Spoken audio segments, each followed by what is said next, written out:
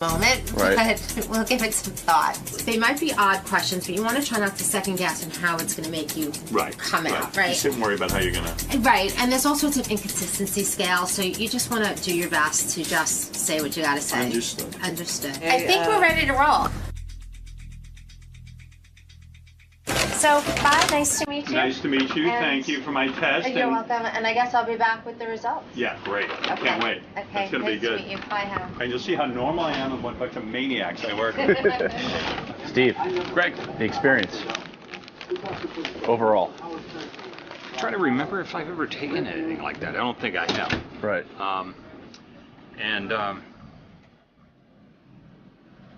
Well, who knows? I mean, I'm not a psychologist, so I don't know, anything about the test. I just took it. Benji, you seem to take a little bit longer than the other. My nature for these kind of questions, it's like there's so many different ways to weigh them. Well, you're also, an admitted overthinker with things. I guess so. Yeah, You're very he was considerate. taking his time thinking and circling and question marking. Yes. Analyzing me. Yes. Right? Well, it was fun. Is this a hat you wear all the time? Is this the hat, or is it many different hats? Well, this one started about a year ago, then Howard complained about it, so I stopped. I like it a lot. So it just started again this season about a week ago. Interesting. Nice to meet you. I like it. I think like it's a fun it. hat. It's very nice. Well, why is it interesting? Everything's interesting. Don't you find people interesting? Listen, you found it interesting looking at me during the test. Yes. What did you notice about the test? Did you... A lot of wacky questions. Well, you're a wacky guy, so... Yeah, well, hopefully I answered the wacky questions right, but I don't know. We'll see. Why did you find it to be wacky? What just things you've never thought about your personality? And No, it's just like they try to keep bringing back the same kind of topics, different things, Well, it's looking for consistency. Yeah, exactly. Do you think this test will uncover anything that we don't already know about you? Well, I don't think I'm crazy, but a lot of people do think I'm crazy, so we'll find out, won't we? You look very relieved, Robin. I am relieved, because if they find me crazy based on that test, I won't mind. Fred? Yes. Do you have a similar experience? Was it enjoyable? I still think I'm okay otherwise. I'm sure that room was probably wired. So anybody that would be sitting there would be outside already with a straitjacket. So I think I'm okay. You didn't feel like you answered any questions? I'm sure I answered a shitload of questions that'll give people pause for thought, but fuck it. What's that? I walked by, he was screaming. It's really interesting, sitting with each person, everybody responded very differently to the test. So that can tell you something about each person also. And I can probably talk more about that next week. But you get to know people's personalities. But interestingly, the show is so telling of people. Like, people are so who they are in the show. Everyone was exactly who I thought they'd be. Like, there was no surprises.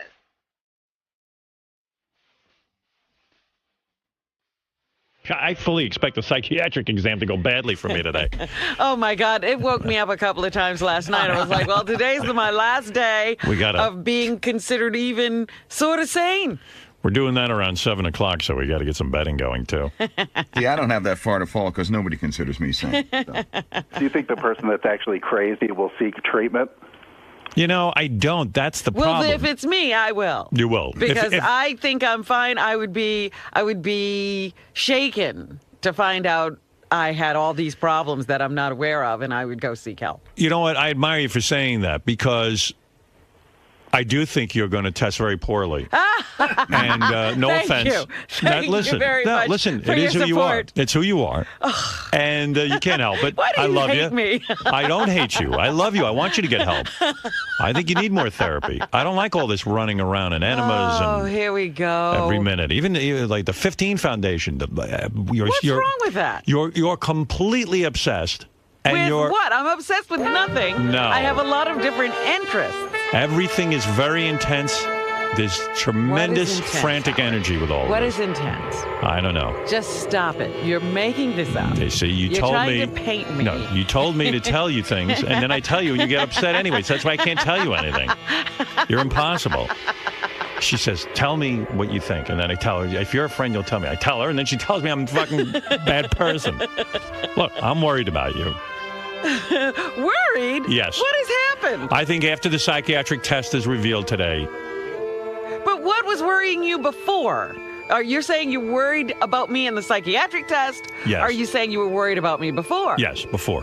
Before? What was going on? You're frantically running back and forth with this California to Europe to I am God not knows where. running anywhere. And you all weekend you're busy. You're too busy. My cat is sick. What, was I supposed to not pay attention? No, that's not this. I'm not talking about this week. Well, things come up. Oh, I would have too been many- relaxing this weekend. No, you don't. You don't relax, and then you're busy with it, and then you're consumed with this strict eating regimen. It's not a strict eating regimen. I eat the way I like to eat. I don't know what's going on. I'm just glad you had your head examined here. But listen, you are not going to be the worst person. There's going to be one person who evidently, according to the pyramid of this thing, 3 of us will be okay. And I'm not pleasantly- in that 3, you say? No, let me ask you something. Will you get help if you're in the 2 category? Well, if it surprises or shocks me, yes. Okay, good. Because you're going to be surprised. I'm guessing all of this. Suppose you're the top tier. You're like going to say, oh, I guess I'll go back for that 4th day and... Well, listen, I can't do more than 3 days a week. I'm miserable as it is. I spent so much time in that therapist's office. I was there yesterday, and I didn't want to go. And then all of a sudden, I'm there, and I went, thank God I went today, because look what the fuck is coming out. Well, that's usually an indication that you need to be there. The moments you really are resistant, Yes. I really don't want to go here, I'm too busy, you're giving yourself all kinds of reasons that you shouldn't go. Right. Means something's up. Right. And then I went in there, and all of a sudden, something was up. Yeah. Evidently, I was really irritated this weekend. Really? By a bunch of things that went down. You're aware of some of them, because I had a discussion with you about it over the weekend. I don't know if you know what I'm referring to. I have to think about it. Yeah, you have to think about Oh, I know. Okay. it. Right. Yes, so yes. I really was aggravated. But, look, I don't believe, honestly, I can tell you, today when we get the results of the psychiatric exam, I do not believe that I will be The top tier. In the top tier. I believe it'll be Ronnie the limo driver or, and I'm being honest, and it's, Ronnie doesn't like to hear this, is either, I would bet the farm on Ronnie the limo driver, but Natalie Maines wrote me a text immediately yesterday and said, she goes, I'd bet the farm that Benji's way worse than Ronnie the limo driver. You know what? If Benji is way up, if he's the top, I will guarantee you he answered the question so he could be. Right. I thought that too. That went through my mind. Yeah, he'd stick it up. Because he lied about his age and everything. Natalie has a bug about me because What? Because I said I thought I could hook up with her, but I think it's good to be confident with anything. She thinks you're a fucking nut. Well, maybe because Possibly an I thought I asshole. could hook up with her. Right. That ain't the reason. Yeah, it is. All right. But I'm not the one craziest. I thought about it. So who do you think it is? Well, just based on Gary said it's a big shock. I wouldn't be a big shock to be the craziest. Look. And how crazy you are might be the Nah, shock. it wouldn't be. It wouldn't. It just wouldn't. Well, it then wouldn't maybe fit. it's me. But I don't think that's what Gary was saying. I think he said you're going to be surprised by the scale. Maybe, but what Gary has said, the shocking thing we're going to learn today about one of us, and this will be the person with the highest evaluation, that it's almost impossible to score such a high score in certain categories. You would have to be deranged, almost. And this test actually tests for bipolar, for aggressive behaviors, personality disorders, borderline personalities. I mean, this is a very thorough test. We're going to know. Unless it's coming out that I'm the most normal, he's gonna say that's a bigger shock. Well, I don't know. But I'll bet you on that it's Langford. You think Steve Langford? Well, that's what Ronnie said to me. He said. Well, that's what I just was coming in to say. Yeah, he said everyone's forgetting about Langford. I do not think Langford. No. I think Langford. Have you ever looked at into Langford's eyes and really talked to this man? Yeah, you're right. It's disturbing. But what about Fred? Have you ever done that with Fred? I talk to Fred all the time. Right. I have no problem with Fred. You have never really talked to Fred and I realized talk what's to Fred going on? a lot. You don't see what's happening there? No. Okay. Then you and Fred, the two. Maybe it was me and Fred because you two maniacs connect, huh? I remember the day I met Fred was with you when I met you the first time, and I spent the whole day with Fred, and all we did was we bonded the whole day. Nobody bonds with Fred. No, well, we did. He has an affect. He has an affect. Well, I guess we didn't bond then. I just thought we did. Well, I think we bonded, but according to how we did. It's very hard what he to says bond goes. with Fred. All right, Fred. So who do you think will be the craziest one here? It wouldn't surprise me if it was me. You know why it could be Fred? I'd be glad if it wasn't. I'll tell you at what, least Fred. it would actually vindicate me somewhat from taking all this abuse for all these years. You know what, though, Fred? I'm going to tell you something, and don't be too upset by this. It really could be you, and I'll tell you why. Why would I be upset? All right. First of all, I want to preface this by saying I truly love Fred. Fred's one of the most talented guys I've ever met in my life. Butts before the shiv goes in. Right. Go ahead, the shiv's going to go in. I feel it. Go ahead. I'm prepared. I believe you have serious mental disorders. All right. And that you... You know what you're like? What? You're like the guy on the mental ward. By the way, I just told you the same thing. Who acts like a doctor. That's Right. Jack Nicholson over there. What flew over the cuckoo's nest. I believe Fred. You're deluded into thinking that you're a doctor. Fred had a very rough childhood. Very rough. Something I'm very privileged to know. Sorry and he about shared that. with me. Well, had I known then what I know now, I would have not shared any of that.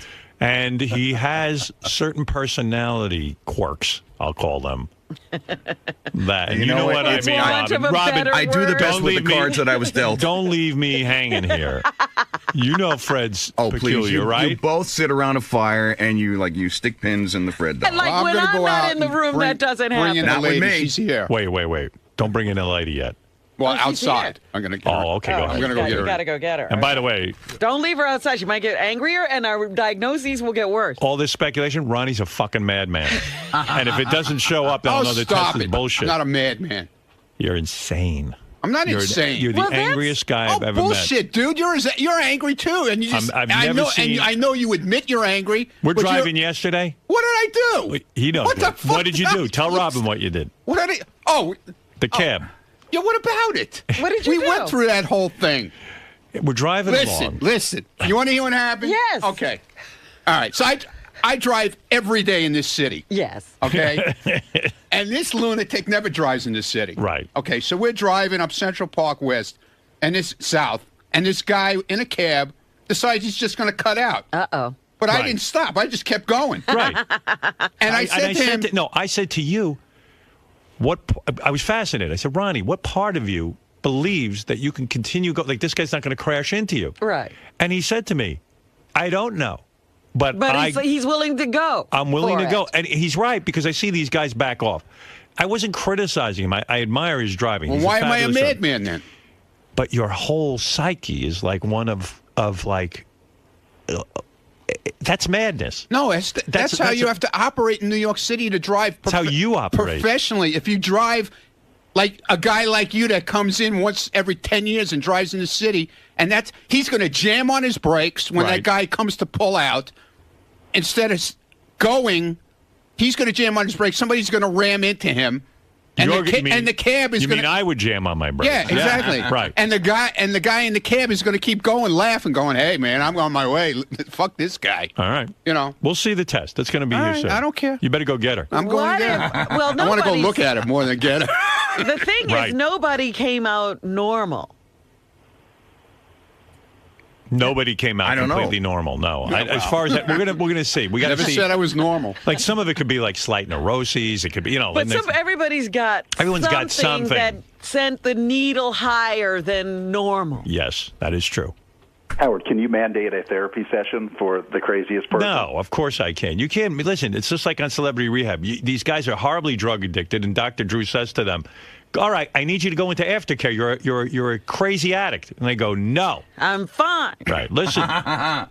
What if they agree to it now? Say, yeah, I'll go to one. Listen, you heard what Robin said. If she's that upper tier person, she said, I'm going to have to really realize that I might not know what the fuck is going on with me, and I need to go into therapy. So I would literally have no grasp of reality. we might even have her carted out of here in a straitjacket. It might take that, you know. Yeah. It might be that I'll have a meltdown. I don't know that it's going to be You know how, like, if you unmask the wizard, he loses it? Right. If I discover that I don't know myself at all and things are revealed about me, I could just sort of disappear. All right.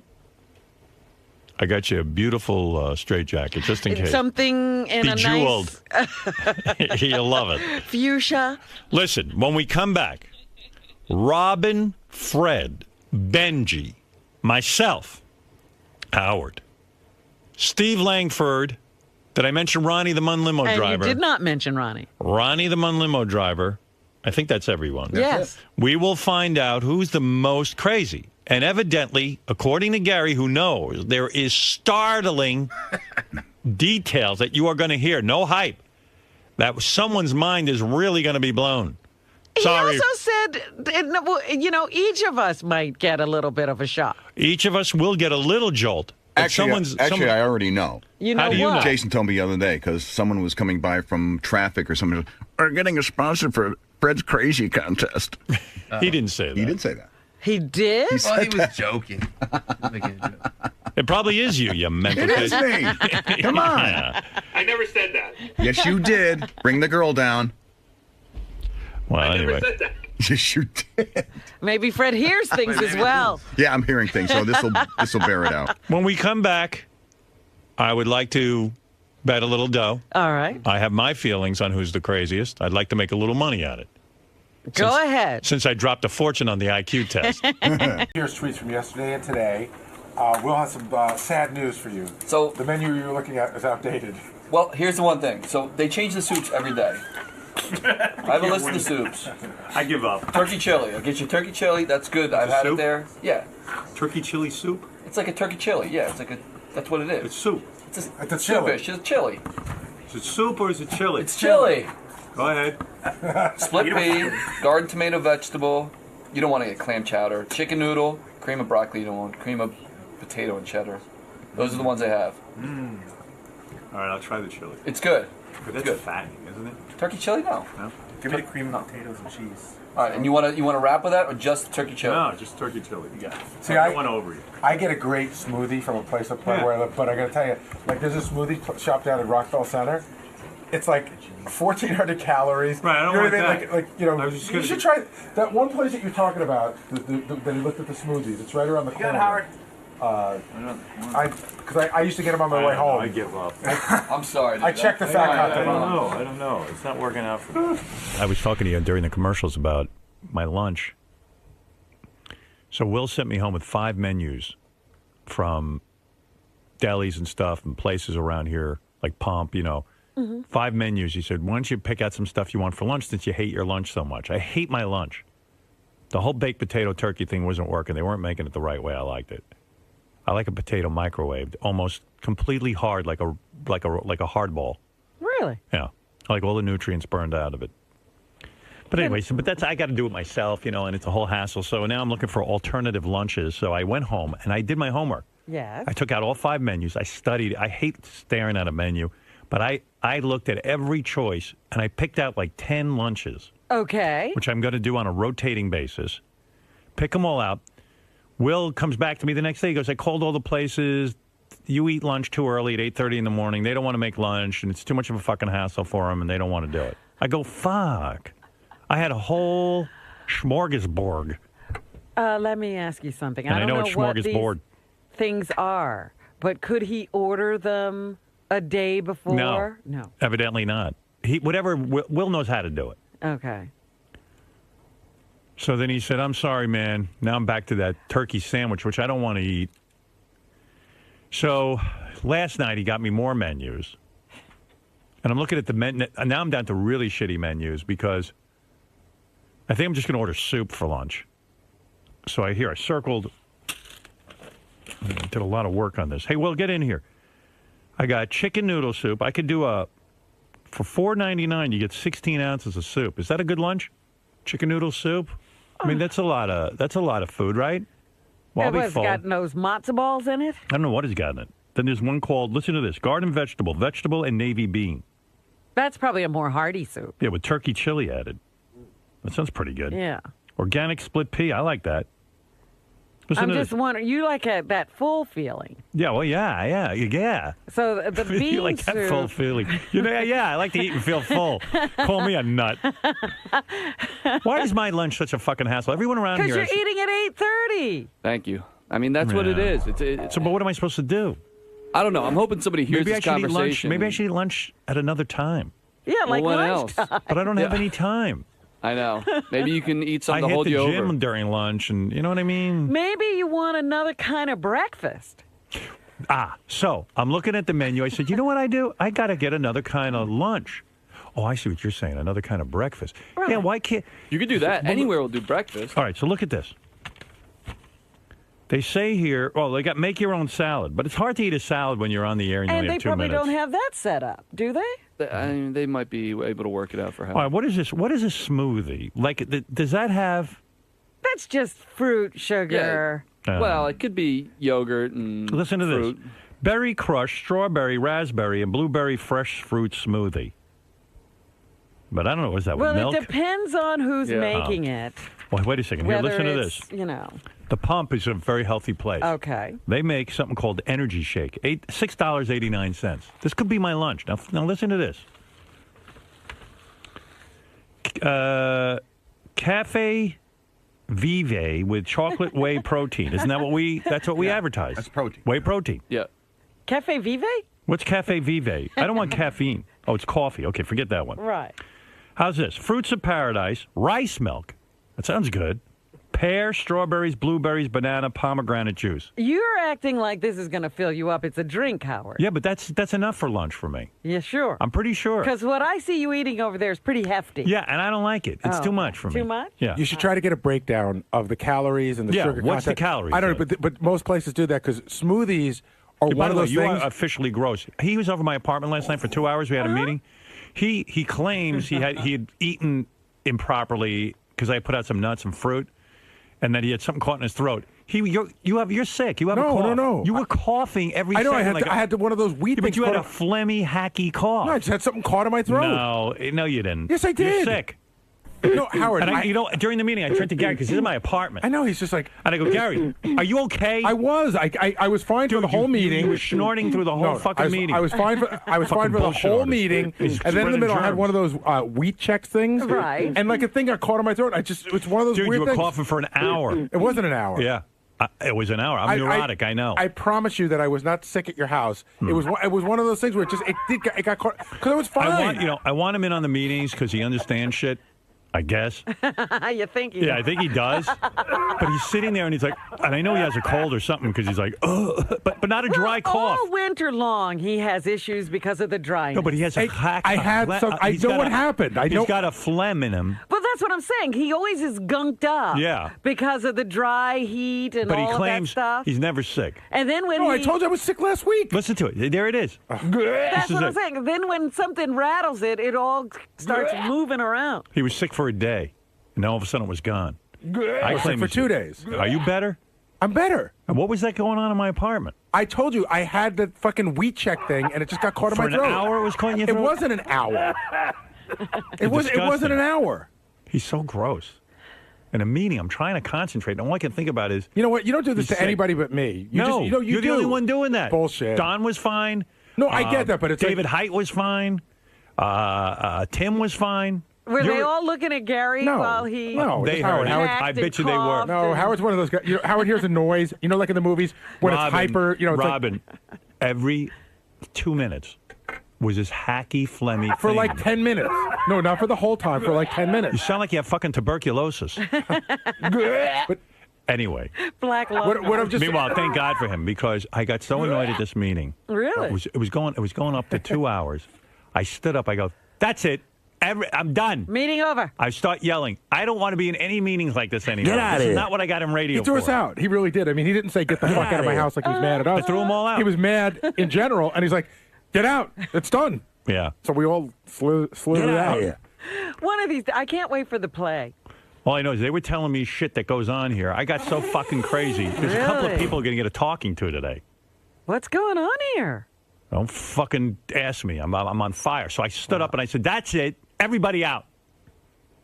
You know, Robin, it was a lot like Get that outta scene in here. Larry Sanders where he goes, "I want to be out of the loop. I'm Yeah. fucking done. That's Get what me I out." said. I said, guys, this is crazy. I didn't get into radio to be a manager. Yeah. I'm sitting there listening to budgets and management ideas. And I'm like, I said, I can give you a creative ideas. You guys go fucking take care of it. It's just 2 hours I could have been reading the newspaper for tomorrow's show. Right. God damn it. Get out. But he said that too. He goes, "That's it." He goes, 2 hours of my life I want back. I could be reading the fucking paper for the show. Get out." We all Well, that's it. And he's Fleming all over the place. That didn't help. Oh, you know what it is? In my apartment, I built a little office for myself where people Yeah. could sit and meet. I thought that'll be so cool. Now, I haven't had many meetings there because who wants people in my apartment, disgusting people with their dirty shoes and everything? This is what you think of after you have this thought that you want to have meetings. So I had the meeting, and I know I'm never having a meeting in there again. By the way, one thing about that, if I can make a suggestion, it was really hot in there yesterday. Because Don complained the last time we had a meeting that it was too cold. Even Beth walked in and she goes, "My God, why is it so hot in so here?" Beth knows how to work the heat. Fucking lower. But it's not up to her to walk into a meeting What and did change. you do? Well, why didn't you did you jack the temperature up to 90 No, or it's the way I keep it. I like it warm. Really? Yeah.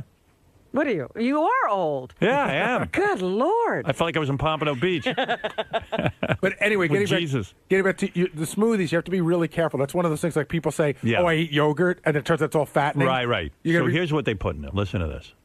Here's one. Green Magic. Like real green drink. Green Magic. Orange juice, pineapple, basil, avocado, strawberries, all in a shake. Now, oh, God. no good? No, oh, God. Look at that shit you drink. Why? No good? It's all juices, which you Oh. know is sugar. Well, what can I put? What could I do? I mean, I got nothing to eat. I'm hungry. I just want to drink something or have some soup, and that'll be it. That'll be my lunch. I don't know. Yeah, I give up. I forget The it. soup you said with the beans, I think you would like. All right, get me that soup with the beans. What? What? Huh? Why do you ask me to look at these menus and then you act like you're a stranger? Soup with beans? Yeah, look. It was a it says here. cannelloni something or other. Look. Okay. Right here it says vegetable and navy bean. Yeah, navy right. beans. Turkey chili at $1. You got it. Or organic split pea. That sounds good. Time. Give me the garden vegetable for lunch today. Today? No, not garden vegetable. The vegetable and navy bean. We'll do our best today. So it You takes a see what I little mean? bit of I setup. can't get it. I'm the only guy can't get it. I don't know what to tell you. We got to talk to the manager. She's not in till after the show. Forget it. No, I don't wanna we're eat. going to make it happen. I don't want to say no to you. Yeah, here's these menus. Find out what's in these smoothies. Do a full investigation. Get back to me. I have a whole staff and I can't get lunch. Time. I want to make a suggestion to you. Once you said you would consider a vegetarian option. Yes. Where is it? Remember my friend Joy who Yeah, where runs is she? Candle 79? I'm sure she'd be willing to make you a lunch that was here There's vegetables? at 8:30, like a vegetable wrap. Oh, I don't want that. You don't? No. I don't want a wrap. I don't want bread. Okay, something without vegetables then. Plain vegetables, no bread? Where's that Guatemalan shit soup I saw a picture of? I'll eat that. I'm hungry. I can't get anything. It was filling. I bet. You wanted me to talk to Joy and see what she could do for you? Yeah. Because she could do any number of things. All right, ask her what she's got in mind. All right. Please, Because I'm she begging used you. to fix some food Ask if for she you. could do a healthy kind of drink. Oh, she can smoothie. definitely do that. I don't want to be shitting my brains out, though, all day. With that drink of yours, I see what goes on. If I fixed you up, boy, you wouldn't be Yeah. holding on to railings as you walk. You think? I'd get my balance back.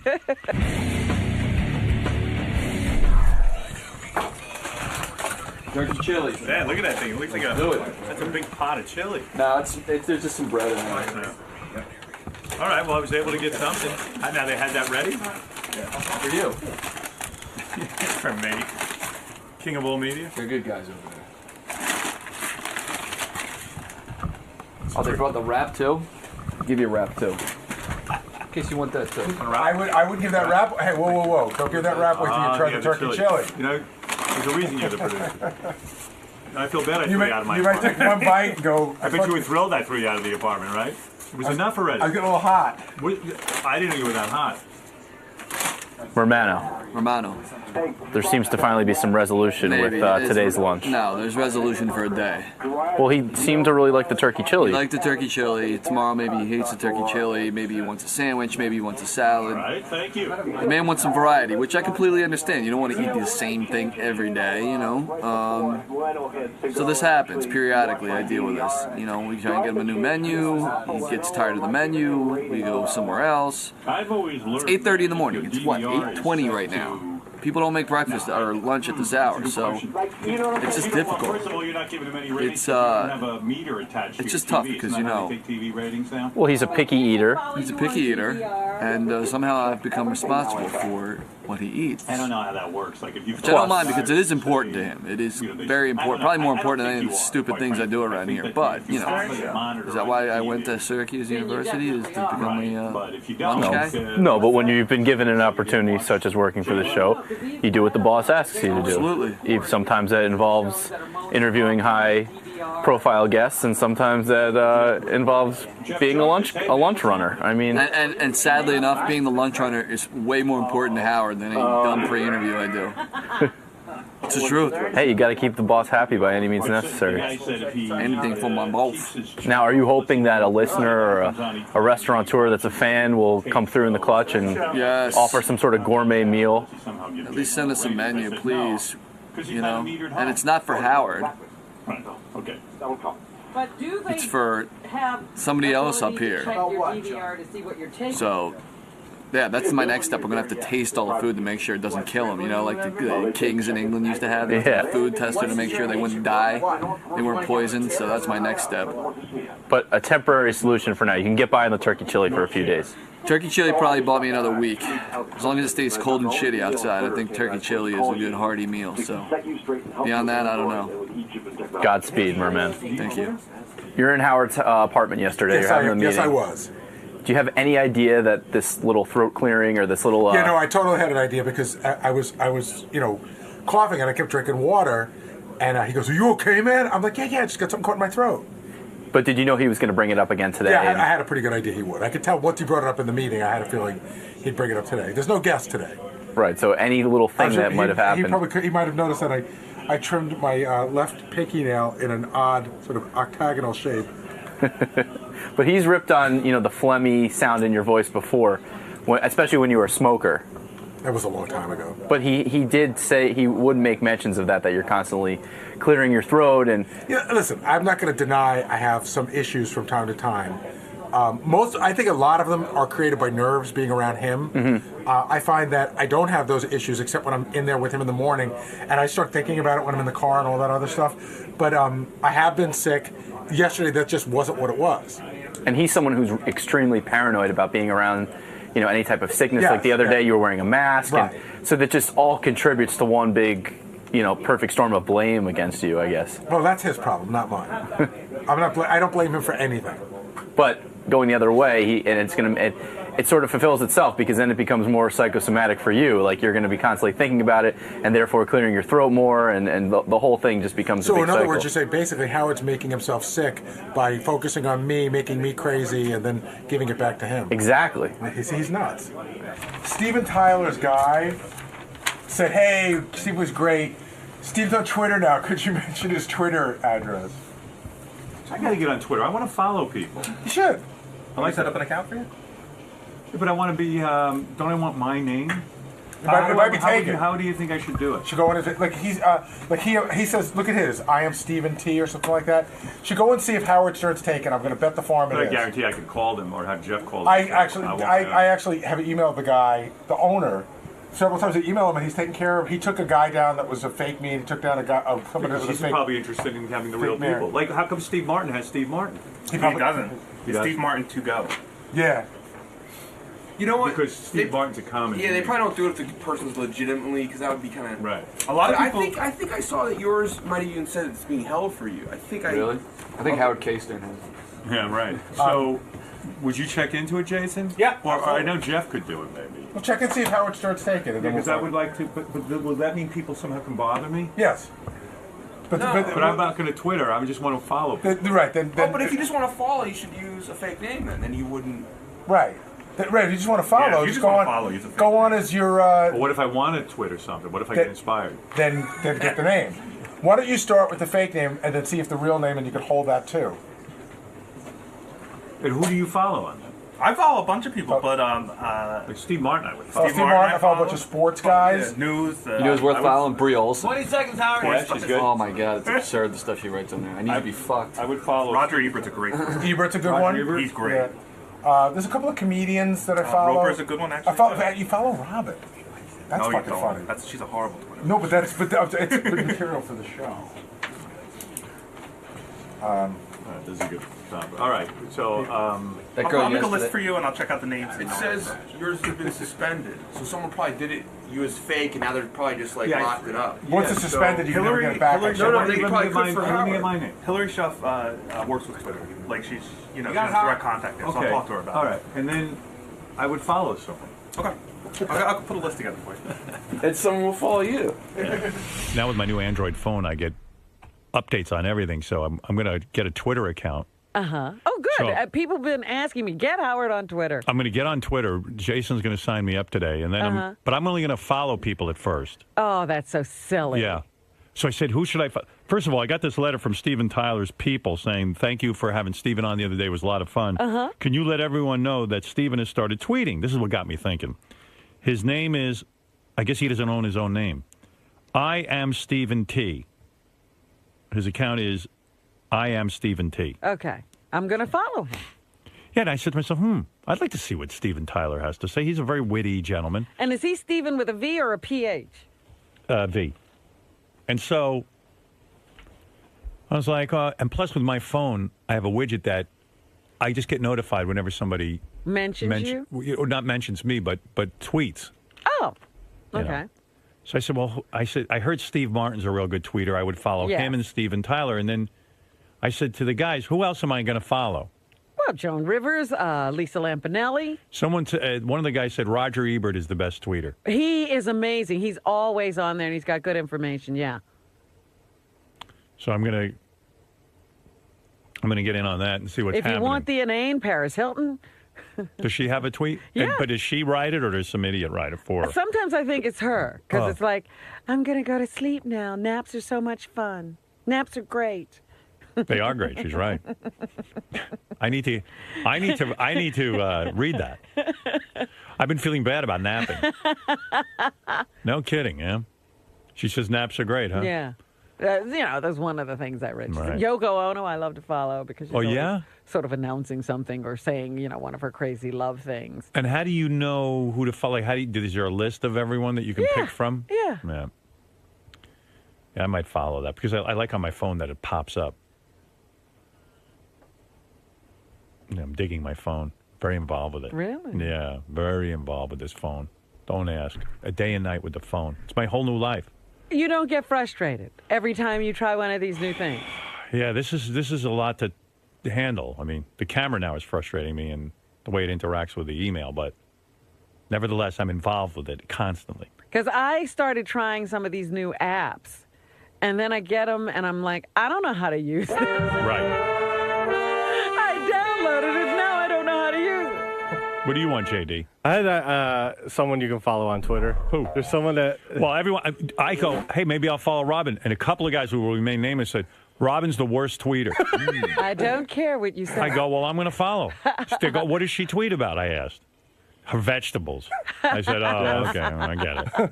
I tweet about my cats. I tweet do? about a lot of different things. I'll I was follow tweeting you. about tennis the other day. I was tweeting about football. Is it nonsense or you got something good to say? No, sometimes it depends. But lots of people were following the progress of my cat. So I was, tweeting about Leroy Brown and... All right, I'll follow you. Yeah. I'm going to follow you. Put pictures on there of them. But I will delete you if you disappoint me. Go ahead. Unfollow. I will unfollow. Did you stop following me, JD? No, I haven't. You don't even follow me, so... I don't? No, you don't. See, should. I would follow JD. I know want why? to follow JD. I see some of your tweets I'm sometimes. pretty witty on there. I saw Social Network. It was okay. JD is... I saw King's Speech. It was all right. Oh, do you follow him? No. Yeah. Do you but have I Twitter? imagine that's what it sounds like. Do you have it, Fred? No, I don't. No. Why I probably aren't should, you I on probably should Twitter? get into it. You know what, Fred? You should have a Twitter account because yes, everyone wants to hear what you're Yes. thinking. Oh, yeah, absolutely. I think you should. Everyone would be locked in with bated breath or finger. Well, there's a guy. I would follow JD because I've read him on Facebook, and Is he actually, good? he's way more articulate when he writes than when he he might speaks. be one of those kind of guys that's better literally. Like he turned me on to the Big Mama's House 3, the trailer, and I loved it. And John Hines said that he turned him on to a really good movie the other day, which I don't know what the name of it was. Maybe Shattered Glass. That's it. I like Shattered Glass. Shattered Glass is good. He turned me on to a great movie. I only watched the trailer, and I know it's going to be great. It's called I Think We're Alone Now. It's a documentary about Tiffany's Stalkers. I have a documentary. I know I'm alone now. It's my life. Yeah, anything with alone, JD watches because he can relate to it. Home Alone, Home Alone 2, Home Alone 3, Home Alone 3D. Gary, does your Twitter account get hacked every week? It got hacked a couple of times, but I think I got it fixed. How do they do that? I think I figured it out. I have when you want to put up a picture, it's not so easy. So there's a thing called TwitPic. Yeah. And I think they were hacking through that, so I just shut that down. I think I'm fine now. Oh. But it kept putting up this stupid diet. It said, hey, guess what? I lost 8 pounds in 7 days, and you can too. And then I had a website, and I kept saying it's not me. And then people were complaining that they were getting ripped off. People, were being goofy. There's a couple people you can follow that you might like. There's one called Sexy Candids. Hey, someone told me Brie Olson's good to follow. Yeah, well, she just posts like dirty shit, like, I want a guy to just come inside me and use me like a whore. I don't want that. I don't want that. You know the people that Kanye West, a lot of people like to follow because he says ridiculous things. Who is the other one that everybody? 50 Cent. Sometimes you see him getting, like he'll be talking to girls, asking them to do certain things, and you see him commenting on what the girls are doing for him. Wow. See, I don't care about that. I find him interesting. So here, Gary gave me a list. Like Bill Maher, I would follow. I like him. Yeah, I'm not following Bill Maher yet. I would do that. Conan O'Brien, I'd follow. I follow him. Is he good? Yeah. Tracy Morgan, I'd follow. Definitely. I don't follow Tracy. Does he even tweet? It says here he does. See, Joan Rivers, Steve Martin, Gilbert Gottfried, I'd follow. Joan Rivers is funny. She was always saying funny stuff. Gary Shanley, but it says here he never Twitters. So then what's the point of following him? Exactly. That's why I don't follow Tracy Morgan. I don't think he Twitters that much. Really? Roger Ebert, everyone said is the best. Yeah. John Stamos Twitters? He's on there. He don't Twitter the truth, though. What's going on for real? Right. He doesn't tell you what's really going on. He's trolling. Yeah. John Favreau, I'd follow him. I think I follow him. Let's see here. People from work. Gary Delabate. Ralph, evidently. Is he on? I didn't know that. With that Geek Time stuff. John Hine, I think, is on. Steve Brandano. Lisa Jisms. Oh, that's Lisa. Lisa G is. Oh, Lisa. Oh, I thought it was Lisa Jisms. That's a good name. Page 2. So Benji, either yesterday or the day before yesterday, first of all, everyone thinks he took an Ambien and then was walking around being weird. So which would be like the second time. Bumping into walls and everything. But in Blue, he went and asked. This is cut down from 5 minutes. He asked Lisa G out on a date, and she sort of agreed in a weird way. But Lise, He wanted to Skype with me. That's how it started. I don't know what you kids call it these days, but get a couple drinks in her first. I'm not gonna, if it's not what you want, it's fine. But I would love to take you out on a date if you'd like to come on a date, a real date. And if it's not going well, you can bail at any time. No, I would never do that. Oh, you mean like have my girlfriend call me on the phone, go, I gotta go, there's a cat emergency? Let's start with a short 15-minute, 20 Howard, you gotta wait protein. And then if you want to hang out more, we'll hang out more. He doesn't. He's high. He made it remember he did it. He banged it. I think I'm married. Hey, did you take an Ambien at work yesterday, Benji? Because everyone said you were high as a fucking kite. What was that? What was that about? Why are you doing that? I don't Is that for usually do attention? that. Yeah. Is that what happened? Because everyone said you were wrecked. I was just trying to get attention. Oh. Yeah, he was like walking into he takes Ambien here and he goes, I want it to kick in by the time I get home, and it's like it's a shtick now. He's walking around all high, and then he asked Lisa G out on a date for real. For real? What do you mean? Yeah, I got it on tape if you want to hear it. Were you for real on this? I was for real, but I was also having fun. So it's kind of a combination, I guess. But Lise, And what's this lease? Like Rob and lease? Is It's that your cool. move? Yeah. It's cool. It sounds so fucked up. I can't even It's tell you. lease. Like when he goes, Rob. I like saying Rob. No, yeah, good. Try, say Well, it. Robin doesn't like it. No, fuck oh, off. Look, you would like it. You're an asshole. Try it. Rob. You're doing it. I'm doing like Rob. It's nice. It's a fun way to feel. Her name's Lisa. What is it? He's a weirdo, dude. Let me tell you. Yeah. He is a friggin' weirdo. What'd he do? That girl yesterday when she was here. Yeah. So when we went Casey? Yeah. When you went to commercial break, he came out in the hallway and he was just standing there like he does this a lot too. He'll just stare at people. Yeah. He'll stare at He does that to me. He'll stare at We the had a guest. staff meeting yesterday. He starts staring at me like I'm a woman. Well, then he was high, right? But yesterday it was like really weird because he was like just standing there in the corner. And he was just staring at this girl like she was like from outer space. Well, I've seen him do that before. Anytime he thinks one of the guests is hot and he might be able to get him, he goes out there when they're doing that post-interview and tries to get into the interview somehow to get a chance to talk to them personally. I'm like Brachu. Yeah, but usually he'll start talking to them. Yesterday he wasn't talking. He was just standing there like a statue. Because he thinks he's hot. And like the girls are going to go for him. It was so funny, man. Yeah, well, here he is with Lisa G on his Ambien. When did you take the Ambien? Because I saw you in a staff meeting. You were fine. It was about an hour after that. Oh, okay. What do you do here all day? Yesterday, I did the staff meeting. I had to, I just sent in some quick things for Gary coming up. Why were you staring at me during the staff meeting? It was weird. Remember I looked over you and I said, can you stop? Remember I was just kind of like, okay, man.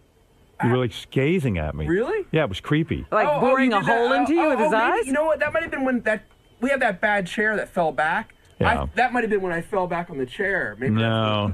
And I had chair lash. I mean, I like looking at you, but I don't think I stare at you. You usually leave right after the wrap-up show. Why did you stay around all day? Yesterday? Yeah. Oh, I had to talk to Tim, and I had to do some stuff here. Oh, okay. Oh, that was another thing because he was waiting for Tim. So every time, like, he'd go, is Howard's meeting over? Is Tim out yet? And then he'd go to Gary's office looking for Gary. Is Gary in there? No, I see Gary's in the green room. He's in a meeting with somebody. Oh, okay. And then he starts wandering around. Yeah, there's nothing and then to he do. comes, he goes, is Howard in the studio? I go, no, Howard's in the bathroom in the studio. He goes, oh. And Right, because I thought I had to go back in the studio, and I thought you might be having a meeting, and I didn't want to interrupt. Yeah, all right. Anyway, here he is That's doing... really weird. You're weird, man. Here he is with Lisa G. I love you, Benji, man. You're weird. High as a kite. But Lisa, He wanted to Skype with me. That's how it started. Listen, I don't know what you kids call it these days, but get a couple drinks in her first. I'm not gonna, if it's not what you want, it's fine. But I would love to take you out on a date if you'd like to come on a date, a real date. And if it's not going well, you can bail at any time. Ew, I would never do that. Okay. Oh, you mean like have my girlfriend call me on the phone, go, I gotta go, there's a cat emergency? We can even start with a short 15-minute, 20-minute meet for drinks, and then if you want to hang out more, we'll hang out more. He doesn't look high to you right now? No, he doesn't. Oh, come on. He looks like a guy who's asking a chick out. Yeah, hi. Lisa. You're on Ambien, you're on something. I know you are. I know you. What did you take? You're avoiding... You are avoiding, Lisa. Here's the question on the table. Will you go out for drinks and possibly dinner with Benji, is what he's asking. As a date. As a date. I will go out with Benji if there are other people around. No. Now I want to do a real date. Why wouldn't you do it alone? Because I like Benji as a friend and a coworker. Right. And I think he would be better with someone younger. I really would like to take you on a date. Seriously. We have a nice connection. We do. What about trying the group date first and then seeing if it leads to a real date? I would do that if that was the intention.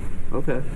Can we agree that you guys put together a group date, and if that goes well, you'll give them a one-on-one date? Yeah. All right. And you'll treat it seriously? Yeah, sure. And you'll treat it seriously? Yes. Okay. I think Lisa was being very diplomatic. It's her way of saying Benji is fat and ugly, and I don't want to go out with him. Oh, what's funny, she says he'd be better off with somebody younger. I don't think there's that much age difference between Benji. That's the weird thing. You don't think so? No. Hey, Lisa, who's doing the news thing It here? might be Steve today. I'm All not right. sure. Oh, it's Lisa. It's Lisa. Lisa Glassberg Would you ever look at him seriously in a romance, do you think? No. No. We're so opposite. Right. But if he got you alone, see, this is what he does. Right. He wears women down.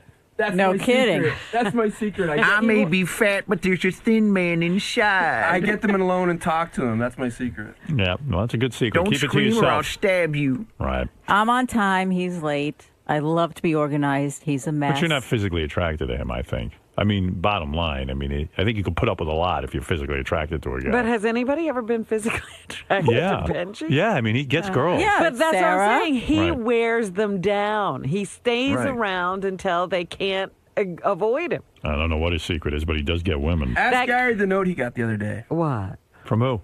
You know what? There was a couple came to the wrap-up show where the girl was really cute. Yeah. And the guy sent me a note afterwards. He's like, thanks for having us. By the way, he goes, I never understood Benji, but my girlfriend thought he was really, really cute. Yeah, notice it's his girlfriend who doesn't have to go out with Benji. You know. The girl from last year's Christmas party, Yeah. she said that Benji kept coming around and hanging around And wouldn't leave her until alone. she finally slept with him. What are you talking about? Is that your plan with Lisa, just to keep nudging her?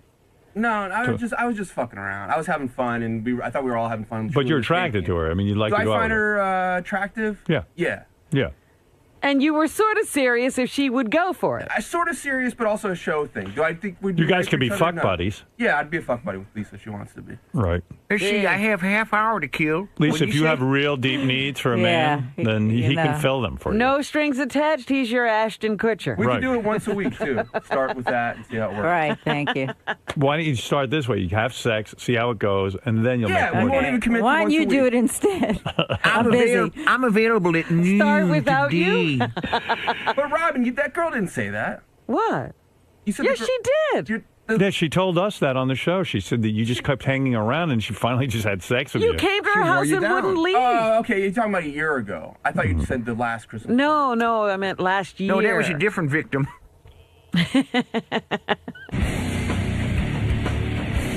So, Lisa, Yes.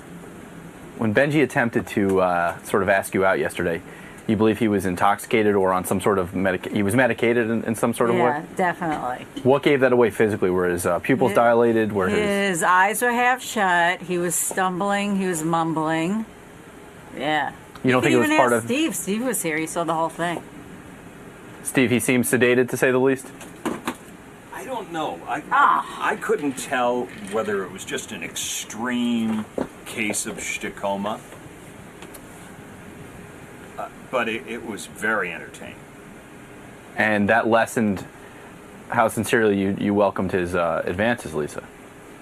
Yeah. Because you thought I mean, who he thought could he was take him seriously? You thought he was doped up. You know, it gets you thinking, like, how do these girls say yes to him and then sleep with him? Was Like, what is he doing? Is Robin right that he wears you down? Is he wearing you down right now?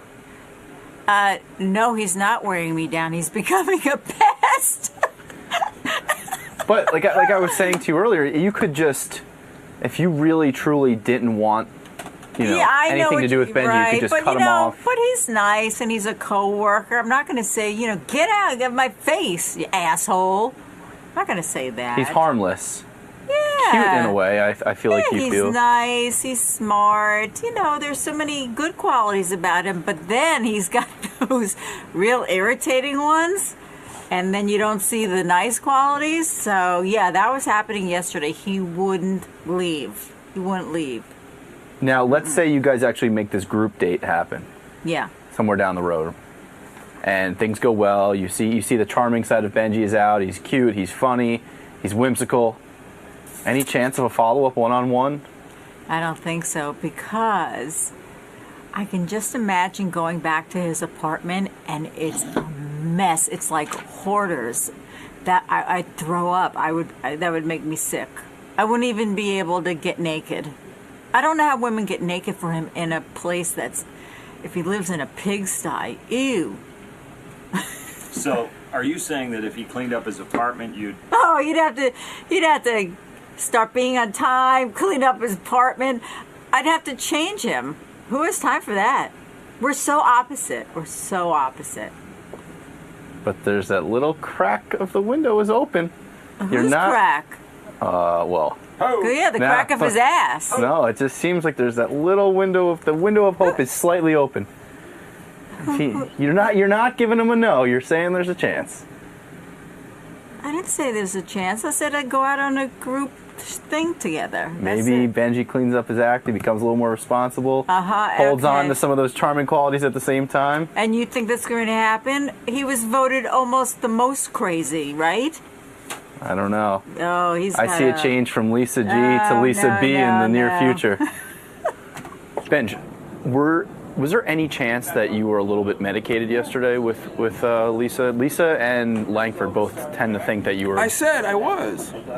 For real though, you were on Ambien? No, I took one Ambien. I was gonna go home and go to sleep. You all right?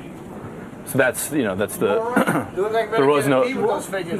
Huh? But as far so let me get to my next I'll take a question. blood test. So I'll be happy to Benji, take a blood test. Benji, as far as a relationship between you and Lisa G, were you serious? Are you serious with your advances, or is it? I gotta go back. Okay, I'll get serious? you afterwards.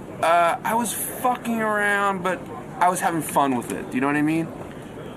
I was being a little flirty, but I was more joking around than being serious. Are you gonna keep joking with her like this, or Nah. do you really ultimately want to get in her pants?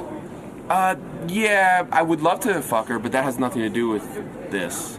I mean, but it's not. Listen, she's a cute girl, but she's not that special that I want to fuck her. You know what I mean? Right. There's a lot of cute girls I want to fuck. She's not at the top of your to-do list. No. Of the girls that you guys know that work on the show, maybe she's in the top 3 or so. Well, in a male-dominated staff. No, she's cute. She has a nice body, but no, I don't dwell on that too much. Are you going to keep pressing like Robin says you tend to do, or that you wear down women with your advances? I think I'll try to rub against her in the hallway and stuff. You know, try to walk by her. See if friction leads to something more? Yeah. Okay. All right, Benj. No, I'm not gonna do anything. I want She's to. asked me out before. It's true. I want to see this happen. Yeah. This way, in here? Yes. Sorry. So you're going on the offensive. I think it's the only way. Attack, and then if I go down sailing, well, you know, at least I tried. I mean, what happened? Because I don't know. I thought I was his best friend. Seriously. I thought the interview went extremely well. It went great. He seemed to really like it. I met him at the basketball. We got on great. Next thing I know, he's dumping all over me on his show. So you have to ask how. Something's gone horribly wrong. Well, hopefully we can clear things up. I hope we can. All right. Good luck today, Piers. Thanks, mate. Nice to see you guys again. Good to see you too. Piers Morgan is here. He seems to have set up some sort of rivalry with me. He even emailed me last night and said he wanted to play me chess on the radio. Oh, jeez. He's feeling very competitive with me. He's got to beat you at something. There you are. So ridiculous, though. By the way, I like your relaxed look with the jeans. Yeah, I was Thank like, you. this is a different look. I was just dressing down for you. How are you? I'm good. How are you? The acceptable face of Sirius over there. Piers, how are you? Good to see you. Piers, will you ever wear this casual look on your show? I might do. Next time you come on, because I felt severely overdressed when you came on before. Well, I actually dressed up for your show. I wore a suit and that kind of thing. No, you were. I mean, I thought we were great friends after that, but things went horribly wrong suddenly. But I don't think on your side. No, you started the attack. Piers, listen to me. Let me clear this up first of all. I told you after the interview I like you. You did. I thought the premise of the interview, though, the thing that you were trying to set up before the interview was that you and I were at each other's throats, and that you are the new king of all media. And the only point I was trying to say is I think you're setting yourself up for some sort of weird criticism. Not from me, but from the press, because you're putting all this pressure on yourself. You're claiming you're the king of all media, and I get it. You're being boisterous. You're being grandiose. But at the same point, then the ratings come out, and then people are looking at you and then bashing you and saying you're not the king of all media. And I even said to you. Yeah, but hang on, it is early days, Howard. I've only been doing it 3 weeks. I know, but I said to you. I've arrived as, in your eyes, the prince of all media. I would simply say to you, my show, as I've tried to explain to you, airs in 220 countries to 350 million people. You barely touch the sides of this kind of audience. So I've come here to say to you, Howard, hand over the throne. Piers, listen to me. I'm taking you down, old man. CNN. Just hand it over. CNN As reaches... the new king in this city. CNN reaches 350 million people. It has you the don't. potential. You're reaching 3 people. You lost the other hundreds of millions. But Piers, listen to me. I know you're having a good time, but take my advice. Go on.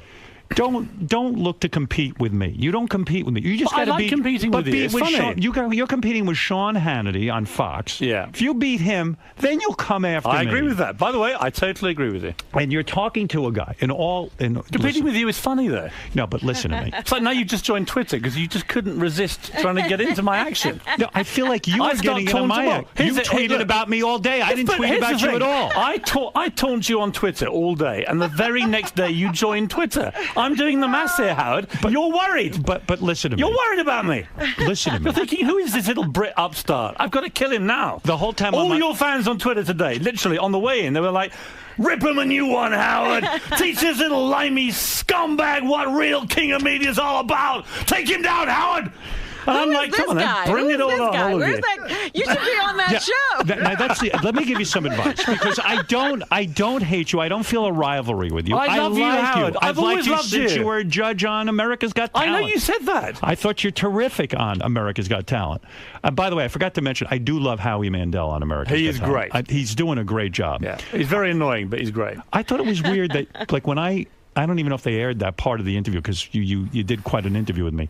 When I asked you about David Hasselhoff on America's Got Talent, you backed off and said you wouldn't talk to me about it. And I thought that was weird. Why? I mean, Well, no, because it's not my job to talk about why he left that show. he was fired. It's generally known. Well, I don't think it is generally known, actually. And I'm not quite sure what went on. What I do know is he managed to end up getting my seat on Britain's Got Talent. But that's a come down. I mean, being on in America. No, it's not good for me, though, is it? Imagine, I was thinking I was going to be replaced by someone like George Clooney, and in walks the Hoff. It's like that. You were hoping. Time to take a header off Beachy Head, as we say in England.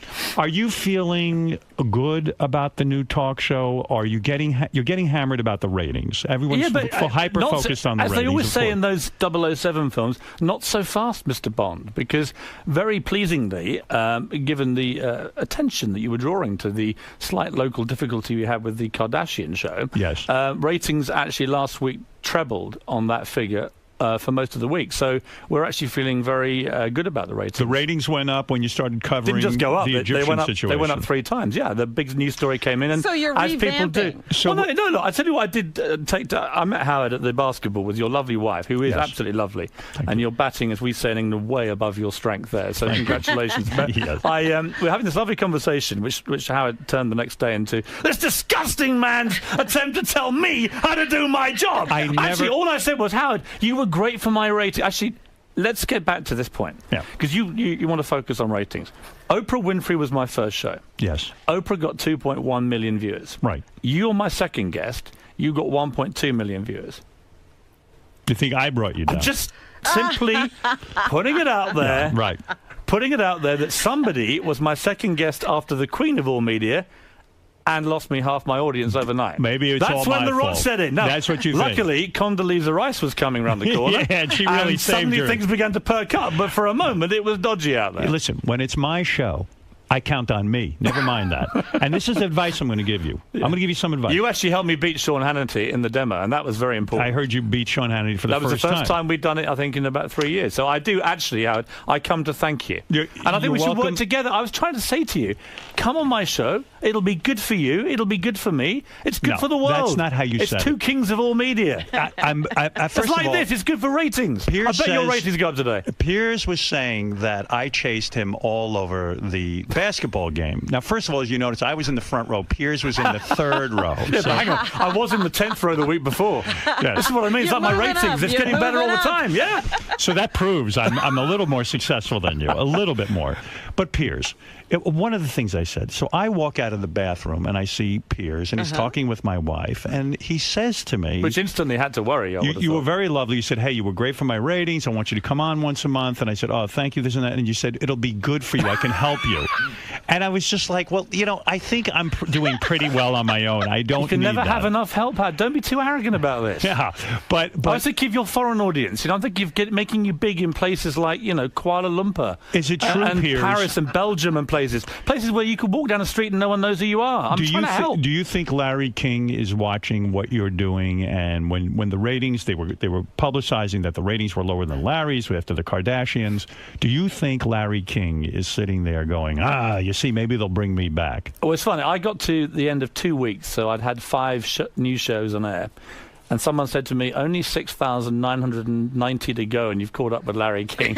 So when people criticize Larry, I say, something? That guy did 7,000 shows in 25 years. And it is an exhausting, relentless, quite difficult job to do. You know what it's like doing these daily things. So I've got huge admiration for Larry. He's never said a bad word about me. Right. And I'll never say a bad word about him, because he was genuinely one of my idols when I grew up. But the closest thing he's come to saying a bad thing, he said his number one choice to take over for him was Ryan Seacrest. Well, that wasn't a good moment for me, I must admit. Right. And then I said to Larry, you've got to set the bar a bit higher than that, mate. Come on. Is it true they offered your job on CNN to Katie Couric first? Was she the first choice? I've no idea. I read that somewhere, and I don't know if that's all true. I read about Katie was she was under contract until the middle of this year, so I would think that's unlikely. How do you think they found you for this job? I mean, whose brainstorm was From this? what I heard, they just literally put an SOS out there and said, does anyone know who the new king of all media is? And they found you. People began writing in droves now. I think it was, I do this series called Life Stories in Britain, which is, it's an audience-based, quite lengthy interviews with big figures, and they got me the tapes in of Simon Cowell, the interview I did with him, where I made him cry, and they thought, wow, if this guy can make Simon Cowell cry. Why did Simon Cowell cry when you interviewed him? Because what I like to do is get into, as I did with you, funny enough, I thought the most interesting part of our interview was not anything to do with the bragging that went on between us and the joshing and all that kind of thing. The most fascinating bit to me was when I asked you about your father. Right. And it was the same with Simon. And I asked you about your father, and I could tell immediately, I knew from your story how much he meant to you. But I also suspected from what you'd said before that praise was quite rare with your dad, and that you maybe have spent most of your career trying to get some form of appreciation for you as what you do as an artist. And he finally said to you one day, he'd heard one of your shows, and he finally said to you, or your film, I think it was, Private Parts, and he said, Howard, I think you're a genius. And I knew in that moment, I looked at you and I thought, that was probably one of the great moments of your life. Yes, it was. And I was moved when I was telling you that story. Yeah, and it was a great, and that to me is what interviewing is all about. So it's you not were about interviewing the banter. the king of mean, Simon Cowell, and suddenly he broke down about his father? Yeah, it was very poignant because not many people would have known this because I know Simon for so long. And, I was determined to try and show another side to him because there is another side to him. He's underneath all the exterior. I watched last night the Super Bowl, and there he is appearing as this cracked man rebuilt to conquer the world, and he's fantastic, all that kind of thing. But underneath it is actually a very quite sensitive guy. He's very, he's incredibly hardworking. He gets quite paranoid about stuff, and he's got an emotional side to him, which people don't see very often. And there was a moment in his life when he had the best and worst of days, really. The morning started, he got his first #1 record with one of his artists. And his dad had been in the music business, so supportive of him all these years, and he rang to speak to his dad to tell him, I've got a #1, Dad. Right. And his mum wouldn't put the dad onto the phone and was a bit strange. And I know his mother, she's a lovely lady, and it turned out the reason she couldn't do that is that his father had died that day. Oh, So wow. before Simon could actually tell his dad this incredible moment in his life, he then had to be told this was the worst day of his life. And he'd lost his mentor, his man that he loved so much. And as he told the story, I could see him getting emotional. He was never going to break down. He's not that kind of guy. But I just realized in that moment that you saw raw emotion from Simon, which you would never normally see. And I think he was... I don't think it's wrong to say he was pleased that he was seen that way, but I think he enjoyed talking about his father in a way that I thought with you the other day that you did. That it was these things mean more to people than other people would realize. Was CNN aware of that tape, and that's what kind of did it for them? They Some saw that executive one. saw it? They saw that one. They then called in 3 or 4 more tapes with the British Prime Minister at the time and a few other people, and they could But see who that. finds these tapes? I mean, is it one executive? We know that the key thing for me in getting this job was YouTube. Because actually, the world's a small place on YouTube. If you want to check out Piers Morgan interviews, they're all there. You can just go and call them up. So a few of them began talking, and I went in for a meeting in April, and we had a great chat with them all. And then Larry wasn't leaving then, but clearly their whole prime time schedule was having ratings problems in America. Yeah. And CNN's a weird business because everyone talks about it as if it's some kind of failure because there's such a tension on the prime time ratings in America. But that's only about 10% of their business. CNN International remains a phenomenal news business, and their profits last week were huge. So it's kind of two worlds at CNN. But quite rightly, in America, But don't you think they were in a panic over Fox News and all of that? Totally. And I said to them when I came along, here, what my honest view? You're getting your asses kicked. Yeah. By Fox and by MSNBC. And I said, I don't mind having Fox do it, but Rachel Maddow? Seriously? Are you going to let them just beat you to death like this? But you see, those shows, and this is what I was trying to say to you, those shows are opinion shows. The topic changes every 5 minutes. I was concerned in the beginning. What I was trying to say to you is, don't have the Kardashians on for an hour. Okay, you can have me on, you can have Oprah on for an hour. Howard, sometimes you can get away with it. I agree with you. You do. So you're going to change it up. We already have done. In fact, we're doing a big live show with an audience with Donald Trump on Wednesday. But the intention, by the way, was always to change it up. I mean, I think the mistake with the Kardashians was we did it on a night when Jersey Shore's on, American Idol's on, all the shows that their kind of audience probably are watching, we stick them on that night. It was just bad scheduling. But even because actually, ABC, I don't mind experimenting with people like them because they're kind of cultural phenomena. I mean, when Kim Kardashian shortly passes President Obama in Twitter follow account, you and I as fellow twits are going to be going, how the hell did that happen? In itself, it's interesting. I think for a CNN audience, an hour was probably a bit long with them. And we got the ratings that decision probably warranted. But, you know, I've no problem saying to you when we go wrong. But maybe even have all these girls on, you know, Paris Hilton, Kim Kardashian, all of them on at once, and I agree. maybe do something like that. I agree. And maybe do a show about Twitter, get the founder of Twitter on. Because in fact, Twitter, as you've already discovered, is fairly addictive. You know, it's good. You get into it. Do you do your own Twittering? I Because do my people own, were accusing me of having somebody do it for me, and I said I would never do that. No, I you have wouldn't to do want- your own. You have to You do your do, own. right? You have to, yeah. And do you walk around all day with your Twitter? Do you Yes. it's on your cell phone. It's on my BlackBerry. It's on your BlackBerry, and you're constantly Twittering. Yeah. And I need your favour off you, Howard. 'cause, What is you know, you've come to help me. I've come to help you. I need you to tell. No, I helped you. No, I helped you, Howard. All right, go ahead. I need you to tell all your followers to follow me. Sure, go ahead. So how do you do that? I'm at Piers Morgan. Your name is Piers Morgan. Yeah, but I need you to say he's officially forgiven. We're friends again. I Follow never him had at a Piers problem Morgan. with you. That's why I thought it was funny that you were tweeting all weekend. No, I heard some of your broadcasts last week. You were What being, was it? Tell me what was wrong with at what I best said. you were being disingenuous. Not true. No, it's true. What did I say that offended you? No, it was your interpretation of when we met at the basketball. Because my recollection of that was it was an extremely civilized meeting between two recently new best friends. Yes. And we sat there. I met your lovely wife, and we talked in such a wonderful way about your upbringing. But then you said to me, Howard, I'm going to help you out. I I said joking, Howard. That wasn't a joke. It was a joke. You have such. Maybe it's a confidence, but it's an overconfidence. It's an arrogance. Oh, coming from you. No. You haven't. You're accusing me of But I've proven overconfidence? myself. Howard Stern? Piers, here's Be the difference. serious. Here's what I was trying to tell you. I have proven myself in America. I went from market to market. I did New York. I did Philly. I did L.A. Market Howard, to you're market. on radio. Yes. I'm a TV star. It's different. There's more pressure. I You're have to not look a good star. too. You're not a TV star I am. yet. I'm better known than you. You're not better than I me am. yet. You have to be number one. No, in your country, you're quite well known. I'll give you Radio that. is- Outside of America, no one's ever heard of you. But no one's heard of you either. I air in 220 countries. But Piers, stop it. Seriously. Do you go to could bed be at in my night royal thinking? family. Do you go to Get bed? serious. Do you go to bed thinking that that's true? I'm right. Aren't I? You keep nodding and laughing, saying you Howard, are he's got a known point. in more countries. Thank you. It's official. Thank you. Therefore, Howard I'm more famous. doesn't go to other countries. Do I care? There's a reason for that. Do I care if you're number one in the Congo? I'm talking about the greatest market in the world, the United States of America. I think I am number one in the Congo. But you probably are. But Yeah. to be number one in America, especially in radio, where it's 10 times more competitive But even here's than the thing. TV. Here's the thing. Let's be serious, Howard, about this. Yes. When I was young, my mother, who's the greatest woman in my life, my mother said to me, she sent me a postcard once. I was about 18, and I was in a miserable job in insurance, but I desperately wanted to be a journalist. And she said to me, right, I'm going to do something to make you, live your dream. And she gave me this postcard, and it was a hippopotamus flying with a flock of seagulls.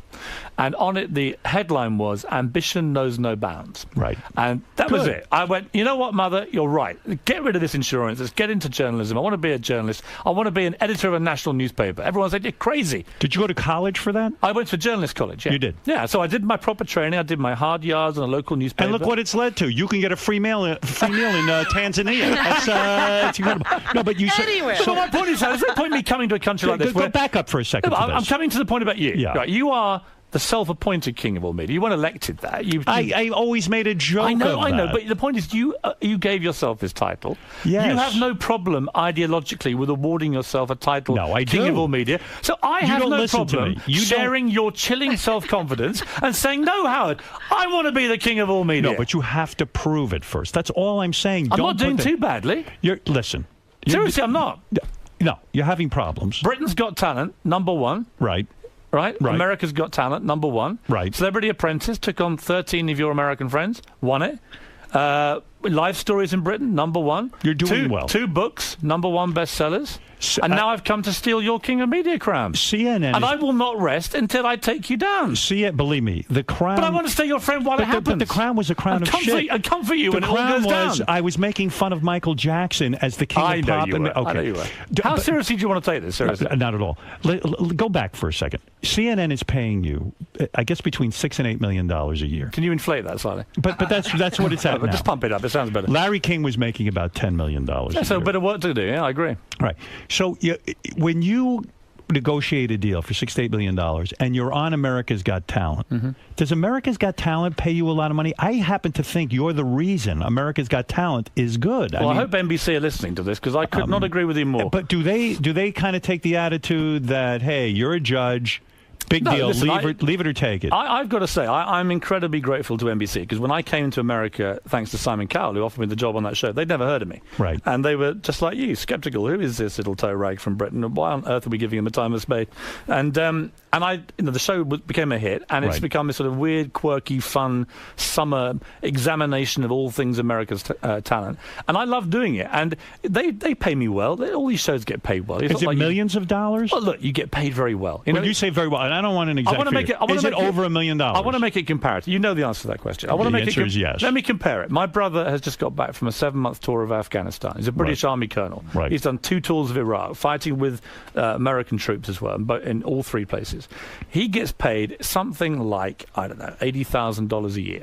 And for that, he in Afghanistan, crazy, 7 days a week in Afghanistan, 15-hour days in 50-degree sandstorms, getting shot at, mortared, training Afghan troops. Huh? How old is he, your brother? He's 2 years younger than me. And he is he's over there fighting right now. Yeah, and he's got 4 daughters under 10.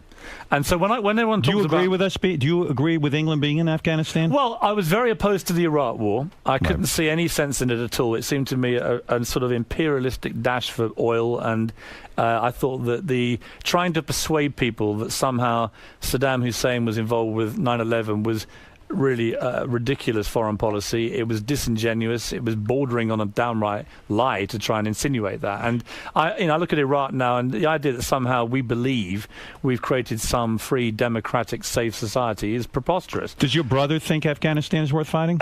He feels that it's more ideologically defensible than Iraq was. Because of 9/11. I think a lot of soldiers in Iraq, on both sides, when they got there and discovered that contrary to what their governments had been saying, there were no weapons of mass destruction. So the main reason for going to war with him simply didn't exist. Very dangerous territory for governments to treat their armed forces in that way. Very dangerous to say to them, this is why we're going to war. They go and risk their lives, and it turns out the reason isn't true. Afghanistan's a different thing. In Afghanistan, quite obviously, you could see that Al-Qaeda's training camps had been set up in Afghanistan and were being used in a safe environment for them where no one could see them to plot and to plan atrocities like 9/11. I totally get why we had to go into Afghanistan. The question becomes for America and Britain, how long do you stay in there? Right. What are we now achieving? And my brother's interesting about this because I said to him, what do you really think? He said, look, it's a very difficult situation because the Taliban retreat into the mountains, and if they think America's going to leave, they're going to wait, and then they'll come back in the moment they've gone. However, he said, roaches. Yeah, the big problem is this, isn't it? I don't know what you must have done this many times in here, but the whole war on terror title was such a fatuous load of nonsense. You can't win a war on terror.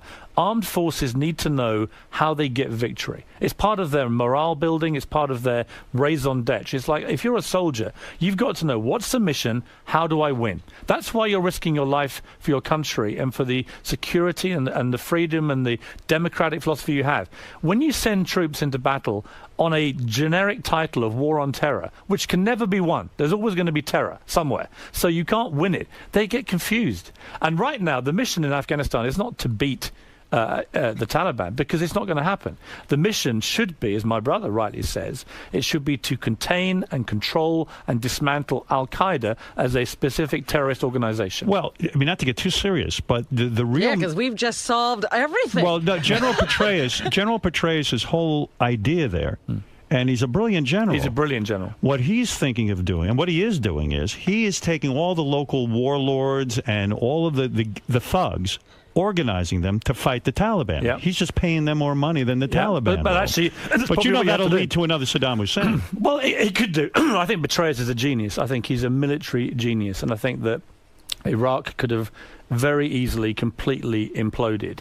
And I think the surge that he came up with, which bailed out George Bush really in terms of his policy there, was very successful. But but it's a big difference between Afghanistan and Iraq, right? Listen, well, in both places, if you're trying to create democracy, you have to change the culture. Here's why in your wait a second. Why on your TV show? Yeah.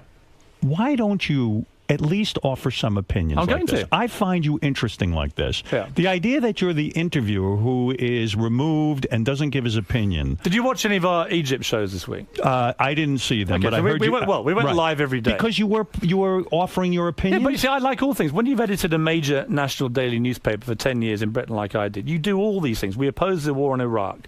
We supported the war in Afghanistan. So we weren't a pacifist newspaper. And, we but also... CNN doesn't want you giving your opinions, No, do they? but actually that's wrong. That's wrong. What they don't want is me screaming from the right or left, kind of hysterical, partisan, Glenn Beck-style stuff. Right. Or even Keith Olbermann and Rachel Maddow, where it's clearly positioned in a way that you have to... Everything has to But suit I your like agenda. that stuff, and I think you're an interesting guy. Howard, I as a love matter this of fact, stuff. when you Twitter, I Yeah. find it interesting. Yes, you're provoking people and you're trying to start a fight and all this Yeah, stuff, but that's fun.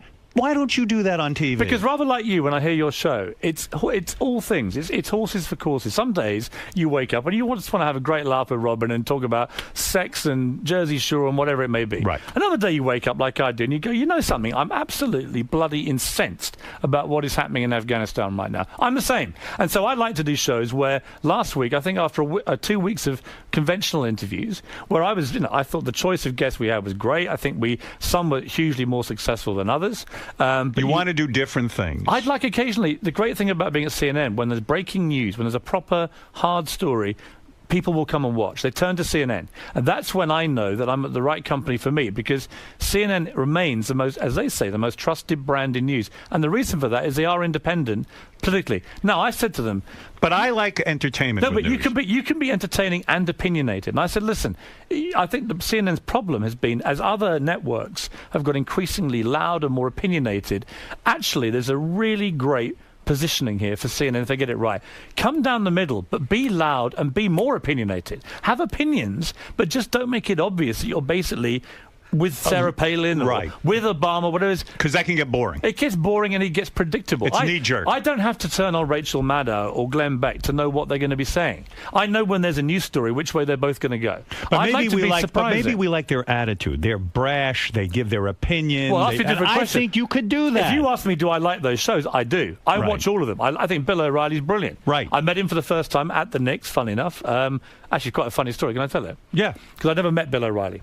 So, he's gigantic. By the way, about as tall he's as another you. maniac who came up to me and said, Howard, I want you on once a week and I'm going to help you I know. out. He's another guy was He's trying to another help guy you. who's going to help But me. I bet he go, could- guys, I'm doing very well, better than both of you put together. But Howard, Trust me. I bet he didn't come in here and defend himself, right? No, he's a big pussy. So I've got the balls. I've You've got the balls. Jones. You've got the balls. And, That's true. So you met Bill O'Reilly. He's we very were lucky, tall. yeah. So we're at the Knicks, and it's quite funny. He's there with his daughter and one of her friends. She's quite young. And by the way, isn't that funny? Because he's the guy who goes, I never go anywhere. I don't go to Nobu. He goes to Nobu. Well, he was in the VIP lounge. Of course. You and your fancy friends. Yeah, he's exactly where I met you. So I go over and I say, Bill, it's lovely to meet you. I'm Piers Morgan. And he literally looked at me like, who are you? You know, I said, I'm taking over from Larry King. And he went, oh, yeah. But he didn't really want to talk He knew who you were. Yeah, exactly. So it was all a bit of a game. So I walked off. Anyway, I then saw his daughter run over to him and whisper.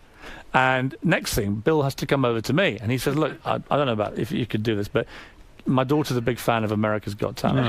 Could you possibly do a picture? I said, Bill, it would be my pleasure. Right. So it gets better. So I go over and I pose for a picture with his daughter. He's a lovely girl with her friend, and pose for pictures. Bill takes the picture. As the flash goes off, the commissaire, you know how officious they can be in there. I mean, it's a great place, the Madison Square Garden, but when you're in there, you have to behave properly. Yes. And the commissaire runs over, and he's got one of these lovely suits, and he's emblazoned with badges and things, and he says, "Excuse me," to Bill O'Reilly. Stops him, puts his hand over the camera and says, this is my favourite quote of the year, "We must respect the privacy of our celebrities." You must have loved that. Oh, Bill said, I can't do pictures. He said, I'm sorry, sir. And he's trying to say, are you all right, Mr. Morgan? and what was great was he had no idea who Bill O'Reilly was. So Bill says, he didn't know who I was. I went, Bill, welcome to the king of all media. Piers, clear something up for me. Your name, Morgan. Yeah. Is your stepfather's name. It is, yeah. My father died when I was 1. So you've never met your father? Never met my father, no. And but I mean, I would qualify that by saying that my mother remarried when I was about 4 years old, and she was pregnant with my second brother, the army brother, right. When my natural father died, and that she my dad, the only person I've ever known as my dad, came along at 4 years when we were 4. What did your biological father do, and how did he die? He was a dentist, and he died. He had a very unfortunate internal ulcer condition, which he developed as a young guy, and it killed him. These days, it wouldn't kill him. How old was he? He was 32. Was there a big sort of emptiness in your life from not meeting him? Well, no. I mean, when you're 1, you don't have any memory at all. What there is an unfailing curiosity, because I found an extraordinary thing out later. I went to the funeral of his sister, who was a lovely person in Ireland, who had all these cousins that I have now in Ireland, which has been great. But when she died, I went to the funeral in the middle of Ireland, in a place called Banagher in County Offaly. And it's right bang in the middle of Southern Ireland. And this guy came up to me, and he went, "Oh, Piers, I knew your father." And I'd never met anybody who, outside of family, who'd ever met my father or known him. And he said, he was a great man. He said, just like you, full of chat. Yeah, they had all the chat, all the opinions. Isn't that funny? All the opinions. And then other weird things, he then began to do. Now, my father was a big chess player, as I am, and Right. you are. He used to like doing the Telegraph newspaper crossword, which I then began to do just for randomly. But the most extraordinary thing was he'd been a dentist, a professional dentist, but this guy told me, you do realise he used to be a journalist? And I said, no, I never knew that. And he had for 2 years been a trainee journalist on the local newspaper. And his mother had said, you've got to get a decent job, and made him become a dentist. Yeah, but so I suspect he had the ulcer from trying to beat all the other dentists. He probably was competitive like probably. that. You seem to be on fire working with on that. an ulcer now. Yeah, it was just it was an amazing discovery to find you- out that I got it really, from my father. And your stepfather adopted you? He did, And you he's felt loved by him? Yeah, I found him. He is an extraordinary guy now. I mean, he to take on 2 young boys when he's in his mid-20s. Very unusual. He worked in nightclubs at the time, and he had to give all that up, and he restarted and started his own business. And he, an extraordinary guy. I mean, as I say, the only dad I've ever known, and he's been a wonderful father to all of us. And we've got a younger brother and sister came along. Do you think your brother in the military is envious of the money you're making, and are you giving him money? What he does, he makes sure that I lavish quite a lot of it in his direction when he's back on leave. Is that true? And I try to, yes. You do? Well, what do you give him? What are these things? I give him little trips here and there, and I throw big parties and all that kind of thing. Yeah. No kidding. Well, I think I think when you're lucky enough to be in my position, where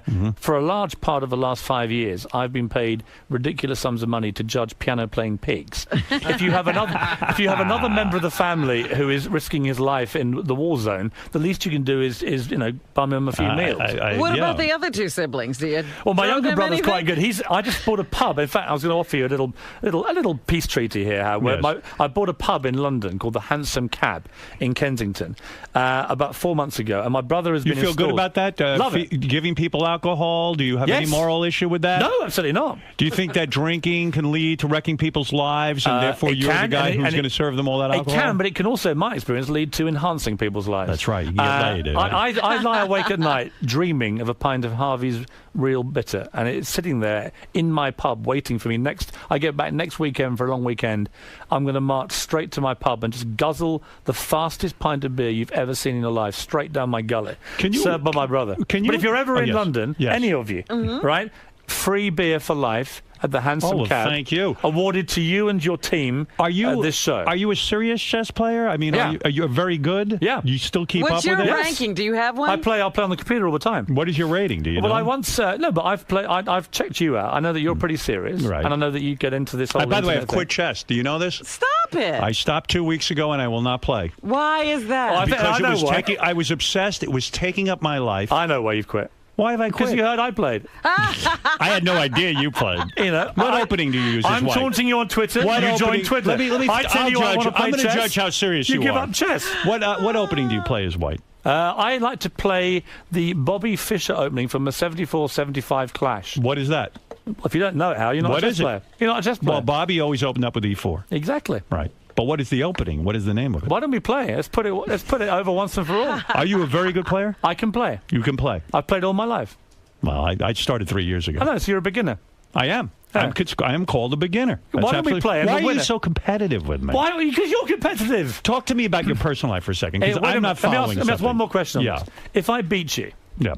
will you admit that I'm the king of all media? No. In chess? First of all, part of media. What would chess have to... It's part of media. How about we arm wrestle right now and get it over with? Are you strong? Let's do a 100-yard dash. I'm pretty strong, actually. What if we did a 6-mile run? Do you want to do the arm wrestle? I tell you what. Let's do an Let's event. arm wrestle. All right, let's have an Olympics. I tell you what, I've actually got big arms at the moment. Here's what we're going to do. I'll take you downstairs. Come on. We're going to let's wrestle right now. Whoever wins, whoever. Can we wrestle with Robin? Robin too. That's right. She wrestles with me. All right. Let me You're ask you. Get a king of all media sandwich, Robin. You lucky girl. More confusing than anything about you is your personal life. I can't figure it out. You were married at one point. Yes. You got a divorce. I did. Okay. Now you're remarried. Correct. When did you get remarried? In the summer. Okay. So it's recent. The new wife. Yes. Lives in England. But she comes and goes all the time. And I got to tell you something. Now, listen, I don't want to insinuate anything, but this publicist you run around with. Oh, you said she was very She's pretty. going to love you so much. Well, you better be careful. Don't forget my PA. She's out there too, and she's equally hot. Wait a second. You got to hear this scene. Piers, when I went to do his show, I show up. Surrounded by women? There's this very young, really attractive girl. And I'm like, wow, she's kind of hot. I don't know what she does. She goes, I'm Piers's publicist. I go, oh, okay, all right. Thank you and happy birthday. Very gracious. Yes. Then I show up at the Knick game. Who's Piers, sitting with, on a date? A full blown out fucking date. Oh, bullshit. And he's squiring her, and she is, I have a publicist. We don't walk around together, go to Knick games together. We don't go to dinner together. Does your publicist look like mine does? No, it's a guy. Well, there you are. Yeah, Dan that's why you don't walk around with him. Dan Clory. I mean, you're forgetting that at the Knicks game, I was actually doing a halftime interview. I was there for publicity reasons. Why is your wife in England? I don't understand. Why doesn't she move to America? She likes England. She's English. Wait a second. You just got married. Yes. You're working in California. You're doing America's Got Talent. You'll be doing CNN, and you're doing CNN in New York. And the wife, the new wife, is in England. Yeah, but she's coming out, Howard. Are you fucking your publicist? No, Answer. Are you in love with her? No, Have you ever I'm in love kissed with her? my wife. I don't fucking believe it. Why would you want Howard, your if new you're wife? in love with my publicist, have a word with her. She's I'm out not the in back. love with her. And by the way, she loves you. This is going to be an easy I fix. can't even tell Seriously. you. I can't even tell you how wrong it looks. Megan, when if you're you're running out around there, with her. can you Where is come she? in? Come in here. I am telling you. Well, what is the deal? He took this job after he married. Yeah. I don't understand it. You got kids with her? No. She's single and she's living in England. Yeah, but she's coming Look out. at this Howard. publicist. Oh, my goodness. Modeling on me. Oh, my God. Give me a break. Megan, meet Howard. Megan, hi. Megan. Hey, I think he's in love with it. Well, I think you are. I'm not running around with her. You are every minute of the... I mean, I do love her as my publicist. Megan, Yes. how old are you? I'm 29. You're 29. You're extremely attractive. Do you have a boyfriend? No. What? I can't hear you. I don't. You do not. And are you with Piers 90% of the day? No, I'd say 60% of the 60% of the day. So when he goes to bed, essentially, you're not there. No. Are you attracted to him physically? Not really. What? No. You better rephrase that, or you're my ex-publicist. But you're not having sex with Piers. No. We're not having sex. You're not having sex. No. Thank Probably God. like to. I mean, and by the way, why wouldn't you? Let's be honest. We're good friends, though. You would have sex with me before you would Piers. Absolutely. What? Yeah, there you go. Now you know the truth. My life is dying in front of me here. That's the point, Piers. Do not admit that on air ever again. One last You're fired. question. Get out. Fired. Get out. Right. It's over. How far have you guys gone sexually? First base? So whatever happened, No, it's over. It's nothing. Whatever's happened is Fired. over. It just died. Well, thank you. I just lost my job. Yes, Bobo, you're on the air. Go ahead. Hey, now, what's happening? I'm so pissed at this Piers. I mean, it's so apparent he comes out as this outrageous host, and you're clearly not, man. I mean, you're trying to be in competition with Howard. You're not even in his league. You want to know something? There's a reason you're called Bobo, God, isn't there? Yeah. I, honest to God, do not feel that I am competing with Piers. No, you don't even honestly. do the same things. I don't feel this sense of competition that he feels with me. And I really enjoy him. Yeah. And so, what can I tell you? I like the guy. I told you, Piers is like shadow boxing because you're not sparring with him. I know. It's like he's punching himself in the head. Let's go to Maud. Maud, you're on the air. Hi, Howard. I guess I'm just so sick of him. I feel like He feels so entitled. He is so arrogant and pompous. Can I tell you something? What I think, Maud? What? Oh, Maud, get over yourself. Calm down. I think Piers is actually a bundle of insecurity. I think he's a sensitive guy. He wants to succeed in America very badly. That's true. And he doesn't need to try so hard. He doesn't need to. No one ever died of hard work, Ab. That's right. Trust me. I think that, Piers, I mean, when you're talking naturally, it sounds great. It's when this bullshit comes out of your mouth and you have to, all this bravado, it shrinks your dick in the mind of every woman. Do you have a big penis? We've discussed this on air. I forget. All I would say is it's bigger than yours. By the way, was I right about CNN? They cut out all our penis discussion. But we got it online, don't worry. There you go. All right. And by the way, that's not fair. When you do an interview, I say do it in real time. That's what I think. Now, next time we'll do it live. What about the criticism with Oprah that everyone was saying Piers treated her softball? I thought it was very deferential. Oh, well, listen. You were treating her like she was a queen. You know something? You go in with someone like Oprah and you get too aggressive early on, she won't give you anything. I flattered, I teased her, I flirted with her, and as a result, I think I got out some remarkable stuff from Oprah Winfrey. Let's go to Frosty. Frosty in Babylon. Go ahead, you're on with Piers Morgan. Watch Piers Morgan tonight, weekday nights at 9 o'clock on CNN. Hey, Howard, this guy should have come in and licked your balls. How do you know I haven't been? Come on, lick my balls. Oh, you don't know I haven't. Yeah, how do you know Howard wants that? Why are all my fans so angry with Piers? Because what, he tweets that he's the king of all No, media? because you've been winding them up all week. That's why. I mean, that's why I've come in here to defend myself heroically. He's pompous and he has an English accent, so fuck him. Don't you think that holds you back in a way? I mean, people do seem to be hostile to the fact that you got a job that Americans should have. You know, Britain became an empire for a reason, you know? Right. We don't have to worry too much about people worrying about our accent. We're proud of our accent. But I love America. I love Americans. So all this anger that's being spewed my way is because your fans are getting genuinely nervous. There may be a new king of all media. Jim, go ahead. You're on the air. Hey, Piers, have you started thinking about or planning your next job after CNN fires you in a few months? What if CNN fires you? Will you be... I heard you have a no-cut contract. In other words, they got to pay you if they fire you. Well, I don't really care about all that. I mean, I've been fired before, and it turned out to be the best thing ever happened to me. When were you fired? I was fired from the Daily Mirror. Why was that? It was a scandal, right? Well, yeah, what happened was we had pictures of... We were the anti-war paper for Iraq. We got offered some pictures by some soldiers of British troops abusing Iraqi civilians. And we kept them for 2 months. We made every check we could possibly check. And Abu Ghraib blew up in America with obviously much worse images. But we felt we then had this duty to reveal that some British troops had been doing the same thing. And they turned out to be allegedly fake pictures. I see. As it turned out, I've never got to the bottom of it. I mean, no one's ever shown me the truth about these pictures. If anyone's listening, so and you they were know the truth. accused of showing in the paper false pictures. Yeah, although the incident was never denied. I mean, interestingly, the regiment we accused, ever since, they've had a series of court-martials because of the abuse that they had been found So it's guilty not of. conclusive that the pictures were doctored? No, it's not. And I never found out what it was. Was your brother angry with you as a military man? No, he thought, well, interestingly, his regiment replaced the regiment we were accusing, and he knew exactly what they'd been up to. So, Why can't we torture these guys anyway? What is the big deal? I mean, quite frankly, I know what you're saying because they'll torture us, but they're going to torture us anyway. It's a higher position you have to have on these things. But what kind of torture did you find? What is it? Sometimes I see it's like torture is like showing them a picture of a naked woman. No, it's not that. It's when you get into the waterboarding and stuff like this. Why is waterboarding Because so bad? here's the deal, Hap. Isn't that where they turn the sink on? You know, Nick DiPaolo said it's like when he goes for a shampoo and a haircut, they stick his head back and they put the water down. Don't be ridiculous. Come on. Why did we go to war with Saddam Hussein?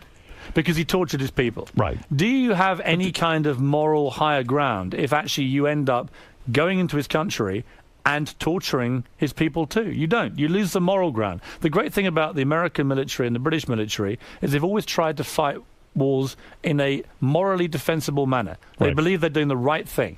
The moment you stray below that and you start just meddling in the same kind of crap that you are eliminating... I'm for a little torture. No, you've got to be careful with torture. He's being I'm not talking about ridiculous. bamboo shoots. Oh, stop Nick it. DiPaolo spelled it out. Go listen to him. Nick DiPaolo. He's Let a me comedian. waterboard Nick DiPaolo. Howard, go he ahead and likes it. waterboard Nick DiPaolo. I'm going to get him in here and I'm going to let you Howard, do that. my mirror... Did you see what they... Now they're forcing these guys to watch watch CNN. Morgan. The Piers Morgan Listen, show. I'll tell you what torture is for you, Howard. My daily existence in your city. That's torture. Did you see Howard on Letterman the other night? I did. He was absolutely hilarious. Wasn't that a fun appearance? I thought it was hysterical from start to finish. And by the way, you brought up my name on Letterman as well, which I thought was very nice. I gave you, yet again, just trying to help you, Howard. But you said on Oprah he didn't use your name. Yes. Now, you went on... Oh, I got to ask you, but thank you, Robin. Yeah. Yes. So you true. got all upset. Your hurt feelings came through. No, wait. Be honest. I really want to know the truth. You know I give Oprah the business all the time. Yeah. And Oprah's no fan of mine. And I don't hate Oprah or anything, but I think it's fun to talk about her. Now, when you were on there, she said she left it wide open. She said to you, Piers, besides myself, what were some of your most fun interviews? Now, I know I was one of your most fun interviews. Why were you afraid? Did she tell you ahead of time? Is there just the incy-weeniest bit of insecurity creeping in? Okay, fine. I'm curious. Did Oprah tell you not she to didn't. mention my name? No, it was entirely down to me. You swear to God? I swear to God. I was entirely down to me. I simply wanted to torture you. No, you didn't. I knew you'd be watching, why waiting didn't you? desperately for me to give you a name check. Were you afraid I chose not to. if you mentioned me that Oprah would suddenly be out of favor with Actually, you? I didn't know you and her had a problem at all. So, no, I didn't. So how could you say Ricky Gervais, no offense to Ricky, funny guy, how could you say he was more, I don't know, memorable than me? I mean, my interview was memorable. Your interview was great. Ricky Gervais's was brilliantly newsy and topical because he'd just come off the Globes. Really. No, Not it wasn't. really. No, it was. I don't know. And he was British. All right. So you're saying you left me out of there on your own. There was no Oprah. Howard, you're sounding really insecure about I this. want to know if Oprah put the kill You wanted on my that. love on air, didn't you? Bring in my waterboarding equipment. I'm going to waterboard you right Get to now. the bottom of it. Well, let's go to Julie. Julie, go ahead. Yeah, I want to know, Pierce, if you're so fantastic and brilliant and everything, how come you can't be imaginative enough to come up with your own title like the King of All Media? That's a good question. Because So- I kind of like deposing dictators, you know? So it's just quite fun to steal their title. Piers, I'm going to make my point one last time. I have proven myself in America. You do have to prove yourself. I agree wish with that. you luck. I agree with that. And I will help you with it. Thank you. But you can't be the king of all media till I see you beat Sean Hannity. Okay. On a consistent basis. So if I do beat Sean Hannity, do I then become the king of all then media? you're the king of cable. But you just said I'd become the king of all media. Make your mind up. But then you've got to really, really do something spectacular, okay? Well, Howard, let me say, thank you for having me on the show. I enjoyed I have having thoroughly you enjoyed here. being here. I'll be here anytime. And the open invitation to come back on mine always stands. Thank you. It You would will help me, help him. and You it will will help me. you. I might go on there, but I'm just hoping. I'm going to wait a few years. I'm just hoping you're there. I'll show up, and I don't know. What is it, Pete? Go ahead. Let's say hi to Pete. A couple more people. Go ahead. I just wanted to say, Piers, you're unbelievable. I think you're great. And Howard, it's good to have someone on the air that's got a brain in their head. Yes. Thank you. That is true. And that's my what point I would about like Piers. to hear. It must be- Intelligent conversation. It must be quite rare on this show, right? No, but Piers, this is what I like about you. This is why I'm a fan of yours. Even on America's Got Talent, you have a good opinion. There's no nonsense. You're not looking to make jokes. You do the job. Now with this new show, let a little bit of your personality you're right, come Howard. out. I think mean you're it. right. You're an interesting guy. You've got definite opinions. Let's hear them. I think because you didn't watch me all last week, you missed my opinions on the big story. I did because. So I think actually I have listened to you, and you are somebody I hugely respect. All right. So I want to take your advice. All right, and give me a prediction. When will you surpass Hannity in the rating? I will be the king of all media within 3 years. Within 3 years, Yeah. you will take over this. And I'll come back in here. You can put a crown on my head, get down on bended knee, and say, "All praise to the new king." If you like General Zod, like Exactly. Superman, like Hallel, I will Exactly. get on my knee. If you don't beat Sean Hannity, will you have failed? Well, eventually you've got to beat the number one. You've got to beat them. I'm not in this game to come second. Good for you. But by the way, at the moment we've been third a long time. Last week we beat Rachel Maddow on MSNBC. I think 4 nights out of 5. Has anyone, executives from the CNN organization, come to you and said, "Piers, we're nervous because of the first 3 weeks, and we want"? They've said they're nervous that I'm being a little too successful too quickly. Come on, tell the truth. That's the truth. Has anyone from CNN come down and said to you, "Piers, here's what if we you want you to honestly do"? got anyone from CNN on there said, "Are we nervous that we've doubled the ratings?" No, but are you leaving them? Wait. Are they giving you autonomy? Let me just clarify the ratings position. The Okay. ratings last week were double what they were in the previous 4 months before I joined. Fact, in the 9 p.m. slot. Double. Not just a little bit higher, double. Some people are saying because it was the Egyptian crisis. I'm not denying that, but I'm telling you, you want to obsess about ratings. I'll take double. So no one from CNN has come to you and said, here's what we want you to do. Absolutely not. We've been given incredible freedom. All right. But they did say to me, Howard Stern knows his stuff. Have a little chat with him. Have you ever showered with your publicist, Meghan? I haven't. You have not. But I think you'd like to, wouldn't you, Howard? She's some good-looking girl. It can be arranged. Is that not a temptation beyond temptation? Seriously, you're away from your wife. When's the last time you had sex with your wife? Howard, I don't discuss this kind of thing. When's the on last air. time you saw your wife? I'm seeing her next week. When's the last time you saw your wife? I'm seeing her Thursday night. When is the last time? Do you want to do a live when podcast is the on last my time marital you saw... bed? Hey, when is the last time you saw your wife? I last saw my wife 2 weeks ago. 2 weeks ago. So you have not had sex for 2 but bear weeks. in mind, for the last 5 years since I met her, I've done America's Got Talent. Do you have an apartment here in Manhattan? Or No, I stay at the Mandarin. You stay at a hotel? Yeah. And beating off, what, 2-3 times a week? Honestly? What are you doing? Are you thinking about... Have you ever thought about Meghan when you beat off? No, I think about you. You've never thought about Meghan? I think about you. Do you watch porn? No, I think about you. Have you ever watched you porn? The only thing that turns me on at night, Howard, Do you is the have an thought of iPad? beating you as king of all media. Piers, That's what turns me Piers, on. do you Howard, I'm ever- not talking to do you you about my masturbate? sexual proclivities. What was that? Whatever. Do you, Sexual proclivities. Do you, seriously, you're a man, you're a grown man, you're alone in a hotel now. Howard, I'm not going to go and there you've with never you. fantasized about Meghan. Howard, your I work for publicist. CNN and I'm not some grubby, serious presenter. You've never fantasized about Meghan, your publicist. No, I have not. So you don't see her as a temptation when your wife is away for so long. I do not. You do not. You're totally and thoroughly in love. You never dip your pen in company ink, Howard. And you're in love with your wife. I am. And you wait patiently for her to return. I do. And if the pressure builds up in your balls too much, what do you do? I'll come and see you. All right. So, did you ever cheat on your wife? No. Never? No. Not even the first one? No. Really? No. What? I'm not getting into anything about my life with you, Howard. Well, this is the guy who wants everybody to open up to him. I'm a shameless hypocrite. Aren't we all, darling? What are you up to?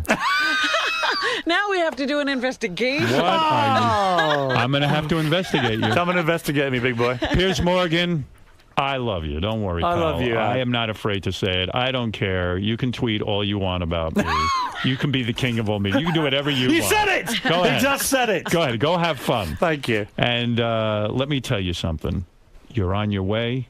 You know, in one way, you remind me of Larry King. He's been married 8 times. You're already up to 2. You've got 6 more marriages to go. goodness. And then you'll be just like Larry. You'll be a complete raving lunatic.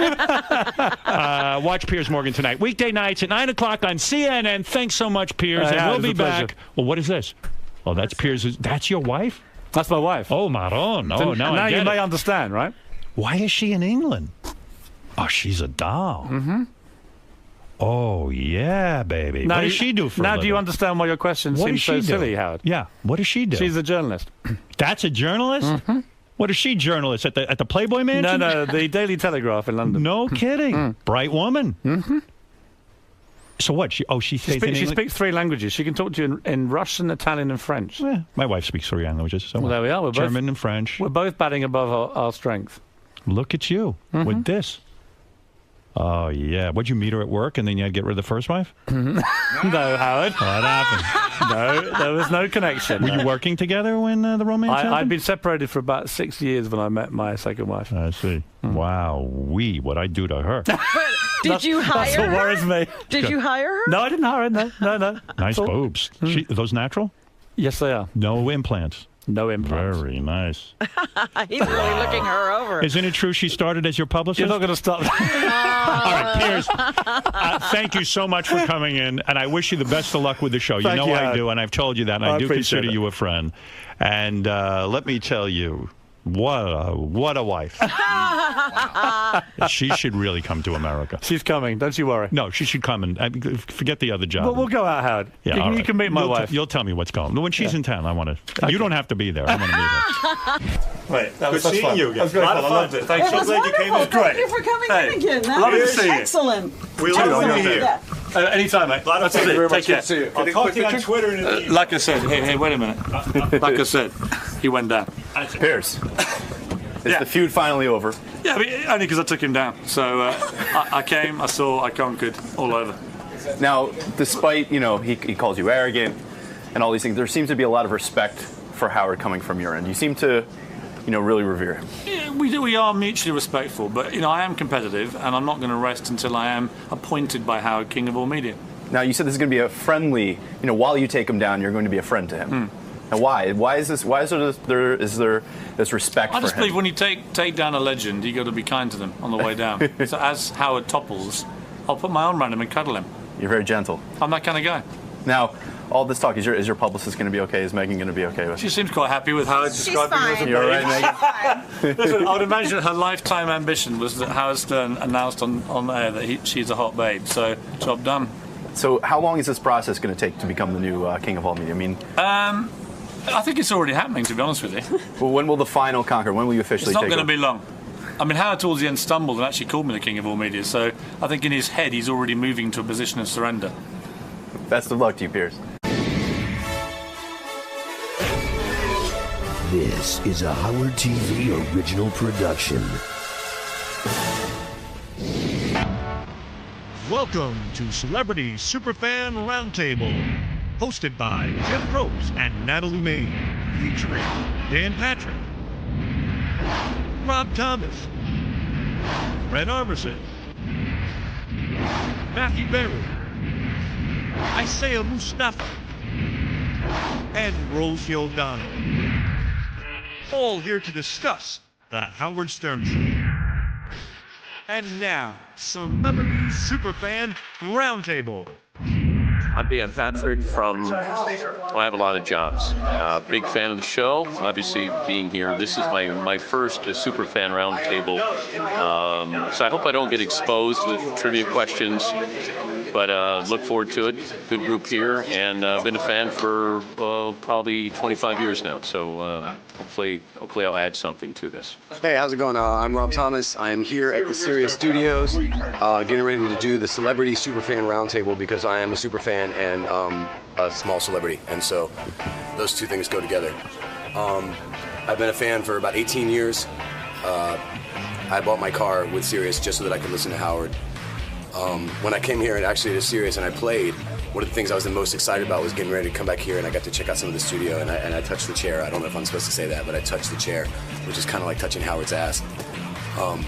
So that happened. Hi, I'm Fred Armisen from Saturday Night Live. I'm here for the Howard Stern Roundtable, and it's for the super fans, and I can't wait to do it. In my mind, I've done it a million times. I've been listening to the show forever. How you doing? I'm Isaiah Mustafa. I'm the Old Spice guy, and I'm a super huge Stern fan. I'm here for the Celebrity Stern Superfan Roundtable. I'm a little nervous, so I brought my notes. I want to make sure everything goes over well. The last thing I want is to be on the show when you guys get back on air and get called out for not knowing something that I should have known. So I just want to make sure that I'm right. It's such an honor to be here. I'm happy to be here. Hopefully this will segue into a show appearance. You never know. Hey guys, okay, so this is a dream come true. I'm actually getting to be on the Celebrity Superfan Roundtable. Matthew Berry here from ESPN. I'm our senior fantasy analyst, and I get to talk about fantasy sports for a living, which is a dream job, but nothing a bigger dream than getting to talk about Howard Stern on the Superfan Roundtable. So I'm super psyched. Can't wait to meet everyone. Can't wait to do this, and hope I get asked back. Hey, welcome to the fourth Howard Stern Celebrity Superfan Roundtable. This time we are in New York. Everybody is actually just arriving now. We have Dan Patrick, Fred Armisen from SNL, Matthew Berry from ESPN. Who else is Rob Thomas from Matchbox 20? Natalie Maines is going to be here via Los Angeles. And I think that's it. It should be a fun time. It's a blast to do this show. And it always cracks me up when you look at the people who will show up here to do this, stand in front of all these Howard Stern banners to talk about a guy most of us have never met. It is a tribute to the genius of Howard Stern and how much we are fans of this show. We are super fans. Hope you enjoy it. I'm going to sit down. We're going to get started. I'll introduce our panel. Bunch of new people. Dan Patrick, say hello. Hello. Fred Armisen from SNL. Hello. Hi. You're going to distinguish these voices all day. Rob Thomas from Matchbox 20 is here. Hello. And someone I'm guessing that Robin is hot for, Isaiah, the Old Spice guy, is here. Hello. Along with Matthew Berry from ESPN. Hello, hello. So Natalie's going to jump in. We can see her on Skype. It feels peace and love, peace and love. And usually what Natalie and I like to do when we have some new people on the show, because the idea is we are celebrity super fans here talking about Stern. So just give me your rundown. Patrick, how long you been listening and what qualifies you as a super fan? Well, Probst, just want to throw this out. let's see, Superfan. I think in 1986 I went out of Five Penn Plaza across from the Garden, and I had a producer saying, you got to listen to this. And that was the first time I heard Howard. Howard was doing afternoons, and so I just started to follow the show, follow the characters, was in for Baba Booey's roast, and just, Richard and Sal, the prank phone calls, Beetlejuice, you name it, top to bottom. Robin, I've done a drive-by with Robin, and I like what I see. I've always appreciate Robin. When do you listen? Do you listen at home? In your car? Usually after my show is over, then I'll listen. I don't listen to any talk radio, certainly not in sports, but I listen because it's just different. I like Howard, how he interviews, but I think the genius has always been how he gets people that you wouldn't normally care for, be interested in, and you actually do care about those things. So I followed a long time, appreciate it, and relationship with Gary a long time, so he asked me to come in, and honored to be here. Fred, when do you listen to Stern? I like around 9 in the morning. I catch the news part of it, but I've been listening since I was in high school. I grew up on Long Island, so I've been listening a long time when Jackie the Joke Band was on, and I got Sirius Radio about a year ago, and I love it. Does he influence you, or do you think there's been an influence on your comedy? You know what? He influences me with opinions. So whenever I kind of can't make up my mind about what I feel about something, for some reason, just to hear him even say the words like "stupid" makes me think like that was a stupid thing that just happened. So like, he totally changed my opinion on lactating prostitutes. I didn't even know that I had one, and then I was just like, oh yeah, okay, I love them. Have you had any interaction with him from the band point of view or from your music career? Because he's pro musician. Yeah, no, he's actually said nice things about me. I've never done the show, but I've been listening for 18 years. I realized, I grew up in Central Florida, and if anybody's ever been there, you'd need entertainment as much as you can possibly get it. And so when he was syndicated and came there, that kind of changed. And now I think Natalie probably can understand this. Like, you spend so much time like playing music and writing music, and you're rehearsing and you're in the studio, and I get in my car and the last thing I want to do is listen to music. So I always go straight to Howard, and I'll turn on Howard. And now having it on Sirius and not having to wake up at 6 in the morning to listen to it, that's a bonus too. Yeah, the replays have changed everything. Great, yeah. How about you, Isaiah? I've been listening since '95. I was in college, and my buddy got me onto it. And I was disappointed that I wasn't listening before then because I missed out on so much. But now with the tapes, I can kind of go back and listen. What do you notice when you hear old, something from 20 years ago? Usually his voice, and I'm listening to his voice all the time. so just the inflection of his voice, how it's gotten a little deeper and more resonant as the years have gone on. And does it strike you odd that we're all sitting here taking time away from our day to talk about Howard Stern? Not at all. Actually, when he got divorced, it kind of helped me get my divorce. I thought, wow, he can do it. I guess I should probably go ahead and do that too. So I went ahead and it took me a little longer, but I worked it out. So if Howard was still married to his first wife, would you still be married to yours? I hope not. But anything could happen. But Isaiah's dating Howard's first wife now. So. Very awkward. So how about you, Matthew?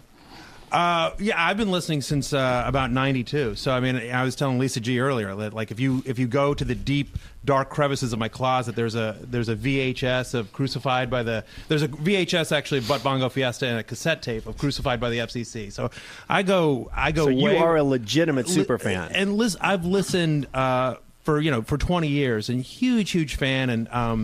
I play in a fantasy league with JD and John Hine and Jason and everyone, and so I've had John and Gary on my podcast before. So huge fan, and I actually write about Howard a decent amount in my columns on ESPN, talking about how Howard's influenced my career. And huge fan. Certainly more super fan than celebrity, I would say. Just to get us going, Natalie, we talked a lot on the last super fan about whether or not Howard would be coming back, and if they came back, would it be in the same capacity? What's your take on the new contract, the new hours, and all of it? Well, let's say, first of all, very excited and relieved that he is back. My life can continue for 5 more years as a happy, loving mother to my 2 children. Because for anybody who's listening for the first time, you are maybe the most crazed, dedicated, borderline nuts super fan. You listen all day to the replays and everything. This is what I'm learning. And I do want to ask Fred, I just want to clear up with Fred. So you're a super fan of the 9 o'clock hour with Robin's News? Is that How about that? It's just that that's when I wake up. But I will say, though, I mean, I'm still as much a fan as I ever was. You know, That's good. I'm just teasing. Yeah, and also Amy Poehler from the show from Saturday Night Live is a huge fan too. So she always relays stories to me about stuff he's been talking about. Awesome. Well, one complaint I have about the new schedule is, of course, 4 hours from 5, which is hard to get used to. But I also feel like we should get less commercials if we get less Howard. It's breaking in too much, especially in the news. Fred, you must be really bummed about that, all the live commercials Howard's doing during the news. Well, I have a question. Dan, maybe you have insight into this.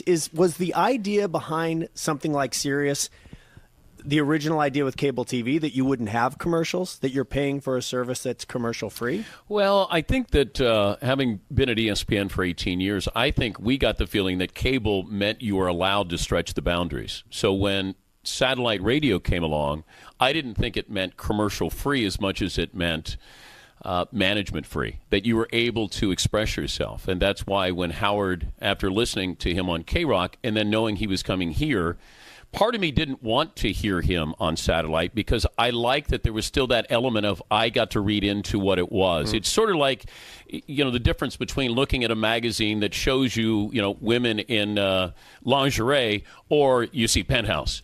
You know, Howard's now Penthouse, whereas before lingerie, I love that element of, God, I just wish I could. Now he gets to do those things. So there was a difference with that, and I think that was the difference with cable. We thought we could do a little bit more because we're on there as opposed to network. Matthew, do you, as a longtime fan, do you like this?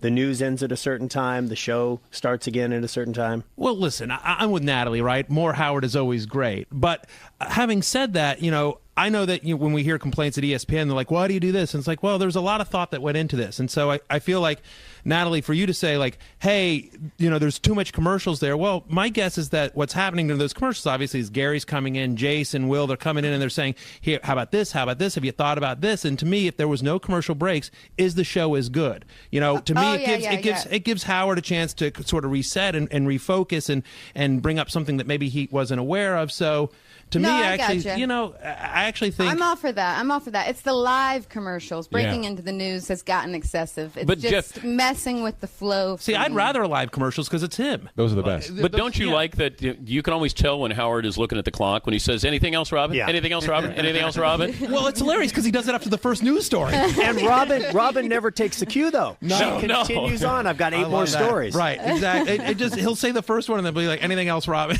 Just like, the news started 5 minutes ago, Howard. It's hilarious. Sorry, Rob, I had a question for you. You had mentioned that you've never been on the show. Would you not go on the show? Oh, are you kidding me? I would be on the show every day. I would You be like would? I would be like David Arquette. I would be on there spilling my guts out. I already asked David if I could be his intern, so you'll have to get in line.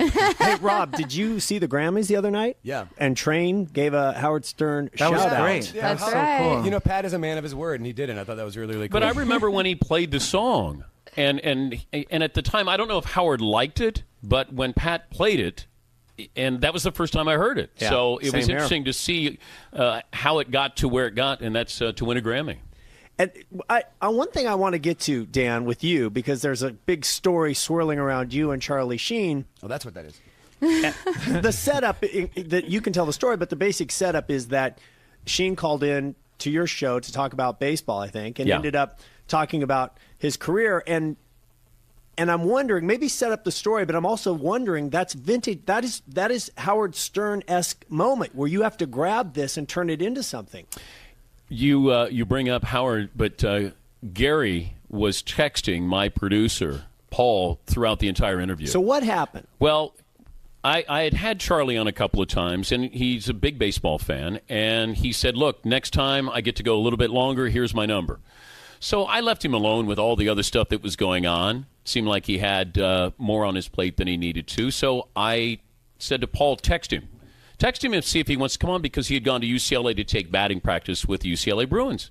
And he gave the great pep talk of don't do crack, drink chocolate milk. And I said, that's one of the more inspirational speeches we've ever heard in sports history. So he picked up right away, and he said, I'm on Monday, and all the PR people said, don't do it. And then he said, F them, I'm coming on. And so he just got on, and he said, no topic is off limits. But I wanted to be fair to him because I was inviting him on to talk baseball. How I approached it would have been different than how Howard would have. But Howard would have gone after, tell me about the hookers at the plaza. How much do you spend on them? How long do they stay? Those kind of things. Where I had to sort of say, let's talk baseball, and he led me into some other. Was that the interview that I was just hearing on TV where he says, don't do crack? And then he immediately follows it up with, unless you can adjust to it socially. Yes. Yes. I thought that was just one of the most amazing things that, especially for somebody who I imagine right now is more self-aware than he's ever been in his entire life. But to say, don't do crack, kids. Well, unless you can manage it into your social life. Wow. But that's one of those, if you read it, Rob, then it's different than when you hear him. I mean, he has a great delivery and there's a sense of humor. But the problem is people are going, you got Dr. Drew who's going to analyze this and say, does he really have a crack problem or what's his problem? And I think he was trying to be light with the mood. Well, and the connection to this is that Stern has always been known as one of the best interviewers around. But it seems to me, and Natalie, see if you feel this way, but that since the new contract, toward the tail end with Arquette and then past that, he's been on fire with these interviews that are making headlines. Camille Grammer. Casey Jordan. He changed my whole opinion about Jerry Springer, listening to him talk to Jerry. And so when I hear your interview, I think, in some small way, there's a Stern influence in there about how to read a person. As you said, I went a different way because I'm on a sports show, so I can't go Howard's route. But there's some influence there about how an interview can go. I've always, and I pride myself in interviewing, but the one thing that I've always noticed is Howard's a great listener. And he'll hear something that and if you use what he hears, and then he gets to his next topic. And it's something so small, it could be an intonation and inflection, and that's when he grabs it and then he goes. And that's all I tell people when they say, how do you interview? And I say, listen.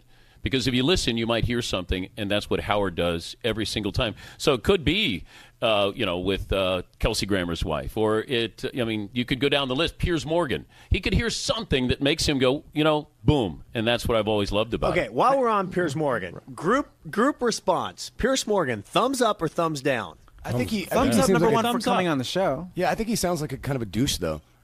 Totally. Yeah, And what do you mean by thumbs up? Thumbs well, up? Because meaning not coming on the show, but his from having Howard on the show and trying to pick a fight or trying to say this is a battle of wits or whatever, and then coming on the show, his attitude to me feels so forced. Like, I'm going to press this.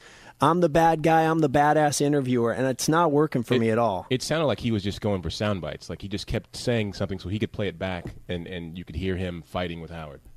See, and he probably wants to be a figure too. So the more he does stuff like that, the more people can talk about it. You think it'll work? I think that it probably works for him.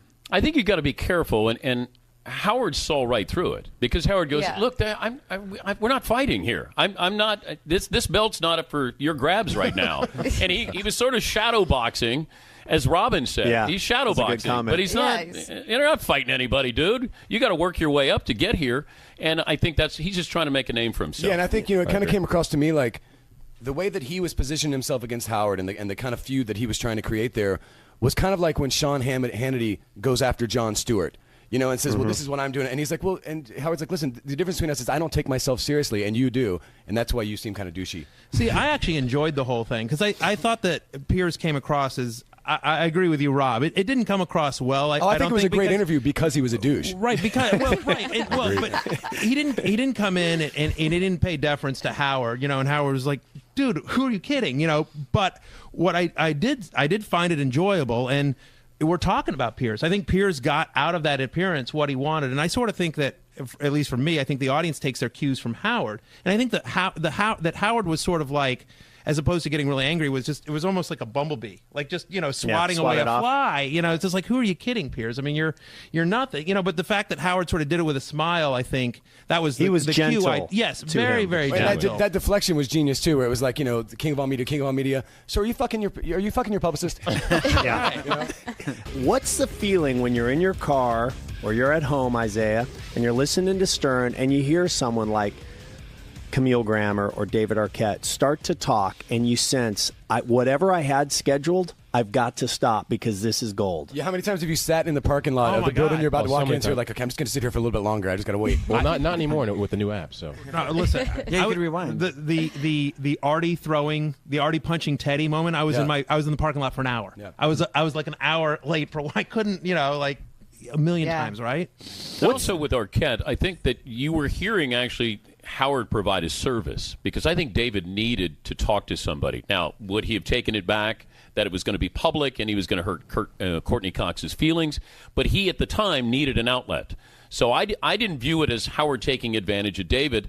I really think David needed somebody to talk to, and agree. Howard approached it that way, where he was just saying. Yeah, and anybody who knows David knows that David is one of the most open, honest people on the face of the earth, and he'll just let his heart just pour out of his So mouth. where is that line when you're Howard and you've got this job to provide a show to your fans, and this is a friend self-destructing? What would you do, Dan? Is there a place you would stop that and go to break? Well, or I'll never? go back to Charlie Sheen. I wasn't there to provide guidance. I wasn't there to go, boy, Charlie, clean up your act. That's not my role. But Charlie's not a friend of yours, though. Well, but he's an acquaintance where David, I think, he considers Howard a friend. I think sometimes it puts you in a tougher position because it's a friend, and you're not quite sure if you're supposed to say, you know what, let's talk about this off the air. I don't know if you said to Howard, if you did it again, would you have made it as much public as you did? He might pull back a little bit, but he also knows he's making great radio. This is what people tune in for. He's providing a service, but he's also providing a service to David. So he had a myriad of things that I think were on his plate that day. And the only thing I thought was maybe he let David go too deep.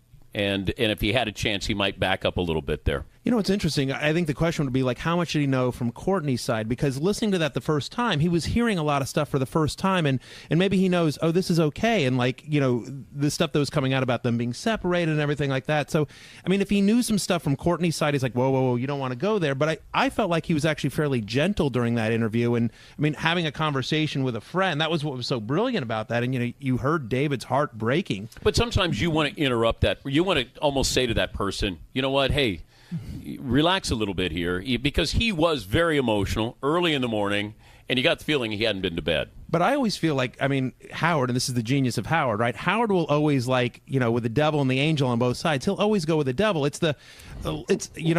kind of, you're going to think this is weird, but I go back to the Gary sleeping tape, right?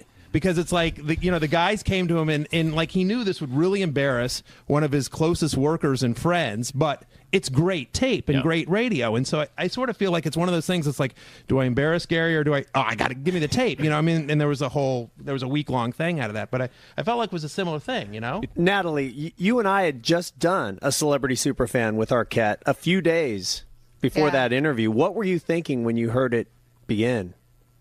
I was just feeling for him, and I felt how raw and honest he was being. And I don't think Howard could have stopped him because David definitely had things on his mind that he wanted to set straight or make clear, and he was purging in a sense. And then he didn't regret that, I don't think, because he called back 2 more times and came in another time. I just love David's openness and his honesty, and he was vulnerable and might have some regrets about some of the things that he said, but I also think Courtney Cox knows David and knows who she married and knows how to take that. Everyone had a lot of opinions. No matter what, friend or no friend, when you kind of walk into that room, the one thing for certain is that it's not Howard's job to say stop speaking, ever. Do you know? I mean, that's the whole idea. There's this thing of consciousness. It's almost like you're going to therapy. Yeah, you kind of know you're walking in. That's what I see it as. You go in there and you know that you can be completely honest with him one-on-one. Just ask George Takei. Right.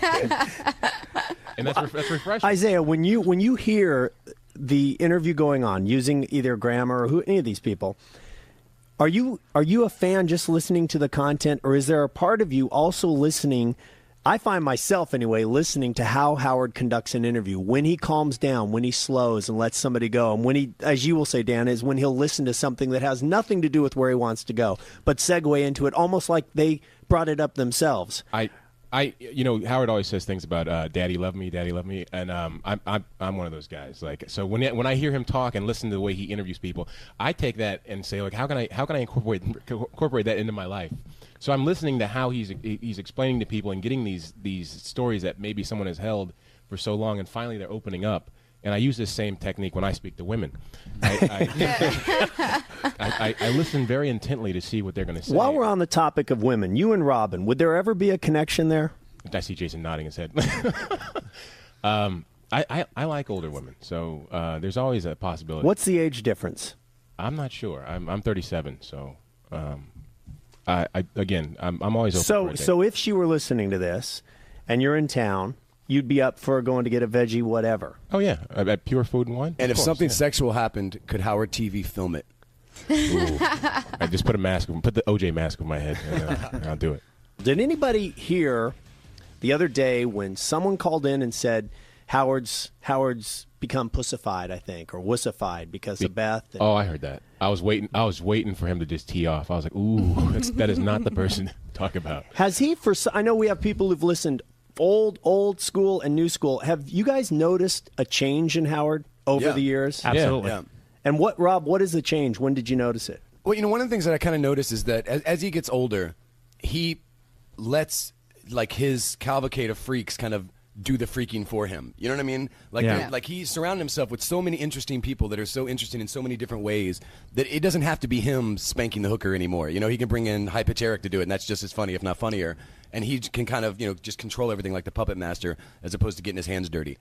Yeah, I think it's getting older. I think it's his daughter's getting older. Yeah, sure. I think it's the therapy. You go 4 days a week for whatever 15 years. Eventually something sinks in, and I think so. I'm with you. I think in the old days, whatever, Howard was the crazy one, and now it's like you're not going to out crazy Sal and Richard. So why try? Bring them in. You mention their names and they're in there naked. And his role is he is one of the greatest interviewers of all time, Yes. and I think that's where his strengths really focus on. And it's not a dog and pony show when he's doing what he does best. Fred, have you noticed a difference? A little bit. I was going to say that I feel like Robin is exactly the same, though. When I listen to all the old tapes, she seems like she hasn't aged at all. She's exactly the same person. But I think she's more revealing. Oh, she might be. I mean, I got that feeling that that she was a little bit more forthcoming, and I think she realized that she needed to be because Howard wasn't, and then you throw in the sideshow, as Rob said.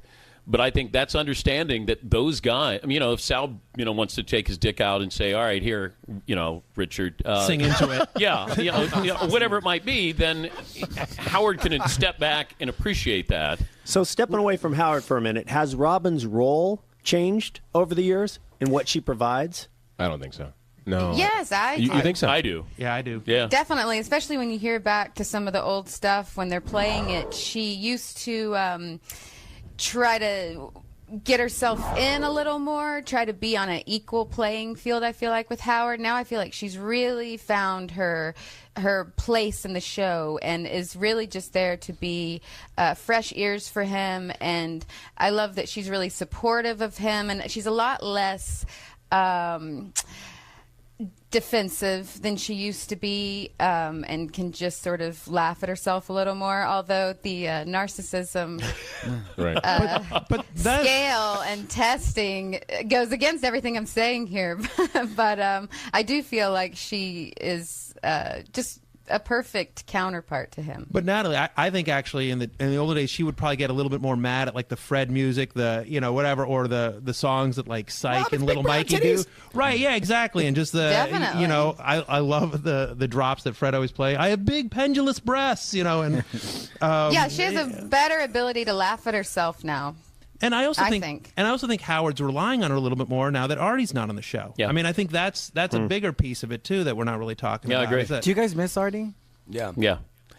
Yeah. Certain times. I heard prank phone calls, what was it, yesterday? And you hear Artie's voice and you immediately go, God. Well, it's hard not to miss Artie because he was such an integral part of the show, and his voice is so – nobody has that take on things. Yeah. But I got to say, being completely honest – I wouldn't say I miss him. I loved when he was on. Yeah. But I don't think the show is missing it. Howard has changed yet again, and the show's evolved into a new thing. Yeah, it would just be nice if every now and then you could revisit that.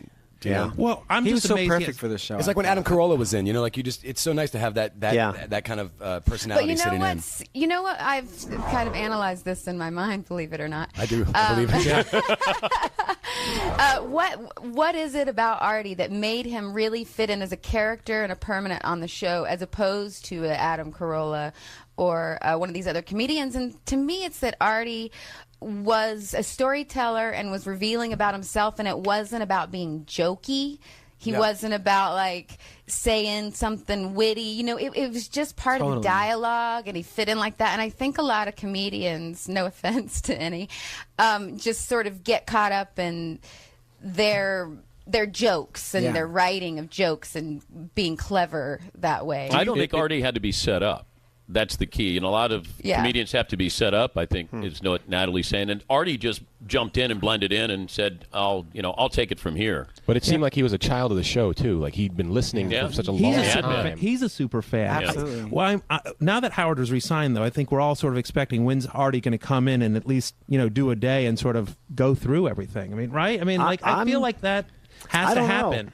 It's funny because we were talking about Arquette earlier, and Dan was saying, we were talking about the line you draw. I feel like Howard is really gentle with Artie. Oh, and of course. That's not going to happen unless Artie really wants to and it feels comfortable and it's never going to be exploitive or for a moment. Yeah. Does that seem... He's not sweaty. Artie was never sweaty about anything. But I don't know. It just what? Like desperate. Artie was never like I don't think like Natalie was sweaty, saying, like sweaty, working for it. like just trying to get a laugh out of everything. He wasn't like I'm a comedian. Do you think the show needs that role? Like Jim Breuer's on. Breuer's great. Yeah, Breuer's great on it. But does it need that? I don't think it needs it. But for the time, it was great. I didn't say that I necessarily missed Artie, but it's just that I was just thinking about him, and he was so great for the show. There's so many things that go on in the show too. Yeah. But it's okay for shows to have different times for things. Well, it's your okay show, Saturday Night Live, is a great example of that. That moves on, and it's still those things are still. I great don't miss shows. Jackie. No, I don't miss Jackie. No, I didn't miss him when he was on. I have to. I will say this, the one though. good thing about Jackie is that it was hysterical when they would make fun of him. Yeah. I was just going to say, the one, I don't miss Jackie. I miss Jackie Puppet. Yeah, the Jackie Puppet. I miss the Jackie Puppet. All the shit that Jackie got, that's what I miss. Yes. I mean, just busting on Jackie is hilarious. Well, the thing about Jackie, for me anyway, was just, as you said it, Fred, the sweating, the forcing of everything. Yeah. I wrote that. I did that. I'm the funny one. We all know, we're fans. We know that it's a team effort. Nobody believes it's only Howard doing this show. Right. But when you keep calling out for it, I think with the that's... contracts and stuff at the end of that, it was just unpleasant. I miss the topic of him. I don't miss him, but I just miss the topic. Because when it comes up, then it's everybody, ollie ollie income free. And I love that. It's a big game of Twister with Fred on the bottom, piling on him with sound effects and whatnot. So I do miss that. I like his laugh. I'm glad they have the soundbite because his laugh was always like so genuine when something would happen. Though that howl in the background was classic. And you know what I saw in a story yesterday? In stores is Joke Master Jr. Joke Master. I was like, oh my God. What store did you see that in? And Oz. Do you go to Oz here in LA? Yeah, right. I couldn't believe it was in the store. Hey, before we get back to Howard and how he might have changed over the years, I have Fred, one story really quick about how Howard changed. I just thought about... Okay, hold that thought. Just to get back to something. Fred, one of the unsung heroes. We never talk about Fred enough on this show. How big a part is it of the show for Rob is Fred for you when you're listening to how fast he's reacting? Oh, I feel like he's the captain driving the boat. Like he's driving it where it needs to go. Like you kind of feel safe that he's at the helm of everything. And I think that he's definitely one of those people. There's three people for me that the show would completely fall apart. Like I was talking with Fred about this. Like the idea that icons. Johnny Carson was an icon. Larry King was an icon. But when they moved on, somebody else could get into that chair, and then the show would continue on. This is a show that without Robin, without Howard, and without Fred, it doesn't seem like there's going to be a show. How many days have they had a show without Fred? Did they say one time? I know he was late one time. Like twice? But I think what he does is he adds the element that you see in The Simpsons. The Simpsons are funny on a variety of levels, and Fred always gives you something else. It can be, low, it can be middle, it can be really highbrow. Fred always gives you that element that makes you laugh, even though something that Howard might be saying or somebody else is saying, and that's the brilliance of Fred. Yeah, the caw-caw. Just a little. Yeah, it's easy. It's easy to take for granted too. I take it for granted after a while. It's always there, and you rely on it. I expect it. You know what's amazing is like Howard will reference something really, really obscure, and then literally 15 seconds later, Fred's got that clip or that drop or that parody song or something like that. And if it was up to me, they'd play the Little Lupe drops every single day. Like, I find myself listening the first time I hear a show as an audience, and then the second time I tend to go back and dissect it more. And I'll take times where I'll just listen to sound effects. And it is amazing how many things he drops within a show. How is he that fast? I don't know. He just gets it so fast. And I does don't he understand have it. total control, or does Howard also have control over that? It seems sound? like Howard can turn it up or down for sure. Yes, come on, Gary. Let's get the official answer. Fred can play whatever he wants, but Howard has an overriding master volume control. That's why Robin's music gets so loud sometimes. I love that. All right. Oh, Rosie's on. All right. Rosie O'Donnell is joining us now. Weren't sure if we were going to get her or not. Rosie, let me introduce you to everybody here so you know who you're talking to. All right. All right. We have Dan Patrick. Rob. Hi, Dan Patrick. Hi, Rosie. I feel like suddenly we're on the dating show. Well, it's almost like third grade, the teacher taking attendance. Rob Thomas is here from Matchbox 20. Fred Armisen. I love him. From SNL, Fred Armisen is here. Fred. Mr. Old Spice guy, Isaiah Mustafa is here, and Matthew Berry from ESPN. And Natalie Maines is also with us. She's in Los Angeles listening in. How are you, Rosie? I'm pretty good, thank you. How are you all doing? Very good. Hi, Rosie. Hi. We're just honey, all. how's it going? I'm good. I wanted to let you know I'm a big fan of your show. I listen quite often, and we have much in common. Well, I always knew that about you. It's never a surprise. with you. Rosie, what is the common ground between you and Howard? Well, for a long time, I was sort of public enemy number one on his hit list, me and Kathy Lee, and he hated me with a vengeance. And at the time, I had never heard of Sirius Radio. I never even listened to talk radio, truthfully. But I would take my little boy, who's now 15, to the mall in a stroller, and all these teenage boys with black T-shirts would scream, "Baba Booey, it's that pumpkin head!" And I was like, "Holy shit!" I don't know who he is, but he's got like a mass of teenage boys willing to do whatever he wants. Rosie, what's that like to go through, to be insulted like that, and you're not even really connected to what's happening? It was pretty intense, I got to tell you, and it really came to a fever pitch at one point when my son was about 4 years old, and he was telling his listeners, about on and on about how he hated me, and some crazy man was on the way to my son's school to pick him up and called into the radio show and said he was going to take my son and save him from being raised by me because of, Howard's stuff. And so my son has walked into the TV studio with police. And I'm like, what the hell's going on? They're like, we caught some guy on the way to the school to pick up your kid. That's when I was like, holy shit. And I actually called Mia Farrow, who I knew was a friend of his, and said, Mia, listen, this is kind of crossing the line here, and I don't know the guy, and I never met the guy. And so she called him, and then we got on a phone call together, and he's like, listen, you say a lot of shit about me. I'm like, no, actually, only mention your name once on a talk thing and about what did I think about shock jocks, and it wasn't you specifically. I didn't even say your name. I said, but, I'm afraid of you. You're the kind of guy that scared me in high school. You're the kind of kid who smoked pot with a black T-shirt by the gym, and I was the student council president. And I just want you to leave me alone and my kid alone, and you scare me. And from that moment on, he sort of turned the corner. I don't know. Well, the interesting thing is that you guys are not that dissimilar. You both have big opinions. You're not afraid to say what's on your mind. You're not afraid of a fight. It seems inevitable that the two of you would ultimately become, comrades or partners in some sense. Well, Fran Drescher, who has been on his show a long time and knows him, said to me, why are you afraid of him? He's a Jewish kid from Long Island. He's just like us. He's grew up where we did. He's, you have no reason to be afraid of him. And I was like, I felt like there was sort of a dark energy about him, or his fans. There was some sort of, mind you, if you're the target of his kind of power, that's a pretty intense amount of rage to absorb, right? And for just being you. And so I never really started to listen to him. And then after we kind of made peace, I heard what he was saying when he went over to Sirius about the FCC, and I heard him talking about, the loss of civil liberties after 9/11, and I was really kind of proud because nobody was saying it. and I dropped him a note that said, keep doing it, because no one else is doing it, and Natalie as well, when they were brave enough to stand up when everybody else was looking the other way. I also dropped a note there and said, rock on, sister friend, because yes, you did. You know, that's all we have in this country. This is America. This is what we're not supposed to shut up. We're supposed to participate.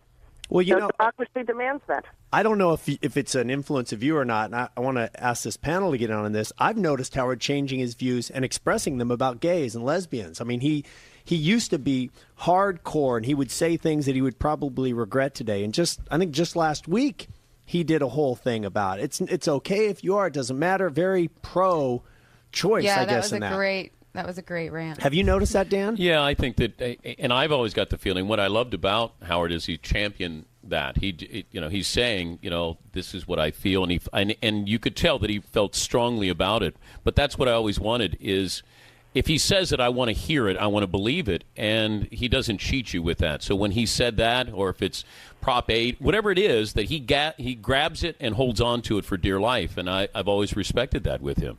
Yeah, you listen to some of the best ofs or the history of Howard's, and you hear some of the homosexual humor, and you cringe a little bit, and you wouldn't expect that. I mean, he was always very pro-lesbian in his career, but from moment one, he's always been a friend of the lesbians. But he does. Well, not the real lesbians, the Playboy lesbians. The lipstick lesbians, yes. The 200-pound lesbians with a backpack. He was all about the weekend warriors. Right. Yeah. Rosie, 2 questions before we let you go. Where do you rank Howard as an interviewer? Number 1. Really? Without hesitation. Number 1. What makes him number 1? Well, because there is no pretense, and he does not hold any punches, and he'll ask you exactly what he's feeling. And also, I think as an interview subject, he nicely came into the studio once when I was there after everything happened with Artie, and, I just asked him, and he answered. And I think that he treats interviews with the same way he responds to interviews. And when you saw him, like the other day, I don't know if you saw him on Letterman, but that was like a masterful performance. He came out, oh my God, he had command of the entire room. It was like a king and a pawn. And there was Dave, a little bit embarrassed, a little bit, oh my God, what is he going to do? Is he going to bring up the thing that I had upstairs? Is he not going to bring it up? How's this going to go? And he did it without really being mean, with being funny and part of it, and I don't know, it was a brilliant performance. It was like watching Brishnikov dance. You almost got the feeling that Howard was interviewing. It was Howard's show, and Letterman was a guest, and he was tentative about what Howard was going to ask him. I think that happens with every show that Howard does. It's what Rob Thomas said. He deflects, and by deflecting, he begins to interview again. Right. That's what I was curious about, Rosie, as someone who's interviewed Howard. Is it possible to get, frankly, a, quote, real interview out of Howard? Because he's such a big personality. Like, I thought Piers tried a little bit on his Piers Morgan appearance, but, I mean, Howard mostly took that interview over as well. And it's sort of like his agenda. I thought Piers totally dropped the ball, that Howard was giving him some stuff and opening the door, and he never followed through. I don't think Piers was listening. I don't think he was really playing ping pong with him. I think he was trying to show everybody, look at how I can, go a couple rounds with him when he didn't even. And then Howard, I think he missed a huge opportunity, Piers Morgan. And Howard, I think, showed, just how good he could be. But with the editing, and Piers Morgan, unless you're going to go live, that show's dull. You got to have it live. There's a palatable energy that you can feel when you don't know what's going to be said next. But you can't have questions. You can't have questions and run down your questions with Howard. I think that's where you listen. And he had 2 moments where he could have grabbed and taken Howard into a place I thought that Howard would have been a little more revealing, but it seemed like he was just going. What were the 2 moments? Do you remember? It was going to reveal something personal. He talked about his dad at one point. I really thought that to me, that's the crux of all of this, of what happened growing up, who he is today. Well, and funny, because when I did interview him on my show, and his, Gary and everybody came by afterwards and said, oh, my God, he never tells people that. Well, did anyone ever ask him? I'm a mom. I'm depressed. He had a mom who was depressed. It's the reason he became a performer, to make her laugh, to make her happy. There's so many things about his life story that are so fascinating, and the fact that his brain is able to work at the level that it is for this many years, for that many hours a day, is kind of unbelievable. It's like he's a marathon runner.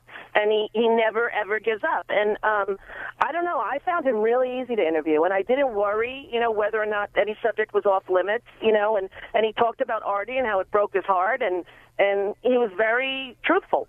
And I think that's all he ever asks for people on the show. Just tell the truth. Rosie, would you like to have Howard on your TV show? I don't know if that would fly at the OWN network. But, I think that there are venues for him, and when he agrees to do an interview, you just got to let him go. And I think the guy, has a tremendous amount of power in who he is and what he's lived in his worldview. And I think, it would be a fascinating interview, especially if we brought up all of the animosity and all of the stuff that went on between he and I for years. Years. It makes you believe there can be peace in the Mideast. Yeah, maybe you can broker the deal with Oprah and have another one on the team. Rosie, well, I will let you know how that goes. All right. Hey, thanks for taking time to call in. No problem. Thank you. I'm sorry I was a little late. That's all right. You know what's sad, though, Jeff, is that we pick sides. If Howard doesn't like somebody, then we don't like somebody. You have to. And I don't know Rosie, but all of a sudden, I'm like, oh, she's coming on the show. We'll see how and then I like her because how.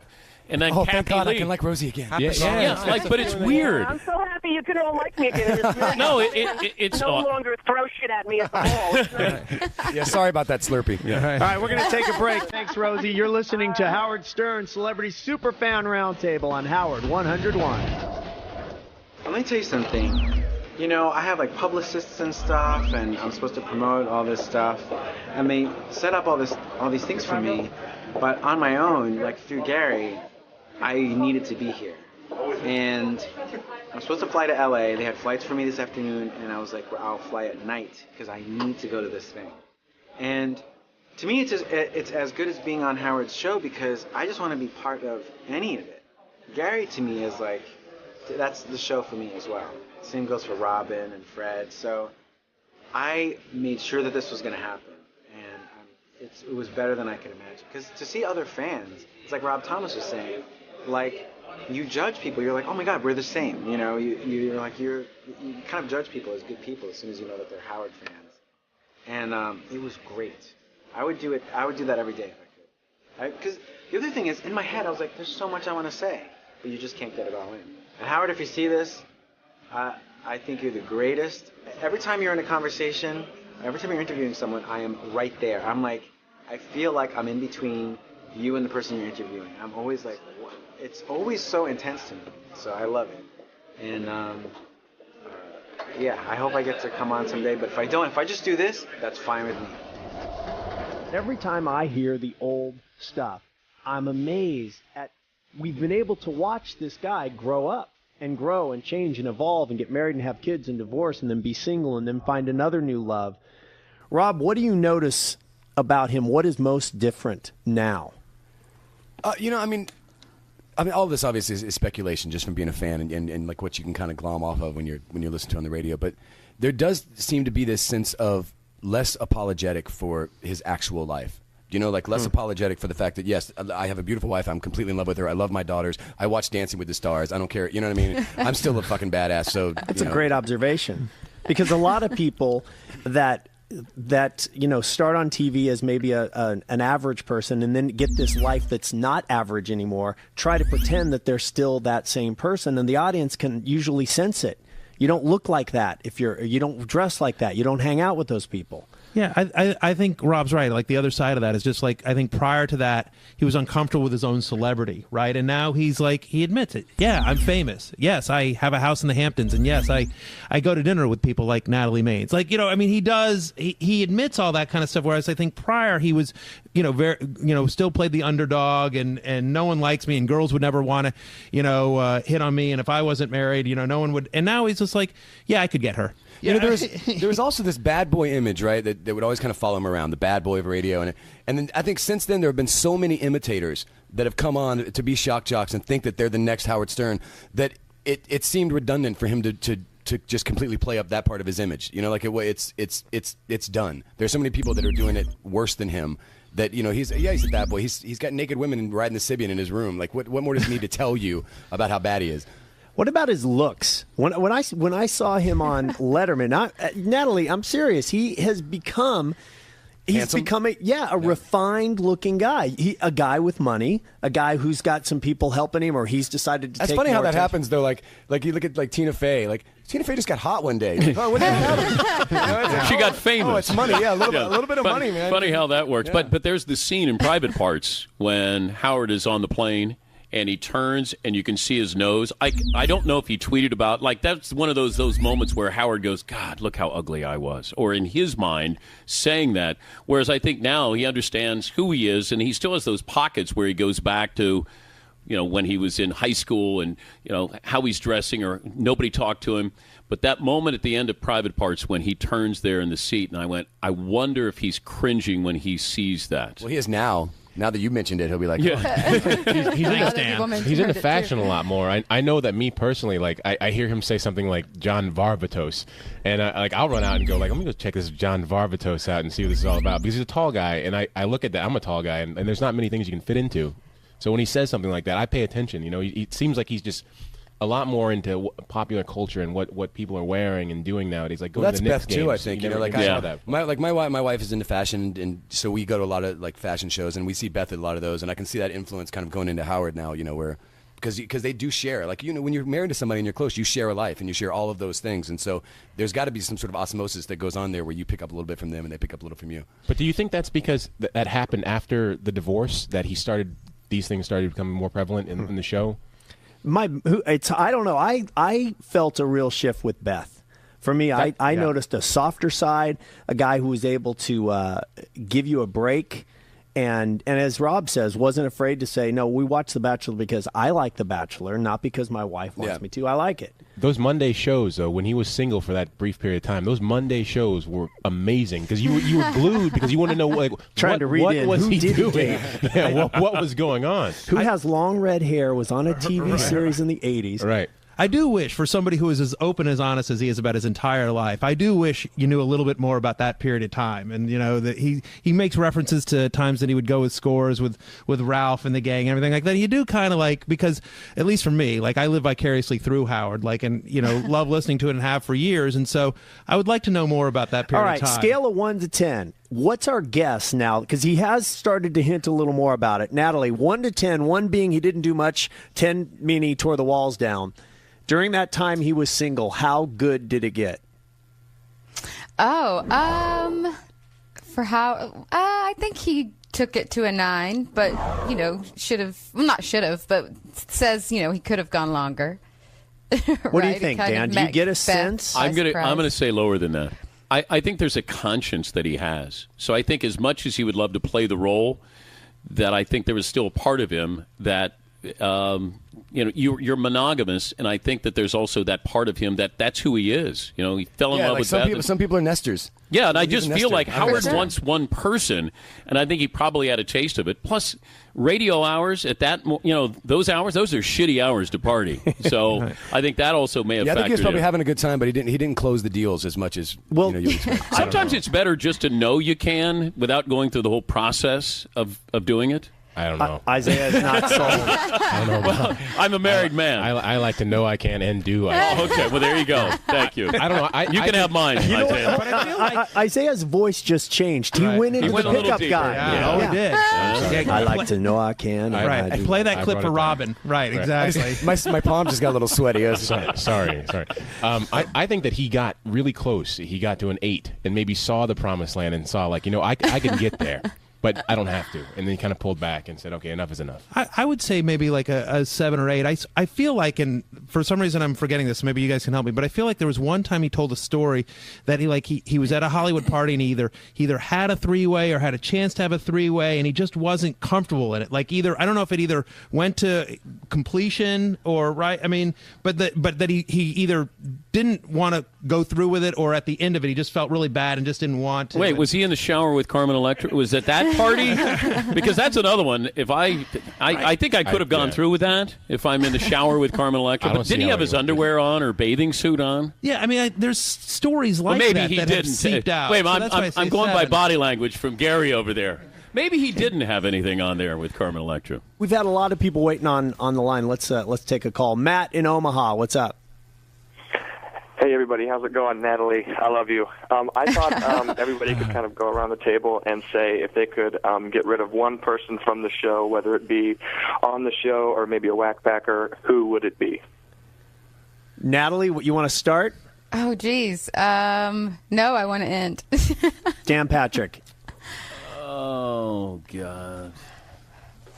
You've got to vote one person off the show. There you go. Nice. The island, right? I'm gonna go. I'm gonna use my lifeline and call Rob Thomas. Wow. Now, this happens every time, by the way. No one will ever say anything critical of the show. Isaiah, start there we it. go. All right, I'm going to start. First of all, I got two, actually. Oh, wow. You can loan one to Dan. Yeah, I got a whack packer. Eric the / actor midget, whatever you want to call him. Like, I cannot stand. He's so ungrateful. He's so ungrateful. But that's the beauty of him. Well, Exactly. I understand. I mean, he's if necessary. he ever said thank you, it's a necessary evil. But God, he just gets on my nerves like all the time. And then Sal would be the other one. Oh, Really? Isaiah. I'm sorry. You know, Isaiah, you talked about wanting to be on the show. Right. Yeah, it's dwindling fast.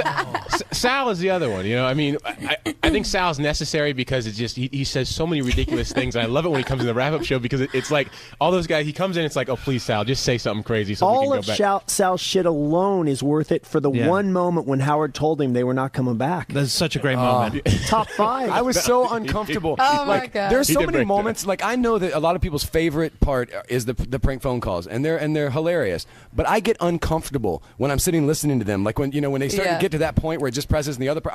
I literally feel myself wanting to turn the channel and come back to it when the call's over. And I felt that way about the Sal How crime far moment. I is was he just gonna like, take it? Yeah, I felt like I just wanted to give Oh him a my hug. God, not me. I listened to that over and over and over, and You're then I fucking had to sick. watch it on Howard TV to see him crying. You just could not have asked for a better reaction. That could not have played out any better. I have a question of the superfans about that specific moment, though. Do you buy that it was real? Because because he was there for 2 hours. Someone doesn't text him saying you're back. Someone, I mean, do you think like he sort of went along with it? He was really late. He was drunk across the street. He'd slept in. He'd slept in, but still, I would think somebody would have texted him he said his wife texted him. Something that wasn't blatant, and so he did think it was good news. But then he says when he got there, and all of that started unfolding, and he's watching Howard say it. That seemed like the truth. I mean, that seemed like the word. The text it was from almost his wife too didn't good. mean much. And that's probably why, Matt, that you're listening to it going, no, that's not. Because I listened, and then I listened again because I thought, oh, no, he's in on it. And then as I listened the next time, then I realized I think that Howard got him. Yeah, because what you would be saying essentially is that Sal is this great actor. Right. That's Eric the actor. Right. That's the flaw in my argument. Yeah. I don't know that it's true or not. It was so perfect, Dan. You're absolutely right that it was a great radio moment regardless. Yes. But all right, Matthew. Hey, I wanted to know, you guys that are close up to Matthew, from here, Matthew resembles Richard. Is that the case in person? A little bit. I've gotten that before. I've gotten people say. I've gotten a couple of different people, but yeah, Richard Christie comes up. When I first walked in the green room, that's what I thought. So Isaiah had balls enough to throw him out and say a couple of names. I'm never going to be on the show. Matthew, you're up. I don't know that there's one person that I would want to kick off because even the annoying people, I think there's something funny. But can I choose pieces of people like with the Sal? Like I agree, I'm with everyone else. Like I would not want Sal off the show, but I could do without Sal getting naked at every drop of the hat and wanted to make out with Richard and masturbate on his back and all the those are my points also. Those are the things where it's just I get a little creeped out about it. I'm not a huge fan of kind of the scatological stuff sometimes. So it was High Pitch Eric that was in the Craptacular, right? Yeah. So I mean, I wouldn't mind if we never heard from him again. He would High Pitch Eric would be mine. But then, I was riding in and on the ride in here and listening to the Memory Lane, and they were going. They had when they had his birthday and everybody came in and just fucking slammed him just one after the other. And I was like, but if you didn't have that little guy to kick the shit out of, that funny moment wouldn't have happened. How about for you, Dan? there are moments with people. I agree with Matthew there. I don't know, Crackhead Bob. There's certain moments though with people that you just go, I could do without that. High pitch Eric drives me crazy sometimes. Just and for no real reason except then when you bring out the fish, when you bring out the fish and you hear this screeching voice there. So there's certain redeeming qualities there, but Isaiah was rough. He gave up. Back to what Isaiah had said about Eric the Midget. I have to say, part of the fun. Someone asked me on Twitter the other day if I miss him and that he's not on the show, and part of the fun is missing him.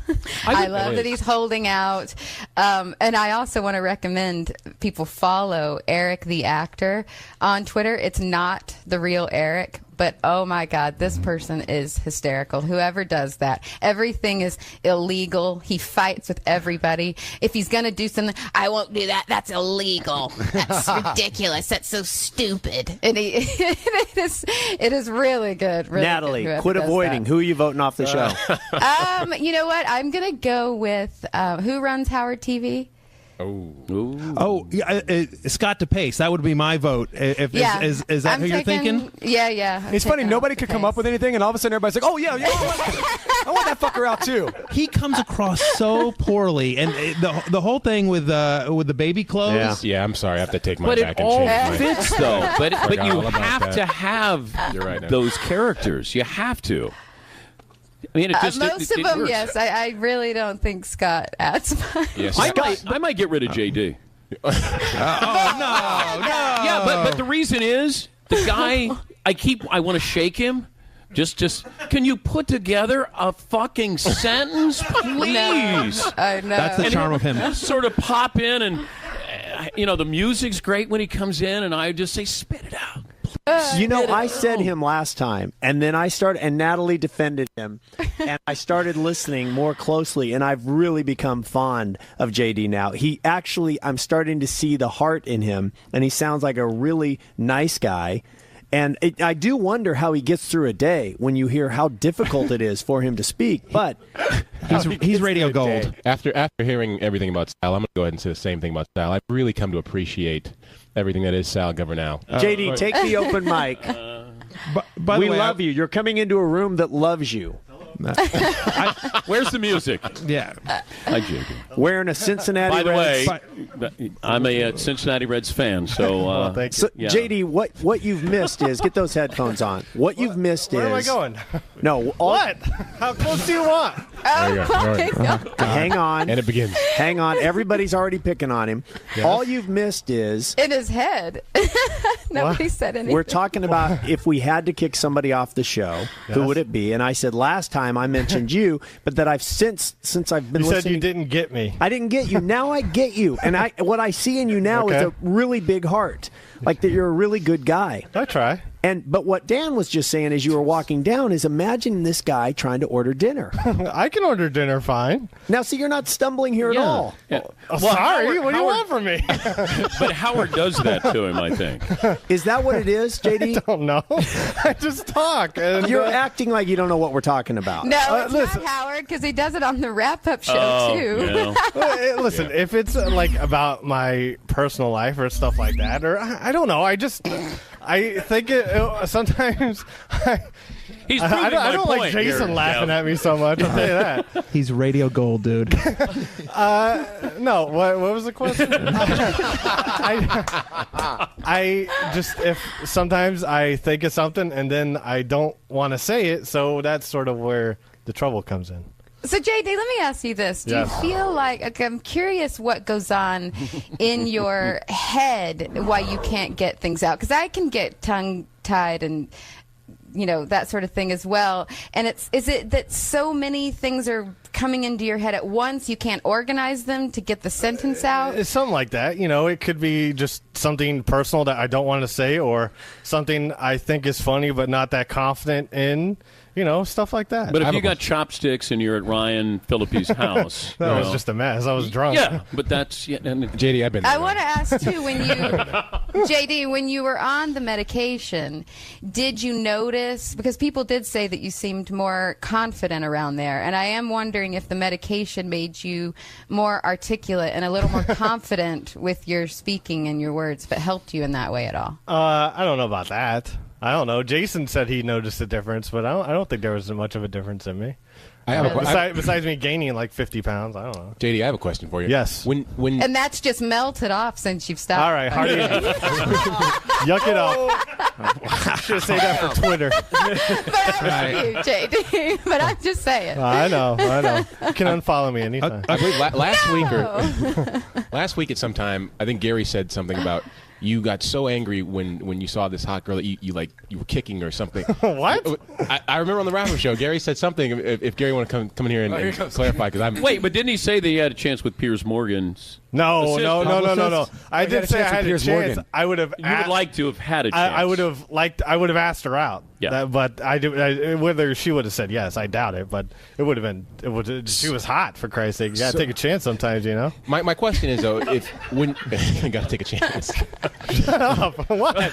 Keep reaching for the stars, JD. But see, that is the greatest pickup line ever. Yeah, like, come on, you got to take a chance sometime. Yeah, well, hey, that's what I hear. What the fuck, Rob? This is the part of JD though that I've fallen in love with. Is he's been sincere right now? You mean it, right? You got to take a chance. You never know. Sometimes if a girl's hot enough, yeah, and there's some opportunity. No other reason to take a chance on a girl. It's only about. There's some JD, is there a scale? Do you look at a woman and say she's in my league or out of my league, or is every woman in your league?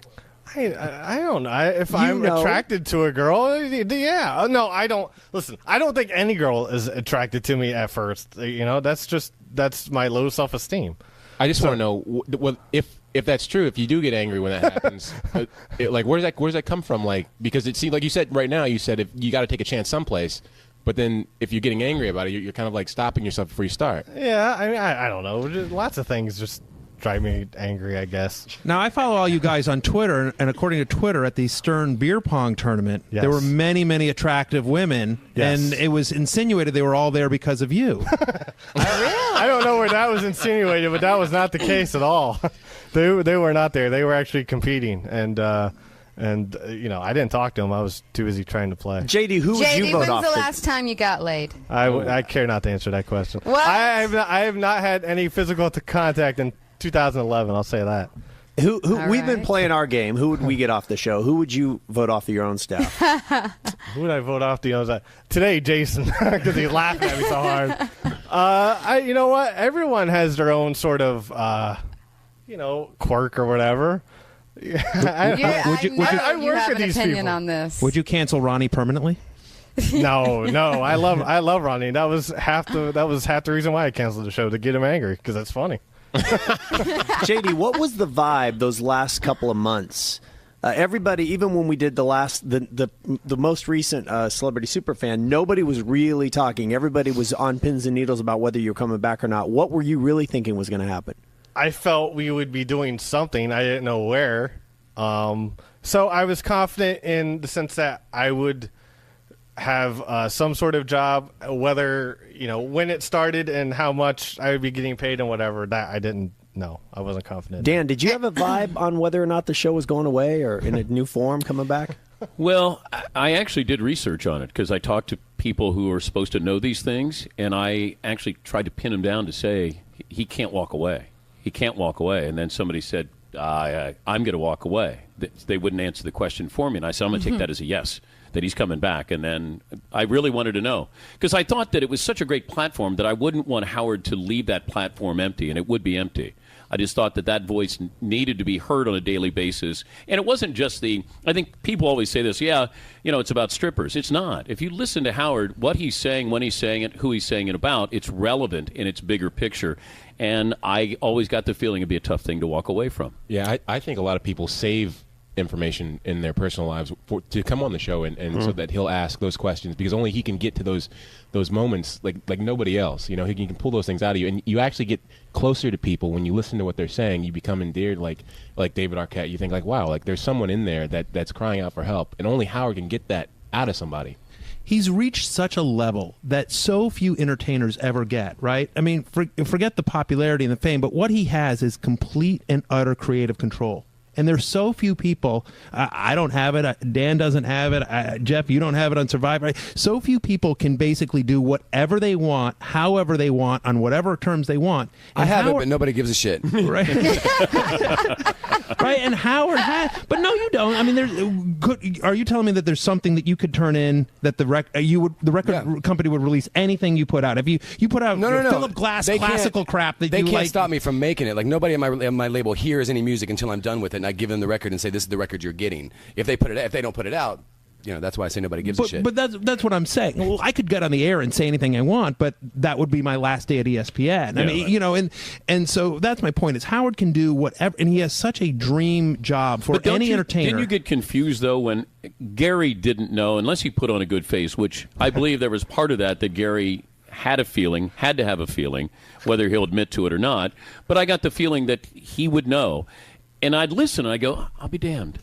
You know what? I don't know if he's coming back or not. You know what? Well, let's get Gary in here for this last segment. We'll take a quick break. We'll put Gary on the hot seat, find out what was really going on before the re-sign. Howard, 101, Celebrity Superfan. Be right back. In our remaining moments, one thing I wanted to ask you guys, this is something Natalie loves to vent about, which is if you run into a friend that doesn't like Stern, what do you do? Rob, have you ever had that situation? They go, oh, yeah, no, I don't listen I go to into him. straight defense mode. Like, even if they don't listen, but definitely if they have like some kind of, you know, derogatory or negative thing to say about it, I immediately find myself, well, you just don't fucking know. You just, you know, you obviously don't understand. Does it influence how you look at them? Yeah, I think to some degree, because one of the things that I admire the most about the people that I surround myself with is a good sense of humor, and to me, that's a good gauge. Like, if you don't think that that's funny, then I don't think you understand humor. You know, like I understand maybe if you just don't have time in your day to make it a part of your life. But if you have and you just walked away from it going, I just don't get it, then I think that says something about your humor deficit. The thing I always say is what my buddy who introduced me 20 years ago to him said. He said, just give it a week. Listen for a full week. And if you don't like him after a full week, then I'll shut up. And like the first day I listened, I'm like, I don't get any of these jokes and I don't understand. And wait, was he really talking or is that a tape? I don't understand. But by the end of the week, it was like, I get it. Now I get it. And it was like, and I was hooked.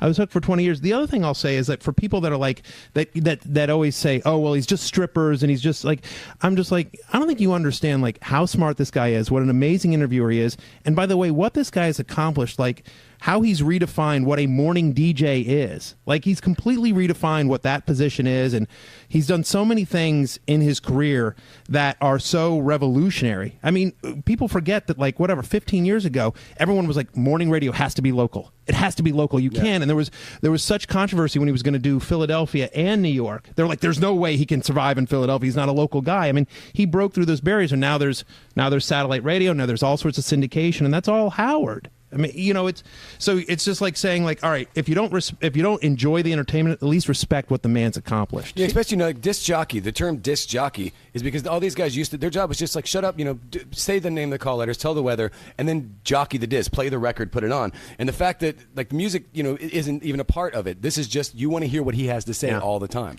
I don't try to change people. If you don't listen, it's your loss, because I think if you listen, you're dead to me. But I think if you listen, then you understand. And having been in this business for a long time and understand how hard it is to orchestrate what he does on a daily basis, and to be able to bring out things in people you've never met, but you only hear a voice and you actually care about them. I care when Richard's father calls in from the farm. Yeah.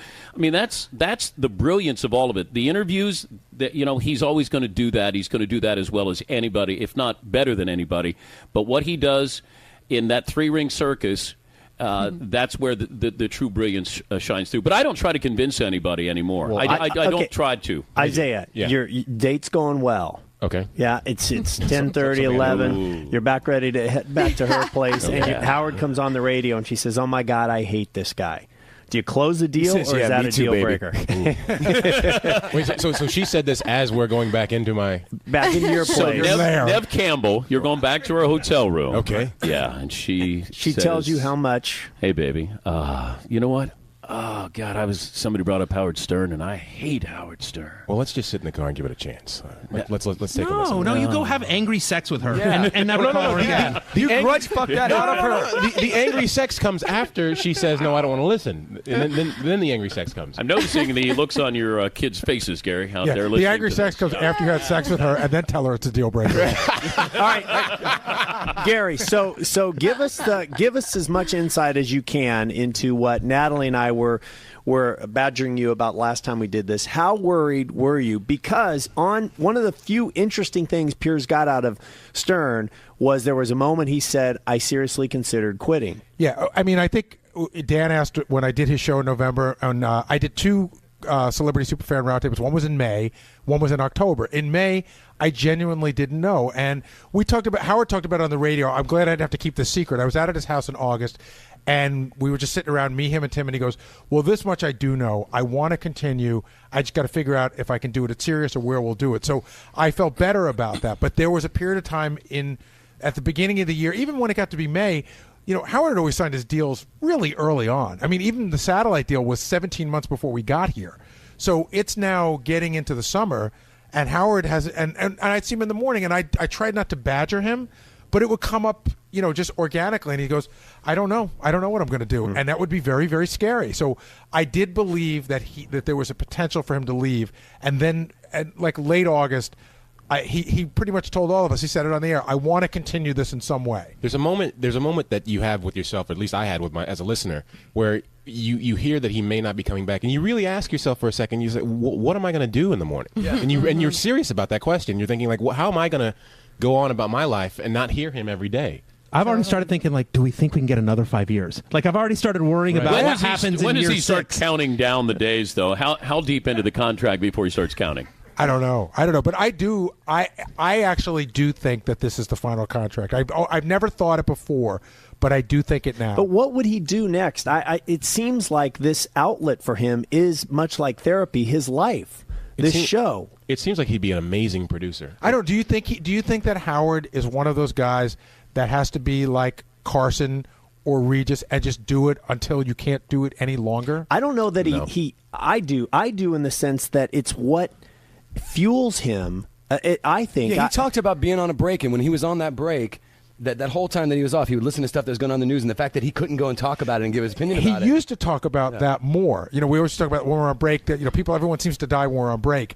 But I think that more recently, he's become more comfortable with the fact, like, okay, you're always going to miss stuff. When I come back, I'll just be me. I don't know that urgency is. I'm not saying he doesn't put everything in on the show, but I don't think that urgency about having to get back is the way it used to be. Do you think that the hours have a huge part? I mean, the idea of spending your entire life waking up at 3:30 or 4 in the morning and having to go to bed at 8, like that has to play into it at some point. It does. I mean, we've all gotten sort of used to it. It's been a very long time since we've come in and gone, oh my God, it's so early. Because once you do it a lot, it just becomes what you do. Right. Do you get up every morning and say it's too early? I have. But the one thing I'll miss the most when it's all done are the phone calls from his parents, like him imitating his parents. I think then you really feel a genuine, like he's got a heart in what really matters to him the most. And he talks about his mom and his dad, and that's what I always come back to. It's my favorite moment because I think he sheds a light into him. Yeah, one of the things that I've really enjoyed is that Howard... That sounded really gay. No, I think that's... It's the thing. Howard will talk about his relationship with his dad when he was younger and how it was almost non-existent. And now he talks about his father with such love that it is really sweet to see. Not everybody gets to have that. Not everyone gets to have that sort of resolution. Right. Last segment on the show. Right. Natalie, one question for Gary. Well, I just want to ask everyone there, is it hard to look at Gary and not picture him throwing a baseball and how ridiculous that is? Wow. Why don't you just kick him in the nuts? You're sports guys. You're sports guys. That was a while ago now.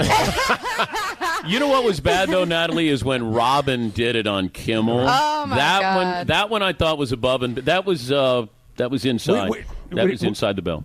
You mean you thought it was sort of a low blow? I thought it was low blow. I'll tell you what it made me think, honestly. My heart went out to Gary because I know I've seen those kids, and it made me certain that my boys and girls will know how to throw a ball because it's such a fundamental thing as you get older to be able to just pick up any ball and throw it. But as you get older, it's harder to do these athletic things. Like being a former athlete, I just my heart went out to you because I thought like it's so hard to do stuff like that. You know, when we haven't been doing it for so long. I think it's so funny. Poor I think Gary. The look on Gary's face right now. Listen, this bothered Gary more than anything else. More than the I'm sorry tape. More than the sleeping. Gary was so bothered. Natalie has a the dark pitch. streak. Oh no, Natalie there's no has doubt. A real dark streak. She does. She listen. She loves Howard because there's a little of Howard in her. Right? You like to sort of. She likes to sort of get in and dig, and that's why she makes a great guest. Well, but Gary, honestly. New show? Do you care if he did or not? Yeah, I do. You do? Well, I care if he likes it, yeah. What if he didn't, let's say? Oh, that's cool, you know. I did my movie, Dirty Work. He didn't even watch it. Were you disappointed you didn't watch it? I wished he'd watched it. It's available on video. He just doesn't want to say it. No, he was sad. But hey, what are you going to do with that? I love you, Cinema Verite. That's a cigarette. Let's get a shot of a cigarette. I want to know what you're going to do with the cigarette. Norm Macdonald's here. He's got a new TV show coming out. He finally showed up, huh? Yeah, I mean, it's like time to leave already.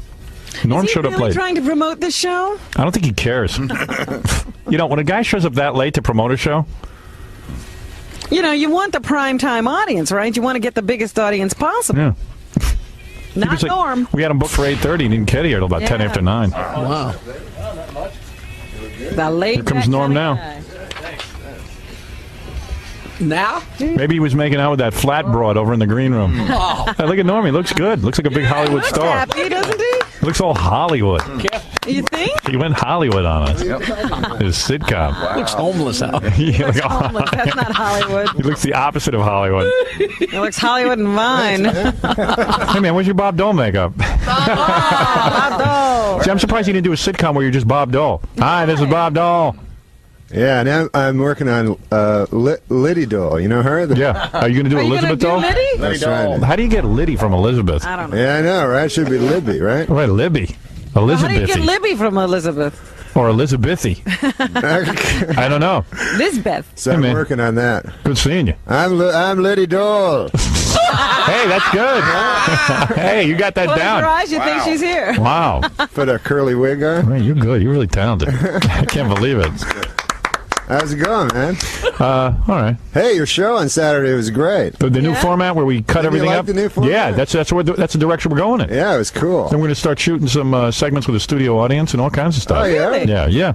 And I guess that's when I'm going to come on and do update. Weekend update.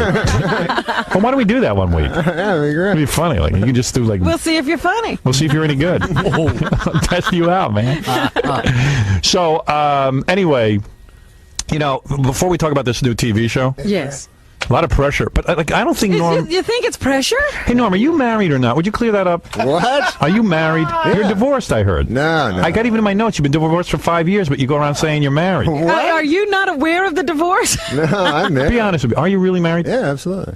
And you got a kid, right? I have a little boy, yeah. Yeah. But How you old's your don't- boy? But you don't like people to know that because it's bad for your image. No, I don't want, you know, What I've image? had like stalkers and stuff like Oh, you have had stalkers? Who I got Stalking stalkers. him. I would be afraid of somebody who would stalk Norm. I had this one guy, right? Hmm. That's scary. In New York, he was all stalking me, and it was my own fault because I was like, I met him on the street. Yeah. And I And was you real, hung out with him? Yeah, kind of. What? I'm an idiot. You hung out with the guy? A little bit. And then what happened? Well, he was just this dude. I was walking down, and I was like, I was coughing. I was coughing on the street, and I sort of saw him. He looked a little crazy. And then, like 5 blocks later, he's right beside me with a glass of water. Right. He goes, "Hey, man, I got you some water." Was it in a bottle or was it an open like an open? An open thing. I don't And you even- drank it? I know. I didn't know what it was. And later, I thought, You drank the water from a stranger out of a cup? I know. He seemed like So, anyways, then he would always. Especially with some roofies in it. Really? Like, it takes Norm back to his room and rapes him. That almost happened later. Really? What happened? Well, he was always phoning me. I gave him my phone number. Why'd you give him your phone number? Just my work phone number. Oh, dear. You're not gay, are you? Not at all, no. All right. I didn't think so. I'm the opposite of gay. You love girls. I like girls. All right. So, anyway, this dude... Is that the opposite of gay? That would be the opposite. That would be it. Yeah, so... So, anyways, he keeps phoning, because I said I'd get him to the show and everything, and then everybody said, no, he's crazy. And I said, oh, yeah, right, that's true, so I didn't... Right. So then, 6 months pass, I'm in Los Angeles, and I'm walking down the street, and that dude is there. Oh, my God. So we're standing there, and then in L.A., there's no pedestrians, so you're all alone. Yeah, I mean, there's no protection. Yeah, so I'm just standing with this guy, and then not only was he crazy... Did he have water with him? I thought he was just crazy, but then it turned out like what you're saying. I think he was one of those gay guys. Oh. He looks at me, he's all like, and plus he had shaved his head in the meantime. Oh, right, no. right. And then he goes, hey, I just want you to know I'd do anything for you. And he shaved his head. Yeah. And then we were standing in front, there's this restaurant in L.A. called Norm's restaurant. Right. So, But you don't have anything to do with it. no, it's just a restaurant. It's a famous restaurant. Do you eat there because your name is Norm? No. All right. But it's just near where I live. So I'm talking to this guy, and he goes, look behind you. And I look, and there's this big sign, Norm's. Yeah. And so I go, yeah? He goes, Norms, right? Like he thought, you know how crazy guys are? Right. Yeah, they think there's a It's all message. connected, yes. Yeah. So I said, no, I just live here. I'm trying to tell him it's like a coincidence. Right. Oh, my God. So he was seeing messages and coincidences and all kinds of things. Messages. Ay, vey. So that's why you don't talk about your family? I like to try to protect them. Okay. Oh, okay. Because instead of my notes, you're divorced, but you don't like to talk about So it. that's why you said he was divorced.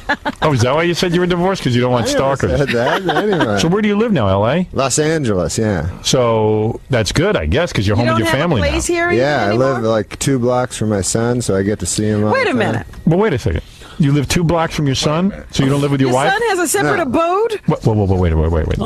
Wait. My son lives with my wife. And where do you live? I live like 2 blocks away. Why don't you live with your family?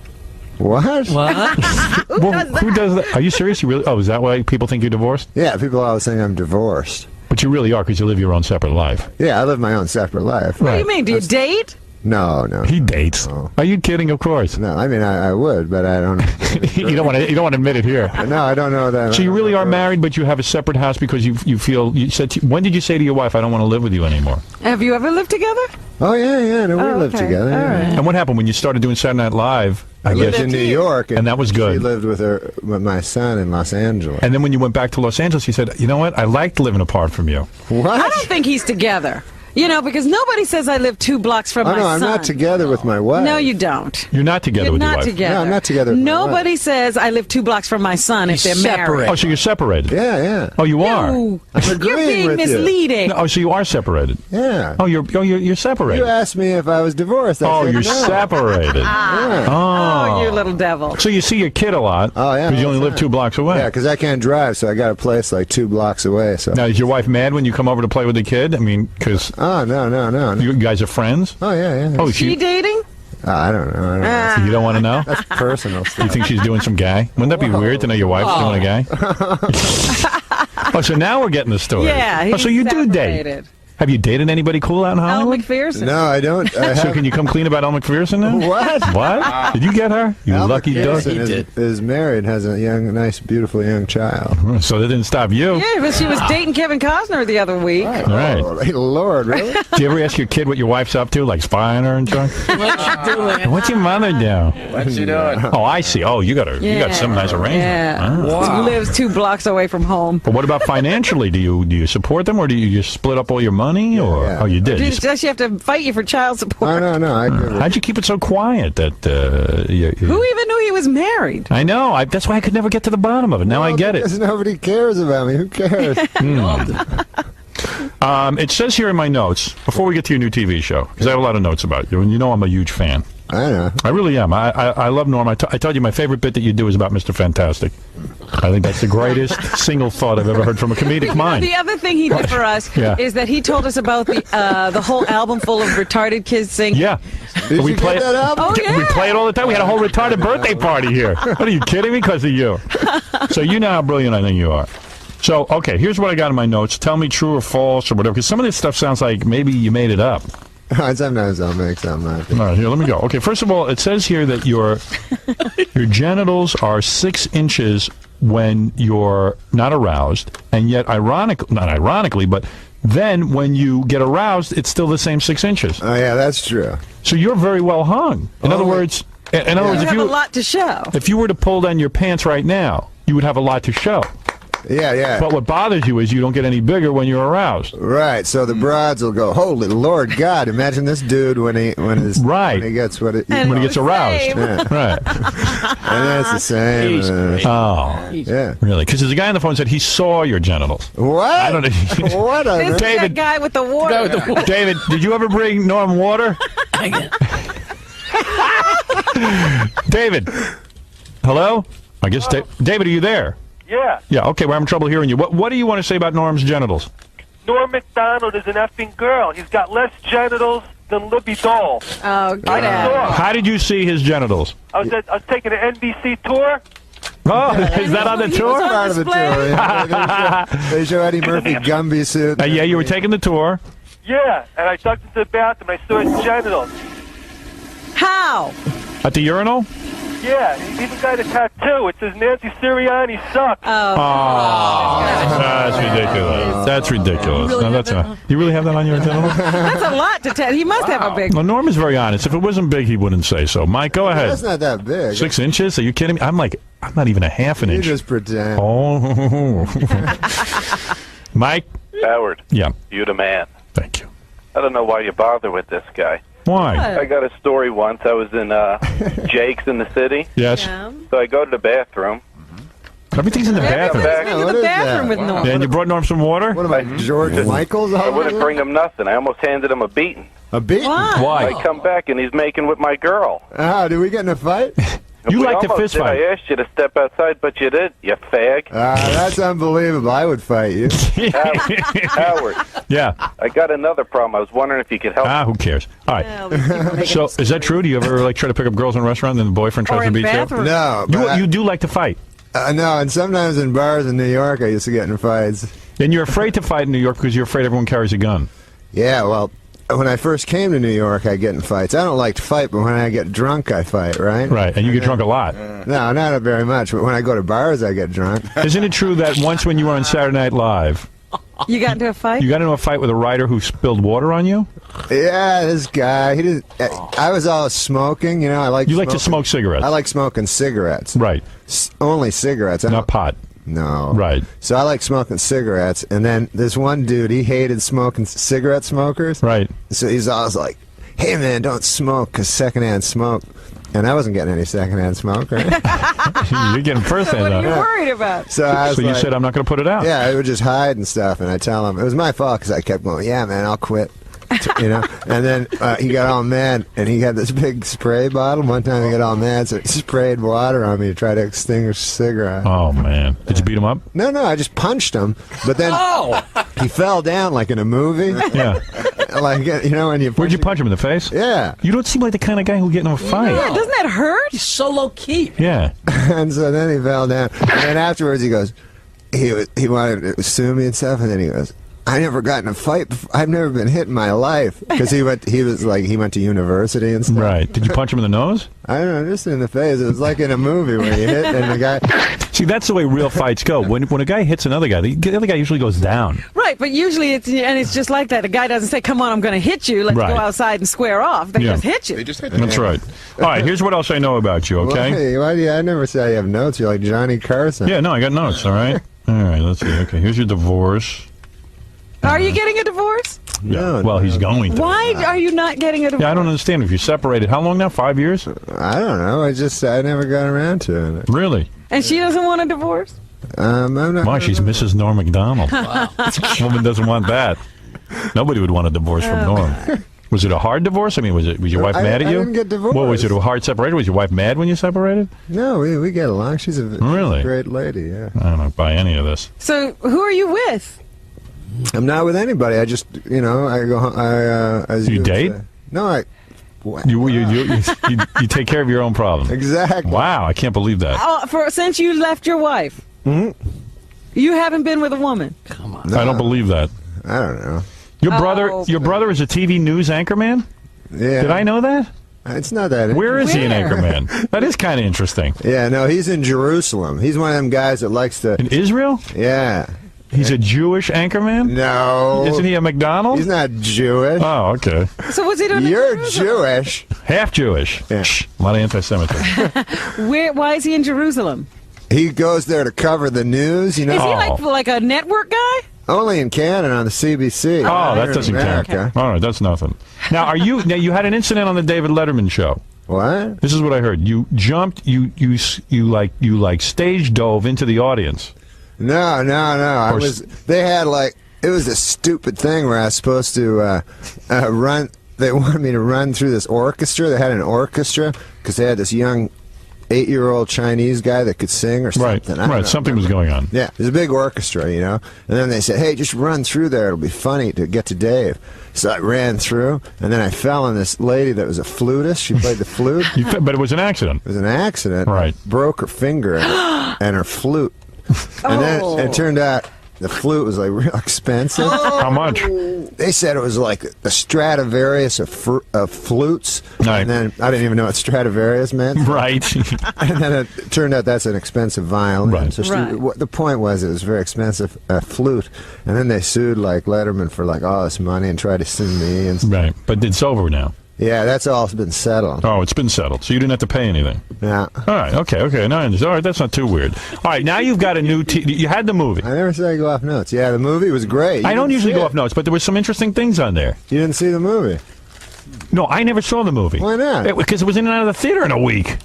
Well, yeah, okay. It's on video now. Oh, is it? I'm going to see it then. Yeah. All right. Don't get all insulted. No. Was the movie any good, or what happened? It is a great movie? Yeah, it's great. All right. You like the movie? Why wouldn't I like a great movie? Oh. Pete, you're on the air.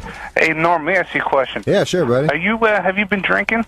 Drinking booze? Yeah, that voice sounds like you're drunk or whatever. But if not, have you? No, that's Norm's delivery. Yeah, I always. Okay. This is the way he sounds. That's why I think this woman Michelle Greppy reviewed your TV show on the Post today. Did you see it? Yeah, she hated it. She hated it. But I think that she's complaining a lot about your delivery. That you're a droll kind of guy, but that's you. Yeah, what's wrong with her? So if you start to drink, will you start to sound like crackhead Bob?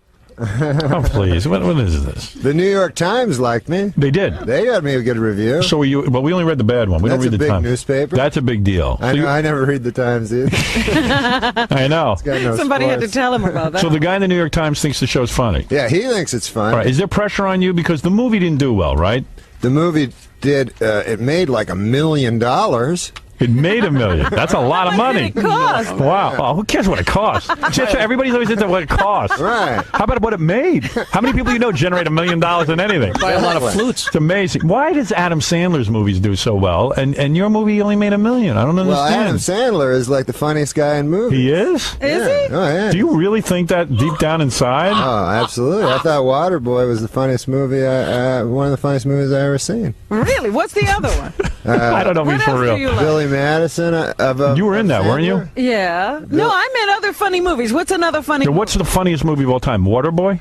Well, it's right up there. I think like Caddyshack, Animal. You know, I watched Caddyshack the other night. I went back with my kids to watch it. Yeah. It was horrible. And that's one of my favorite movies of all time. Watch it again. When's the last time you seen Caddyshack? I like a year ago. Oh, really? Oh, man, I couldn't believe it. Really? Yeah, it just didn't play well. And Rodney's hardly in it. I thought, in my memory, Rodney was the whole picture. Yeah. And all those scenes with Bill Murray as the guy chasing the groundhog forever and ever. Oh, yeah. It just wasn't funny anymore. Really? Yeah. So Caddyshack, Animal House, and Waterboy. Animal House is funny. Movies. Yeah, you got to go see Waterboy. You'll love it. It's great.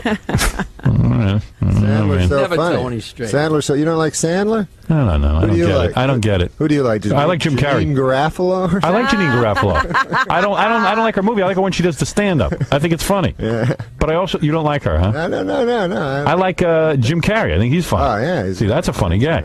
Yeah. What about Schindler's List? That was pretty funny. Yeah, that was a riot. So you had this Jew, and you got in trouble. And... What about Roberto Benigni? You like him, right? No. Oh, you don't like him? No. Is he funny? He's not funny at all. Well, I've never seen him. I never seen I saw the movie.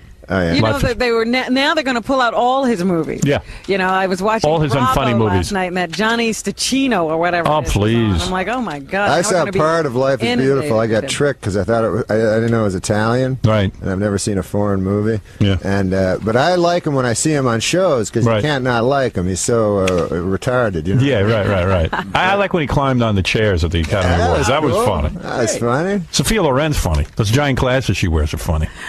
I think she's What do you funny. think of Whoopi on the Oscar? I don't think she's funny. Yeah. What do you think of I think her? Whoopi's a good actress. I don't think she's particularly funny. I don't think so either. Right? She don't make me laugh. Like she came out in that big costume and then didn't do anything. And then she came out and did a long monologue and I didn't understand any of the jokes. You know what I mean? Yeah. She should have borrowed your Mr. Fantastic routine. I would have laughed at You that. should have written for her. Yeah, you should write for her. Are you doing Hollywood Squares? Have you done that? You ain't gonna do that. You wouldn't do that, would you? I like the old Hollywood Squares, but this one. I did the old Hollywood You Squares. did? Yeah. No, not the original. Well, I did the with second John one. Davidson. Yeah, I did that Yeah, one. yeah. And nobody knew who I was. And They were booing me. But on this new one, Yeah. Sometimes they don't even do jokes. They just answer the question. I know. You know, like I saw. They don't bluff. Yeah, I know. I saw. Who the hell was the guy yesterday? And you were waiting for him to say something. Oh, Bill Maher. He's got such a nasty attitude. He's on the Hollywood Squares, and they ask him a question, and he's like, "The answer is blah blah blah." Like he won't make a joke. Yeah, I mean, isn't he supposed to be some kind of comedian? What I like is the contestant called him Bill Maher. Didn't know he was. That was really good. Now that's funny. And then he looked all pissed off. You know what I mean? He thinks he's above the moon. One time I went on that show. He has a show there, Politically Incorrect. Yeah, I heard that. So I go on the show, and the guy goes, he goes, like, you know, you have to have these arguments. Every time I did a joke, like the producer would come out in the thing and go, hey, you don't have to do jokes. Right.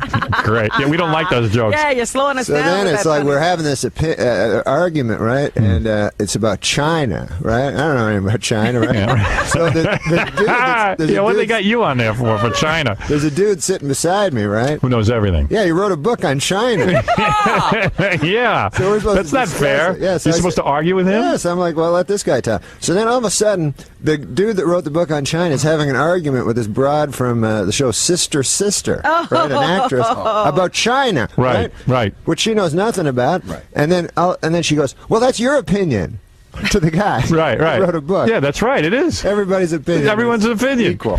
So you were probably completely floored by this program that Bill Maher has you on to talk about China. Yeah. You're a comedian. I was just trying to do jokes. Is it true you watch football every Sunday with the head of CBS, Les Moonves? Is that true? Is it true? I have to. Yeah, I go a few times. Yeah. You do? You really? You go to his house? He's a good guy. No, we go to this guy Sam Simon's house. I know Sam. Yeah. He's a good man. Oh, you guys. Oh, that's what you guys do. I got to move out to L.A. Yeah, and be with Sam Simon. Yeah. Sam Simon's the key to everything. He knows everybody. He's the guy who developed The Simpsons. Yeah. And this guy's like retired, and all he does is think of ways to make himself busy. He likes hang. He hangs out. And he networks. Yeah, he travels with people. He bangs chicks. He networks. Yeah. So who is it? You, Sam Simon, and Les Moonves? Drew Carey. Drew Carey. How do you guys know? Drew hangs out with him. Drew's there too? Well, Drew's Sam Simon's friend, right? Right. But Drew and Sam, they go off and do like they're into like they go to the Playboy Mansion and stuff like that. Yeah, right. But on Sunday, you know, I watch football and Les Moonves comes over and we play a little cards. Oh, do you play cards? Yeah, we play a little low stake poker. You know. Oh, I'd like that. You like to play cards? No, I like to meet Hollywood people. You do? Yeah, I want to meet some. I want to have some friends. Oh man, Sam Simon's the center of Hollywood. There you go. Got to know Sam. Hey, who's here with you, Artie? Yeah, well, why don't you bring him in? I wanted to bring him in. He could have come in. Artie, we love. Hey, and also bring in Artie and bring in those two chicks. These girls have been waiting outside. They're huge fans of yours. The girls, the queen for the day? No. Some fat chicks. Oh. They're like huge. There's normal- Artie. Hey, Hey, Artie. is this the fat chick or Artie? Oh, that's Artie. I thought it was the fat chick. I'm sorry. It's Artie who's a huge fan. Great, actually. Artie, don't you have some water for Norm? What are you working on the new TV show? Norm show? Yeah. He wouldn't do it. He screwed me. What do you mean? No, I would certainly do Norm's show if he asked me. He never asked me to do it. Oh, man. All right, here's two chicks who are big Norm Macdonald fans. Oh, they sure are. Oh, they've been calling all week. Oh, look what you drag out. No wonder he got separated, huh? They're not fat girls. Well, they're not fat, man. I thought they'd get some. You girls look like housewives, are you? No, they're way too young. Girls, talk to me. Tell me about yourselves. What's your names? I'm Laura. And what is your name, honey? I'm Lou. And how old are you girls? 26. And how old are you, Lou? 25. 25 years old, huh? Oh, young chicks. That's perfect. Yeah. So, one for each of you. Yeah.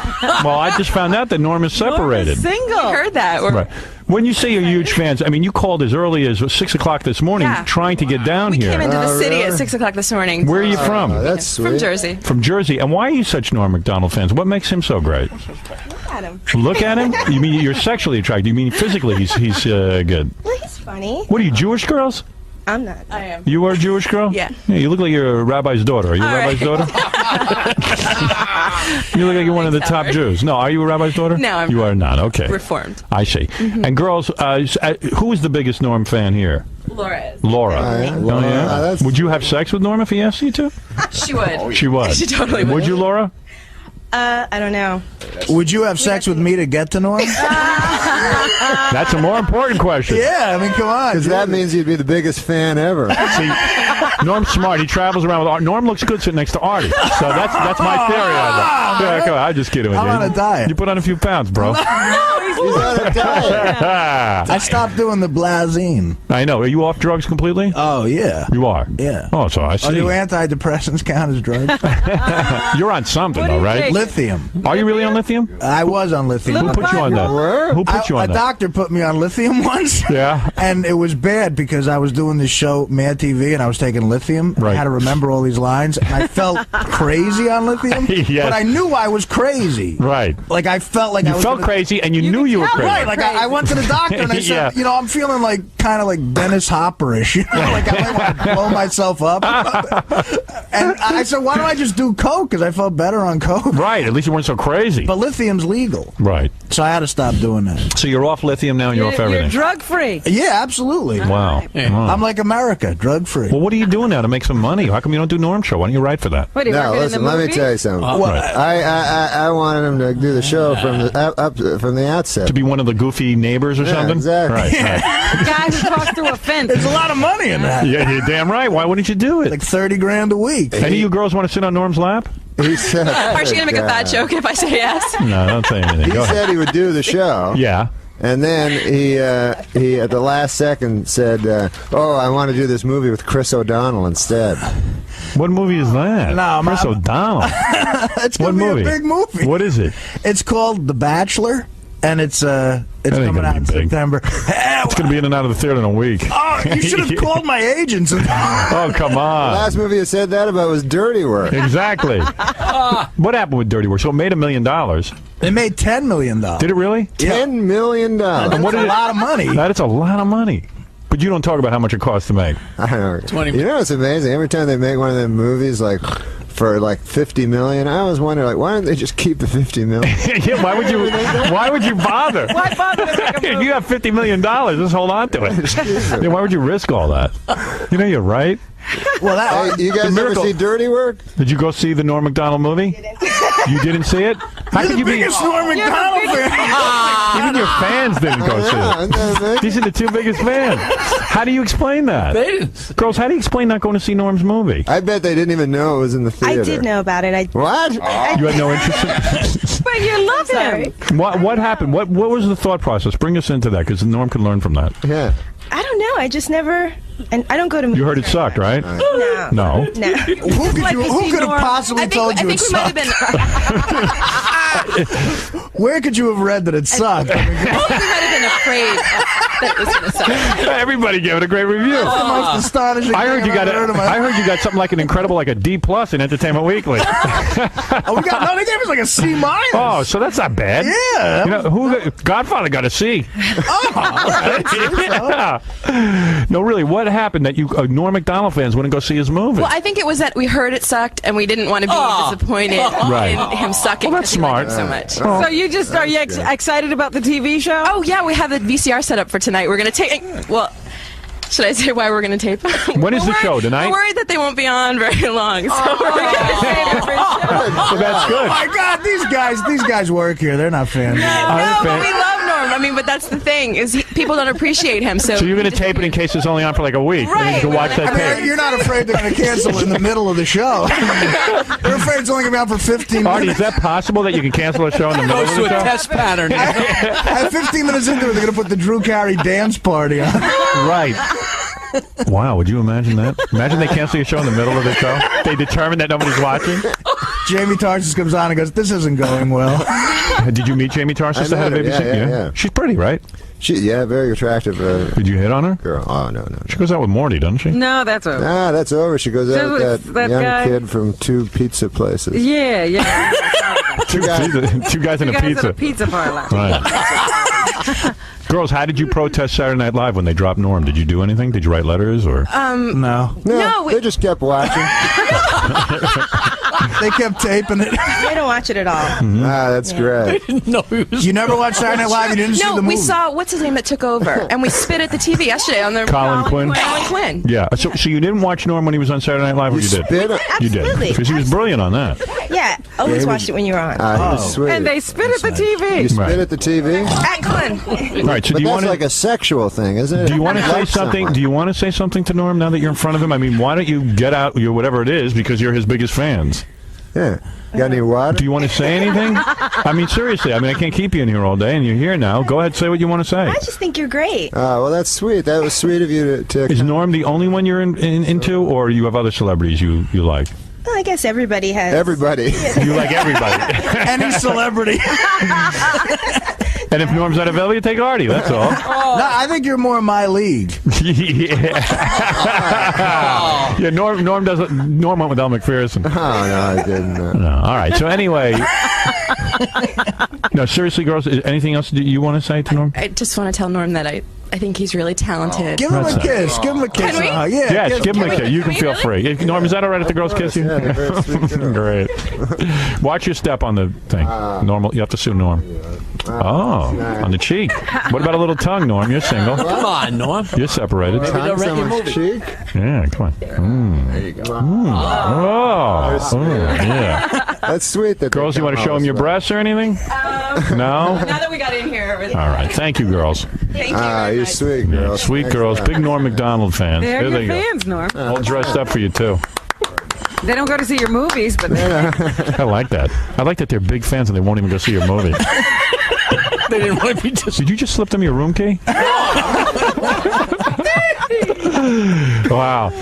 Oh, I thought something was on Norm's lip, but it's lipstick. Oh, okay, good. All right. Lipstick from the ladies. Yeah, right. Sword. It did. I said, uh-oh, something's wrong with Norm. Norm's sick. So you guys got to meet him. That was so kiss. What was the kiss like? I got a kiss like I did the half kiss. I did. What do you mean the half kiss? Like I got the lips. Like right here. But you didn't aim for the lip. I didn't. I was a little more modest. So was he everything that you expected? Yeah, And more. He was gracious. He was really wonderful. great. Yeah, it was great. We had a really good time. You glad you got to meet him? Thanks, you guys, so much. Yeah, you guys are great. It was Thanks. totally worth it. Yes. All right, guys. Take care. All right, Thank you. thank you. Thanks. This is a big night for you. This is your coming out party. And it's done. do you want this to be a big hit? Would you like a series that lasted 5 years? Do you want to be like Seinfeld or something? Yeah, I'd like to get if it went on long enough to get into syndication. Then I make a huge amount of money. Are you a wealthy man? And then I could quit show business. You're not wealthy from Saturday Night Live, are you? No, I'm not wealthy. So a lot of people probably think you're wealthy, and you're not. No. Although you have 2 houses. You have. That's right. He's got to have to. You got your wife's house, and you got your house. I live in an apartment. Oh, you do? Is it very tiny? I'm pretty smart. They got the bachelor pad, huh? So girls, when you meet celebrities and stuff, and these chicks, and they go over to your apartment, they must be pretty disappointed. They think you're going home with a big star. It's a nice apartment. What do you think? Is it? It's like in Beverly Hills. Oh, really? Yeah. He's that well off? No. Oh, no. I didn't realize that. It's a It's when regular. the Is it decorated? Yeah, I'm Joe Namath. It's a regular apartment. Is it, Artie, is it decorated? Yeah, it's got a TV and everything. Got the blackout shades and all that. Does it have blackout shades? Yeah, he doesn't like the light. And he makes it seem like he's there alone. He gets girls, right? Oh, yeah. Yeah. Have you ever seen me with a girl? Well, Norm, what are you saying? Yeah, well, I mean, like kissing a girl, you mean? Yeah. No. But what about on a date? Have you ever heard of me going on a date with a girl? No, Norm. Norm, you say this like you're proud. But Norm doesn't date. It's like a real cool thing. He says he never dates. I don't go out with girls. You're like asexual. I'm not asexual. I'm just. I want You're not going to smoke, are you? Homosexual is the word you're looking for. Why would you say that? No, Are you homosexual? Of course I'm not. But now that my friend said it, Can't believe that's it. his joke on national radio. He calls me homosexual. It's a funny joke. Well, you call me fat. You're a fat fag. Is that Are you excited about tonight? Are you going to watch your I TV don't show call tonight? him fat. What? Are you going to watch your TV show No, I tonight? already saw it. You saw it. So you're not even going to watch it. No, isn't it something exciting about Nielsen box? On TV? Isn't it exciting to see it in the context of television, of sharing the experience with the global village? Yeah. Yeah. Not to me. Will your wife spit at the screen? Artie, will you watch it? No, I have a meeting tonight. I can't watch. And you have a great time slot. We're having a big premiere party if you want to come. You're after Drew Carey show. Now that's a great lead-in. You can't ask for a better placement. You're not going to be like Ellen and say that wasn't good for you. Yeah, Ellen says ABC didn't put my show in the right environment. The only environment that show would have been right in was Moon if they had television. I mean, there's no right environment for.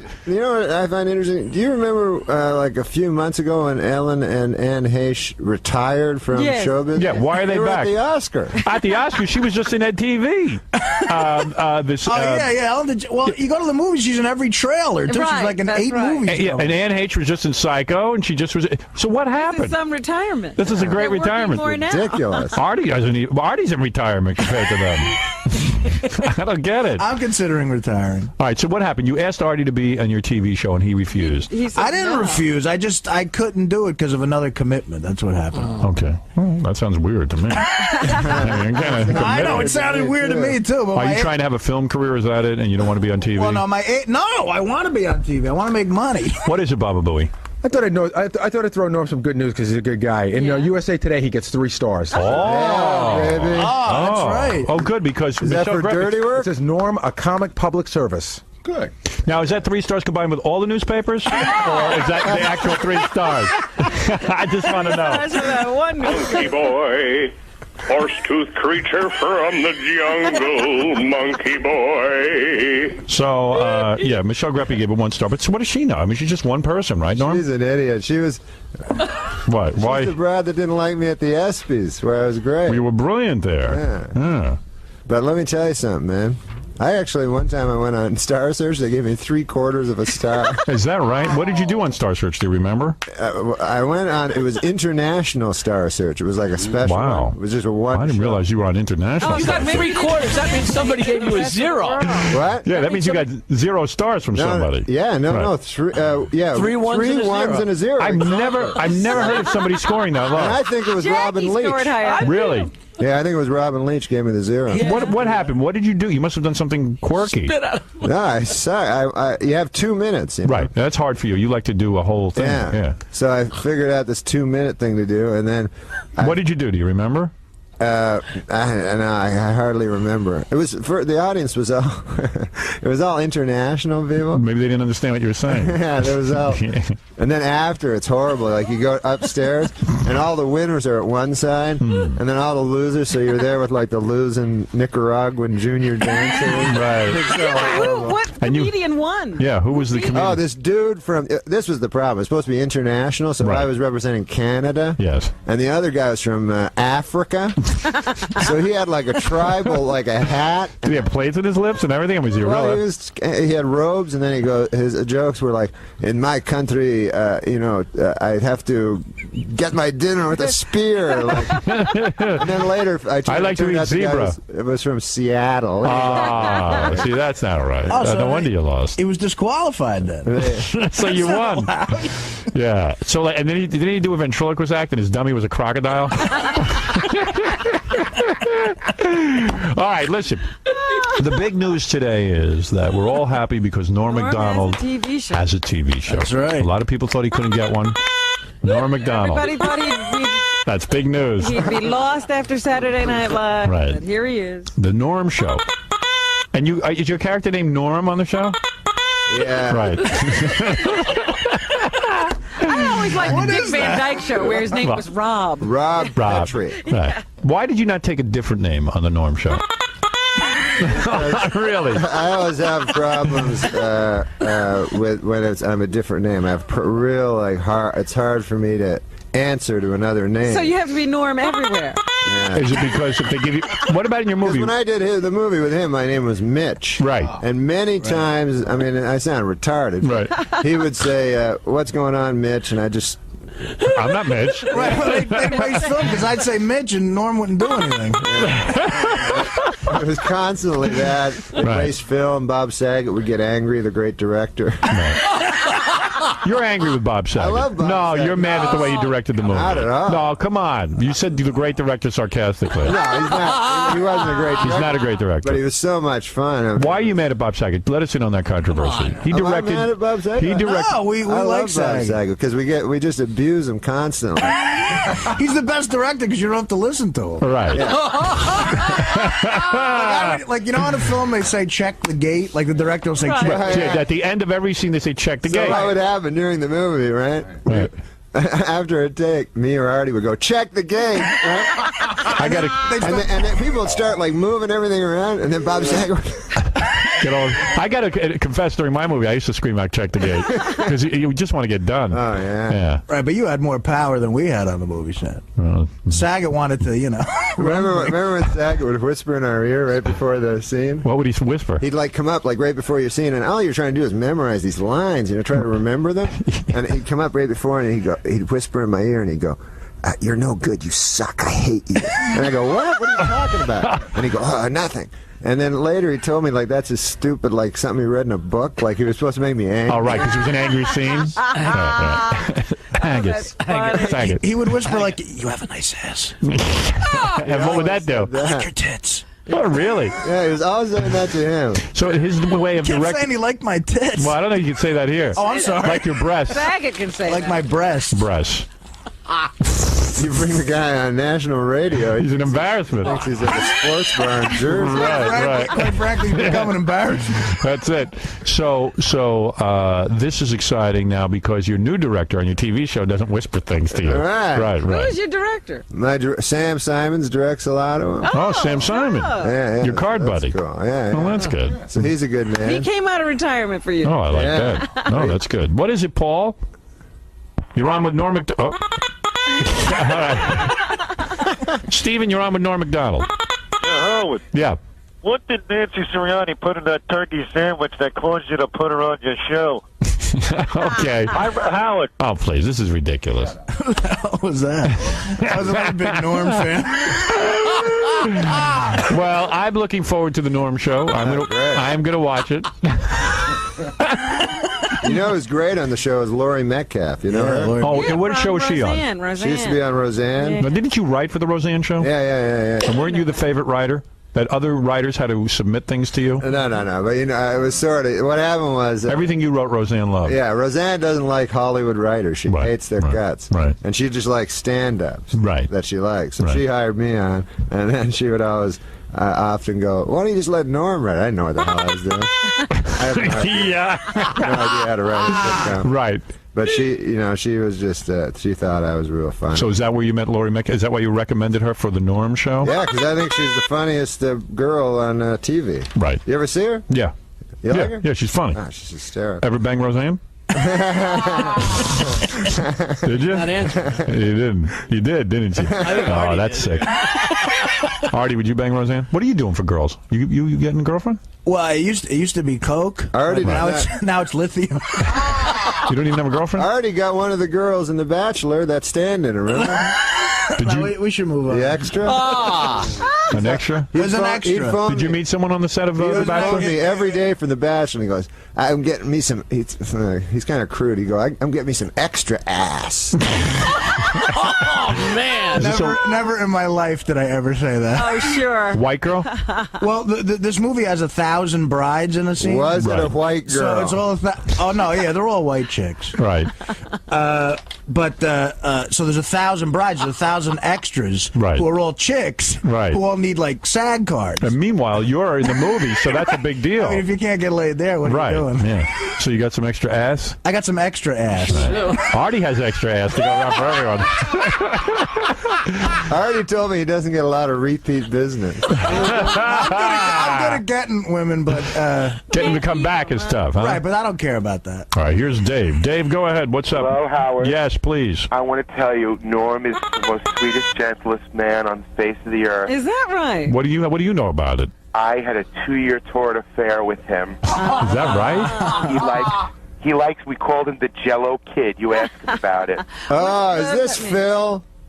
No, it's Davey. You were Phil, if you know what I mean. Oh, this is crazy. Did you have some sort of experience with this guy, or is this a... The only thing that ever happened to me with a gay dude was... All right, let's hear it. One time I got on an airplane, when I first started Saturday Night Live, and you were real horny. The gay dude did what? So there was a gay guy, a real nice gay guy. Sitting next to you on the plane. No, he was a flight attendant. Okay, go ahead. So I've never seen that before. He bumped. Sometimes they'll bump you up. Yes. So he put me in first class, which is nice.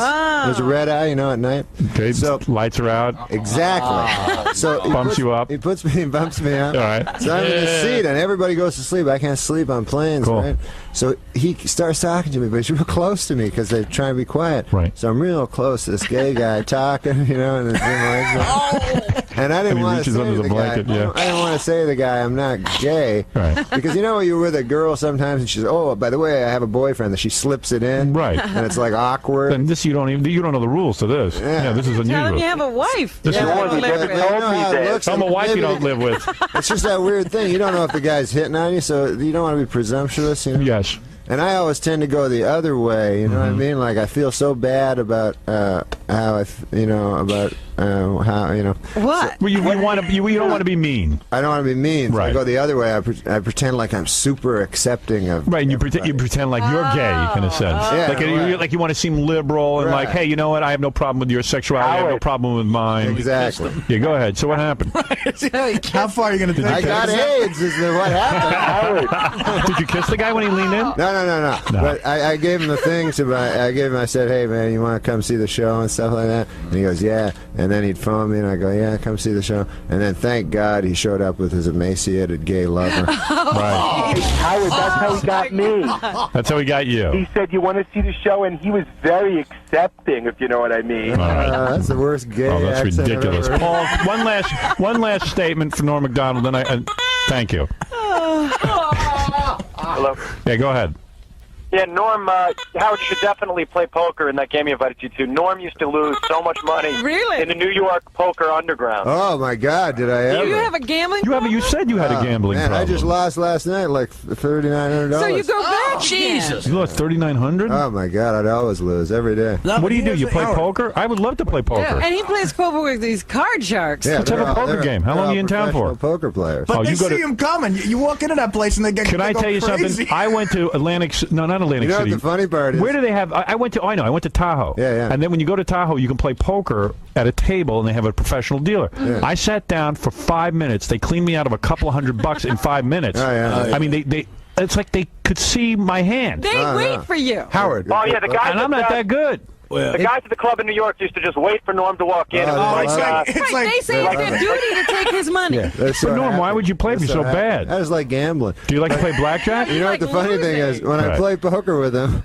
the funny thing is they'll pretend like I'm good, right? Like I'm retarded or something, right? So they're like, "Hey, good play," and I'm like, I know I suck. I know you guys are way like better. What happens to you? What is like? How did you lose? Like, do you get at least a good hand? Now this is the thing: when you play poker, right? The best way to play is just to constantly fold your hand, right? But I don't do that. I want to play poker. Do you bluff? Is that the problem? Yeah, these guys are pros. Yeah, you can't bluff these guys. Yeah, right. You can't bluff. Pros. All you do, all the good players, they never play. They just constantly fold. They play like one in every 50 hands. Yeah, right. Norm has a crap system. That's how he makes money. Craps. Oh, you play craps? Yeah. You're a real big gambler. I just like gambling. Yeah, I don't care about winning. How much money do you lose a year? Would you say? It's fun just to gamble. Is it gambling if you always lose? Yeah. I mean, are you supposed to win occasionally? Do you ever win? See, card players, poker players, they're not gamblers. They're like, that's their job. They just take people's money. Yeah, I've played with the professionals once, and I tell you, it's a humiliating experience. Well, Norm has a need for like the action. Like it's too boring if you win. Like one time he called me from Vegas like 4 a.m. Right. And he sounded bad. Right. And he said, "What's the matter?" He goes, "I just won $60,000 playing craps." Right. I said, "What's the matter?" The matter is he's lying. He said, "I lost $80,000 on college basketball." That's funny. Can you lose as much as $80,000 on college basketball, Norm? Let me tell you a little story. Yeah. Artie, my friend. Yeah. Who reveals everything. Introduces me to a bookie, right? Right. Yeah. Last year. Right. And so I win from this bookie in a period of 2 weeks, almost $100,000. Nice. The bookie disappeared. Without pay. Artie's friend, yeah. Oh my God! It's where is the guy now? Do we know? I think I already know. I don't know where he is. I haven't talked to him. That's not something. What recourse do you have? That's not something we should discuss. You have no recourse. They go, "Hey, why don't you break his legs?" Go, how the hell am I going to break a guy's legs? Yeah, right. Want they arrest me? See, that's the problem. And if you lost, they would have been right there breaking your leg. Right. Oh, for crying out loud! That's terrible. But I got screwed too. Yeah. How much did you lose? I lost on this one basketball game. They have this bet you call a lightning bet. What is that? You know the under-over in games? Right, sure. Like, so in a basketball game, Utah was playing Chicago. Right. And the under-over in this game was like 180, which is the total score from each team. Right. So I lightninged $200 a point, the over, which means every point it goes over, you win $200. Right. Every point it goes under, you lose $220. Okay. Because you lose the VIG, too. You know? Right, I hear you. So I lightning the over, 200 a point, on the lowest scoring basketball game in the history of the NBA. Oh my God! It was when Utah played. How much did you lose? On one game, I lost $8,200. Wow! And that's like bad for me. Yeah, I mean, you don't have a lot of money. No, he doesn't have a lot of money. He's got money? He's got much more money than me. Really? How does he have all that money? Because he signs these deals where he doesn't have to do anything. They're called holding deals. Oh, really? You know those things? Yeah. Like it's like you have a project and you hold him. Yeah. You never do the project, right? But you have him signed. Right. So he signed out. NBC gave him like $500,000 for nothing. Really? That's not true. You told me you couldn't do the TV show because you had an NBC holding deal. Right. Well, now because I have an NBC holding, you just don't want to do Norm's show. I would love to do this show. Don't you see this clever repartee? I don't know. It's very confusing to me. This would but be number one. All right. I can't believe it. Jeez. Well, anyway, These are listen. the guys to hang out with. Did I not pay you the $8,200 though? Yeah, you did. I paid Norm for the guy. You did? Yeah. All right. I mean, I'm a man of my word. These two guys are so good on the air together because they out each other and everything. Good friends. I love it. Well, Norm, I don't see what I did so wrong with the craps thing. I mean, that's like nothing. Oh, okay. Forget it. Norm looks upset. See, because then they fight. Yeah. Will Norm not talk to you now for a while? No, I love They'll Artie. fight him. No, he's a good guy. Artie's the best. I'm going to try to get him on the show. But he's got a holding deal. Yeah, but he gets released. How many shows have you taped so far? This is the thing. If he doesn't do anything for NBC, right? Right. Then he's freed up. He can come and do my show. So if he just doesn't do anything for NBC, he still gets paid. He can come do my show. Yeah. But now he's saying, oh, maybe I'll do something for NBC. Well, I mean, there's a couple of projects. What do you think he's trying to tell you? That he doesn't like the show? Maybe. I went to the taping last week. It's funny as hell. It's really good. And what is the story? How many of the shows do you have in the can, as they say? The can? Yeah. How many have you completed? We're doing 10, so we got 7 in the can. Right. And what do? You do it in front of a live audience? Huh? Do you do it in front of a live audience? Yeah, this is the hell part of it. Isn't there a lot of pressure to memorize the whole script? Yeah, it's hard to memorize. But the worst part is they do the scenes twice. So the first time you do the scene, the audience listens to it. And laughs. Then you have to do the exact same scene the second time. And they're bored. The same audience. But they laugh like idiots anyway. because they have these warm-up guys that tell them to laugh. Right. But so I just changed all my lines because I feel like a jackass saying the Right, you're a guy who likes to be spontaneous. I don't like saying the same thing twice. No. Norm, this is not going to work. Yeah, the other actors are looking at him like, I don't know what to say. Oh, that's unbelievable. Well, that crowd Friday night was really good. What is it, Doug? Quickly, I really have to end this. Yes, go ahead. I'd rather smell Sonny Bono's dead carcass than listen to Nancy Sirianni's music on your show. You know, this guy's What is it, over and over again and getting on John, so he why can you make doing? these Sirianni references. I hate Nancy Sirianni. This is the She's same- horrible. this is the same Howard. guy- Same thing. He was the gay guy, too. He says he wants to speak to Norm, and then he gets through, and he does this. Ridiculous. All right. Who writes the scripts for your show? You do? I do with my buddies, you know. But Artie's not a buddy? Artie is a buddy, but he's doing all this other stuff. Right. So And I my wanted- buddy Frank, remember Frank? Yeah, I know Frank. Frank's a good guy. He's a good guy, and Bruce Halford. I want to thank Laura and Lou for stopping by. Norm's big fans. They were sweet girls. Are they still outside? Yeah, you're probably going to go home with them. I'm free for lunch. You're free for lunch as long as they pay. All right. And the show is great, man. Your show. right, we'll be Well, thank you. Thank you very CBS much. show is awesome. Thank you. Thank you. Artie was Thanks. saying it's so hard when you switch from, I think people, like, when they switch from Saturday Night Live to your show, you know what I mean? Yeah. It's very hard to go back to Saturday Night Live because you guys are doing all this crazy stuff, and then, you know what I mean? Yeah, I think this new format really works. Norm asked me how Saturday Night Live was. And I said, I don't know. I turned over to Howard. Yeah, well, Saturday Night That's what all Live. my friends say because they're you know, they watch Saturday Night Live because they're, you know, programmed for the last 25 years to do that, and then they switch over, and then it's very hard to switch back because it's compelling. Yeah, these CBS guys just sent me ratings for the February sweeps, and we beat Saturday Night Live with all men 18 to 49. Yeah. And that was Those are all good. Norm's friends. Those are all Norm's friends. Same as one who showed up for his movie. And, It's the best thing on TV. and now all we got to do is just beat him everywhere else. Yeah. That's it. Anyway, Norm, thanks. Thanks, man. Always good to see you, Norm Are you McDonald. still coming on the show? Yeah, I want to get on that Norm show. show? I want to get on the Norm show. I'm trying to get on. has a deal No, I have a with holding NBC. deal at NBC. No, I'm being serious. I really do. I can't get on there. So I want to get on there. As soon as I'm out of my holding deal, I'm on. I guarantee you.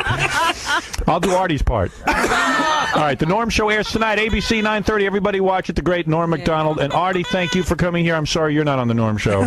Thanks, We'll Howard. look for you in something on NBC. Yeah, soon. lots of stuff. Yeah, as soon as you're out of your holding deal. So Norm, you're not mad at Artie, are you? For outing your gambling problems? No, he's a good man, Artie. He's good. He's a good friend. So most good friends out you usually? What do you mean by out? You was talking about all your gambling problems. Yeah. No, I don't have gambling problems. No. I just gamble. Here's Artie. Ask him a question. Who's that? Who are those interns? Hey, Jesus see you later. Christ. You like that, right? You guys are doing all right.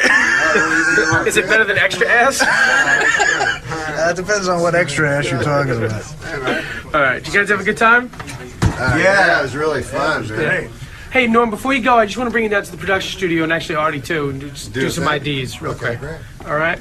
So the first one, Artie, why don't you stand at that mic over there? Oh, you want us both? Yeah, so why don't the first one you do, each introduce yourselves and then wish Howard a happy 46th birthday. Good Lord, is it that old? Been around for 20 years. 25. That's good. 46. I'm sorry, what do I... You just introduce yourselves and then wish him anything you want. Just but wish him a happy 46th birthday. All right, man. Anytime. When Howard Stern stops making radio, they should Hey, stop that's my making thing, radios. man. That's my line. That's my thing. Come The on, guy man. took my thing. Okay, I'm going to say it. Let me tell you something. Is it happy birthday? Yeah. Happy birthday, Howard Stern, the greatest. And let me tell you something. When Howard Stern stops making radio, they should stop making radios. It's terrible. He didn't do it. Yeah. But you got to introduce yourselves first because no one's going to know who you are. Okay, right. Hey.